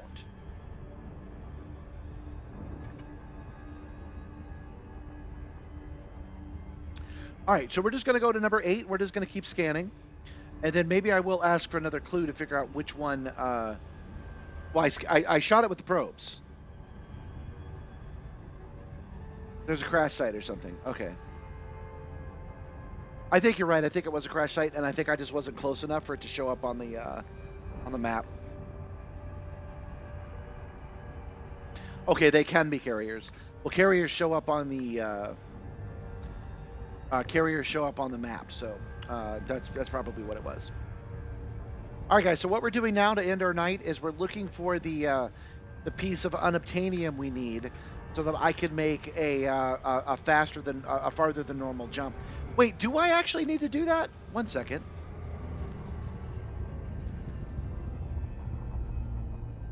Wrong button.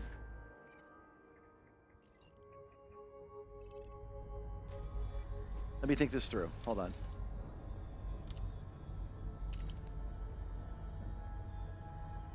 Those are all the nearby stars.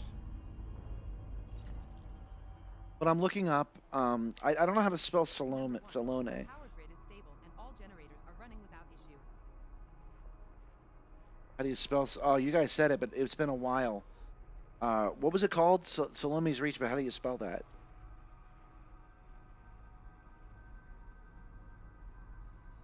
Okay, I'll do that. I don't mind that much of a direct clue because I've never done this before. So yeah, we're headed to Planet 8 now. Let me scan Planet 8 and see what I find. But yeah, do I actually need this? Because in my research, I thought Salome's Reach was within 80 light years. I can do an 80 light year jump in the Caspian.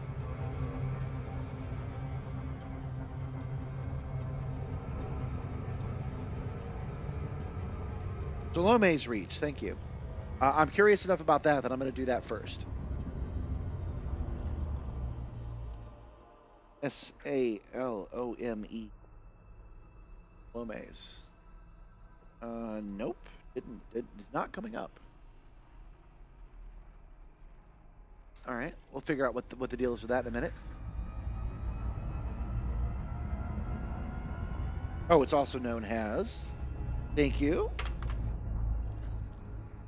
Yeah, my research simply said that it was, and I'm not surprised to see that it is. OVASYSG. Oh, nope, got that wrong. Okay. OEASY. Oop. Right. True.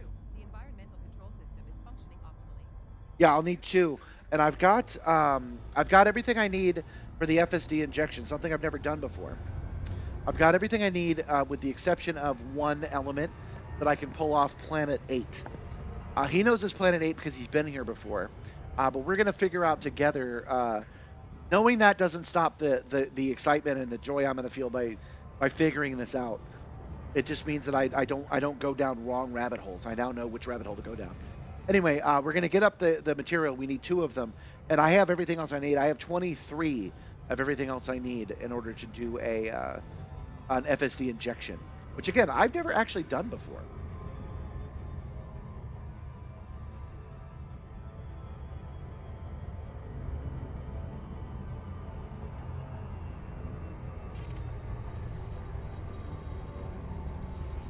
These will hit up from unexplored to explored. There's Beagle Point 8. There's Beagle Point 7.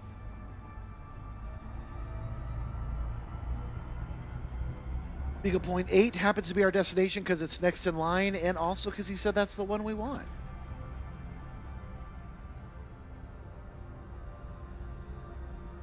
We're going to fly up to it until it says from out of range on the surface scanner. Too fast.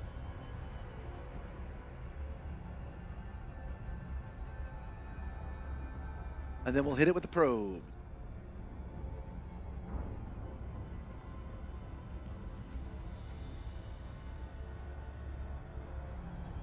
You head down to the bar and grill. You'll need 30 premium FSD injections to get the carrier there. Oh, interesting. Oh, you need 30? Okay. I hear what you're saying. I don't quite. I have to experience it to get it.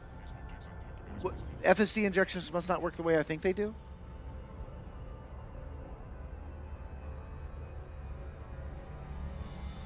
And I am a little bit short. I only have 27. I don't know if I can get 27 of these geological things tonight.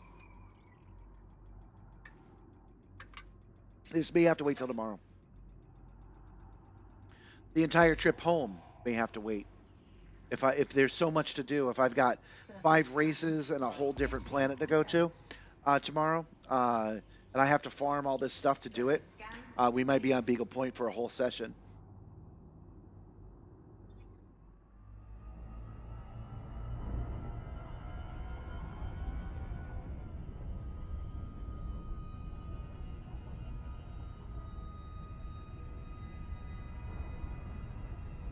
Well, we'll figure this out. Can you guys give me the location again?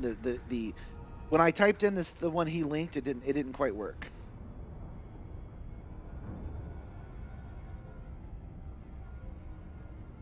So I need the coordinates again. The solar system we're going to.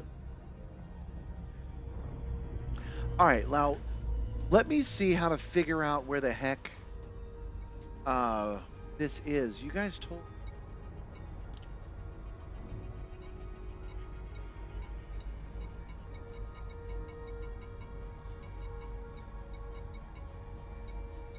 Yeah, we got to turn all this back off. Okay, so stars, settlements, stations, carriers, points of interest, and signal sources. Oh, not carriers, sorry. Carriers got to go. Okay. Back.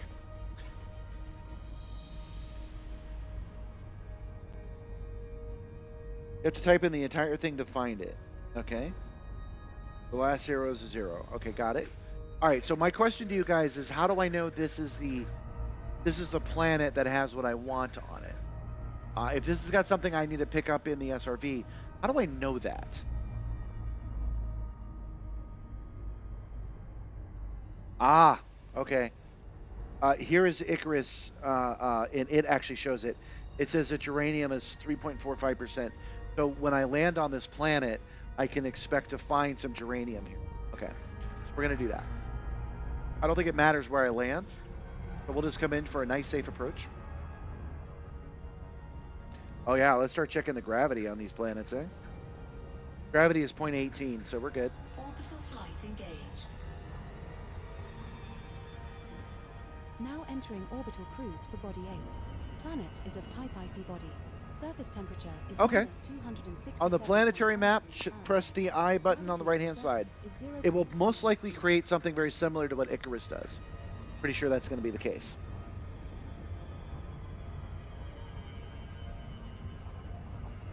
And then we'll use the Scarab to use its radar to find it. This is going to be fun. Looking forward to it. And all subsystems are functioning. Good job.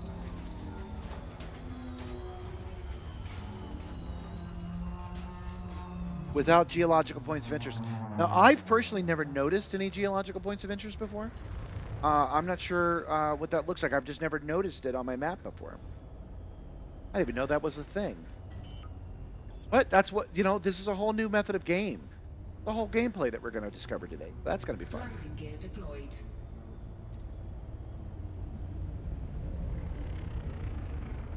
Let's not embarrass myself and run into the first world we come to after my disaster.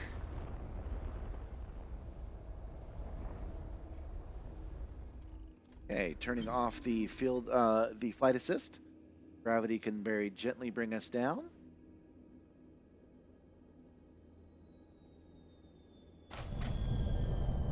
Done. And it still didn't work. There we go. Done. Commander, our first landing on this body. Okay, that's cool. Well, thanks for helping me in the first place. Give me a moment.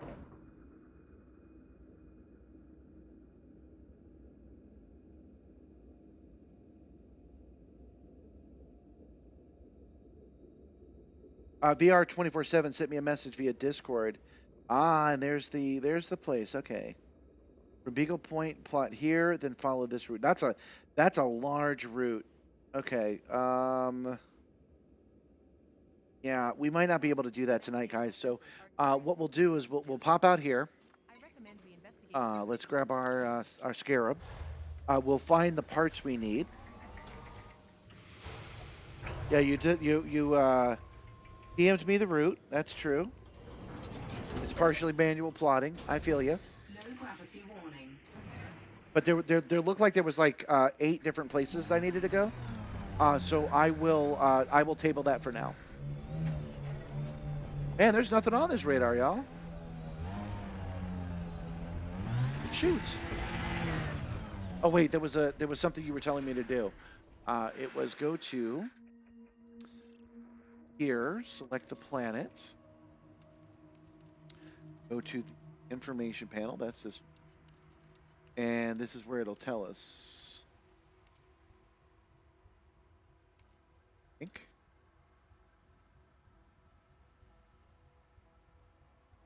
I bet Tom is proud of that first footfall.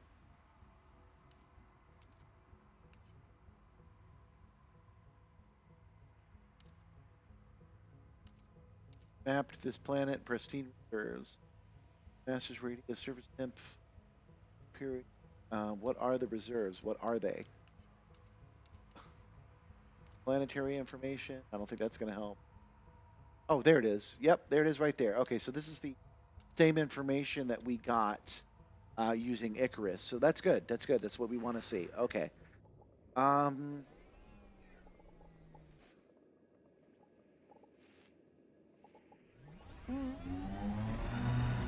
Well, I mean, I chose a random place to land on this planet.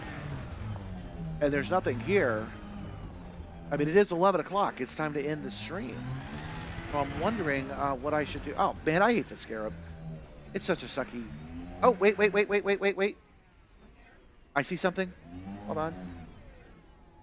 There we go. Okay. Oh, is that leading me back to my ship? Is that my ship?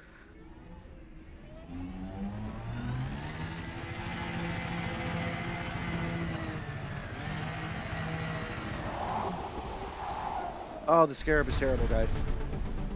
Well, thanks for subbing, Hi Crafty. We feed the Ropet once again.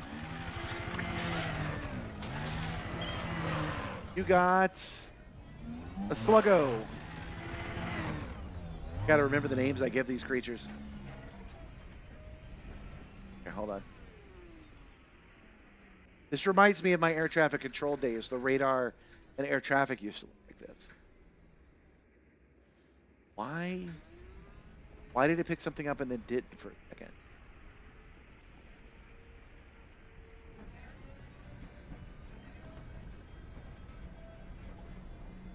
Well, I'm basically learning this mechanic for the very first time, as you can see.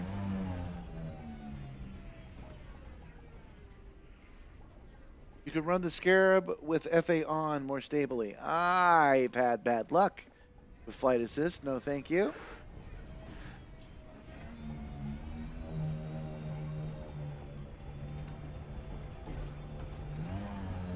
Okay, getting back in the ship.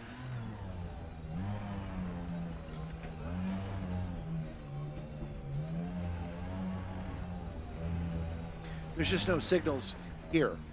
If there's no signals here, there's no point in staying here. We can go somewhere else on the planet. Which might wait till tomorrow, guys. Just prepping you for that right now. Okay, board. Let's take a look and see if there's any on any of these other planets real quick. I could just use Icarus for this. Okay, none.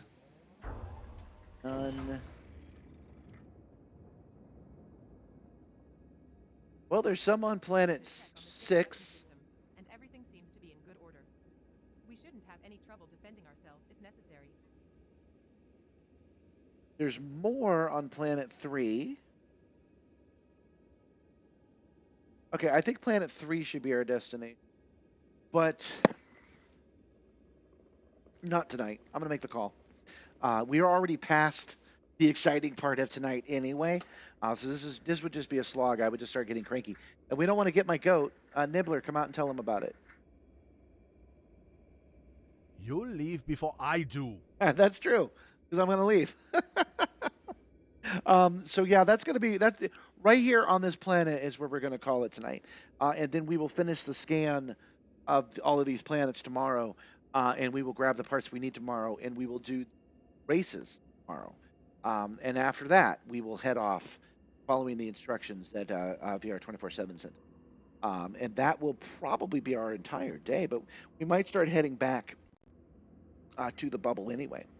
Okay, so what I'm doing now, what you guys can't see, is we can actually do raids on YouTube. And I'm going to take a look and I'm going to see if anybody's available to do a raid. It's a little bit convoluted. I need to be subscribed to them and they need to be subscribed to me. But let's see. Oh, there's quite a few people. People I've met before. Raxel, we did Radio Raxel yesterday. We're not doing the same one all the time. This is Elite Dangerous Cipher. Sorry, I don't have that programmed in. I'm working on having a more robust chatbot. That is on my list of things to learn, but I've got a couple of things in front of it first. But I'll be having that for you soon. But Elite Dangerous is the name of this game. Let's see. Should I pick?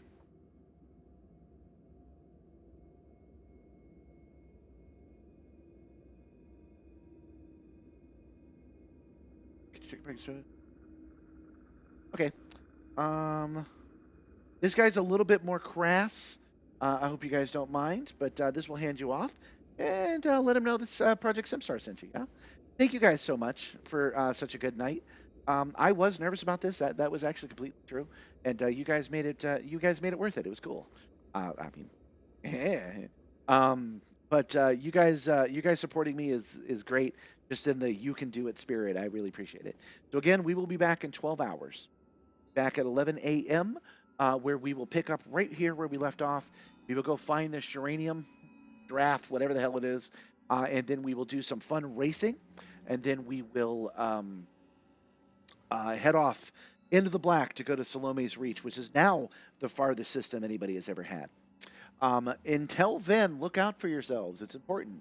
You know, help others whenever and wherever you can. Never punch down, but punch up if you're at all able. Don't forget to drink some water. Just take your pills. Talking to you, Gabby. Take your pills. And I will see you guys tomorrow. 07 Commanders, again, thanks for making it a great night. Bye.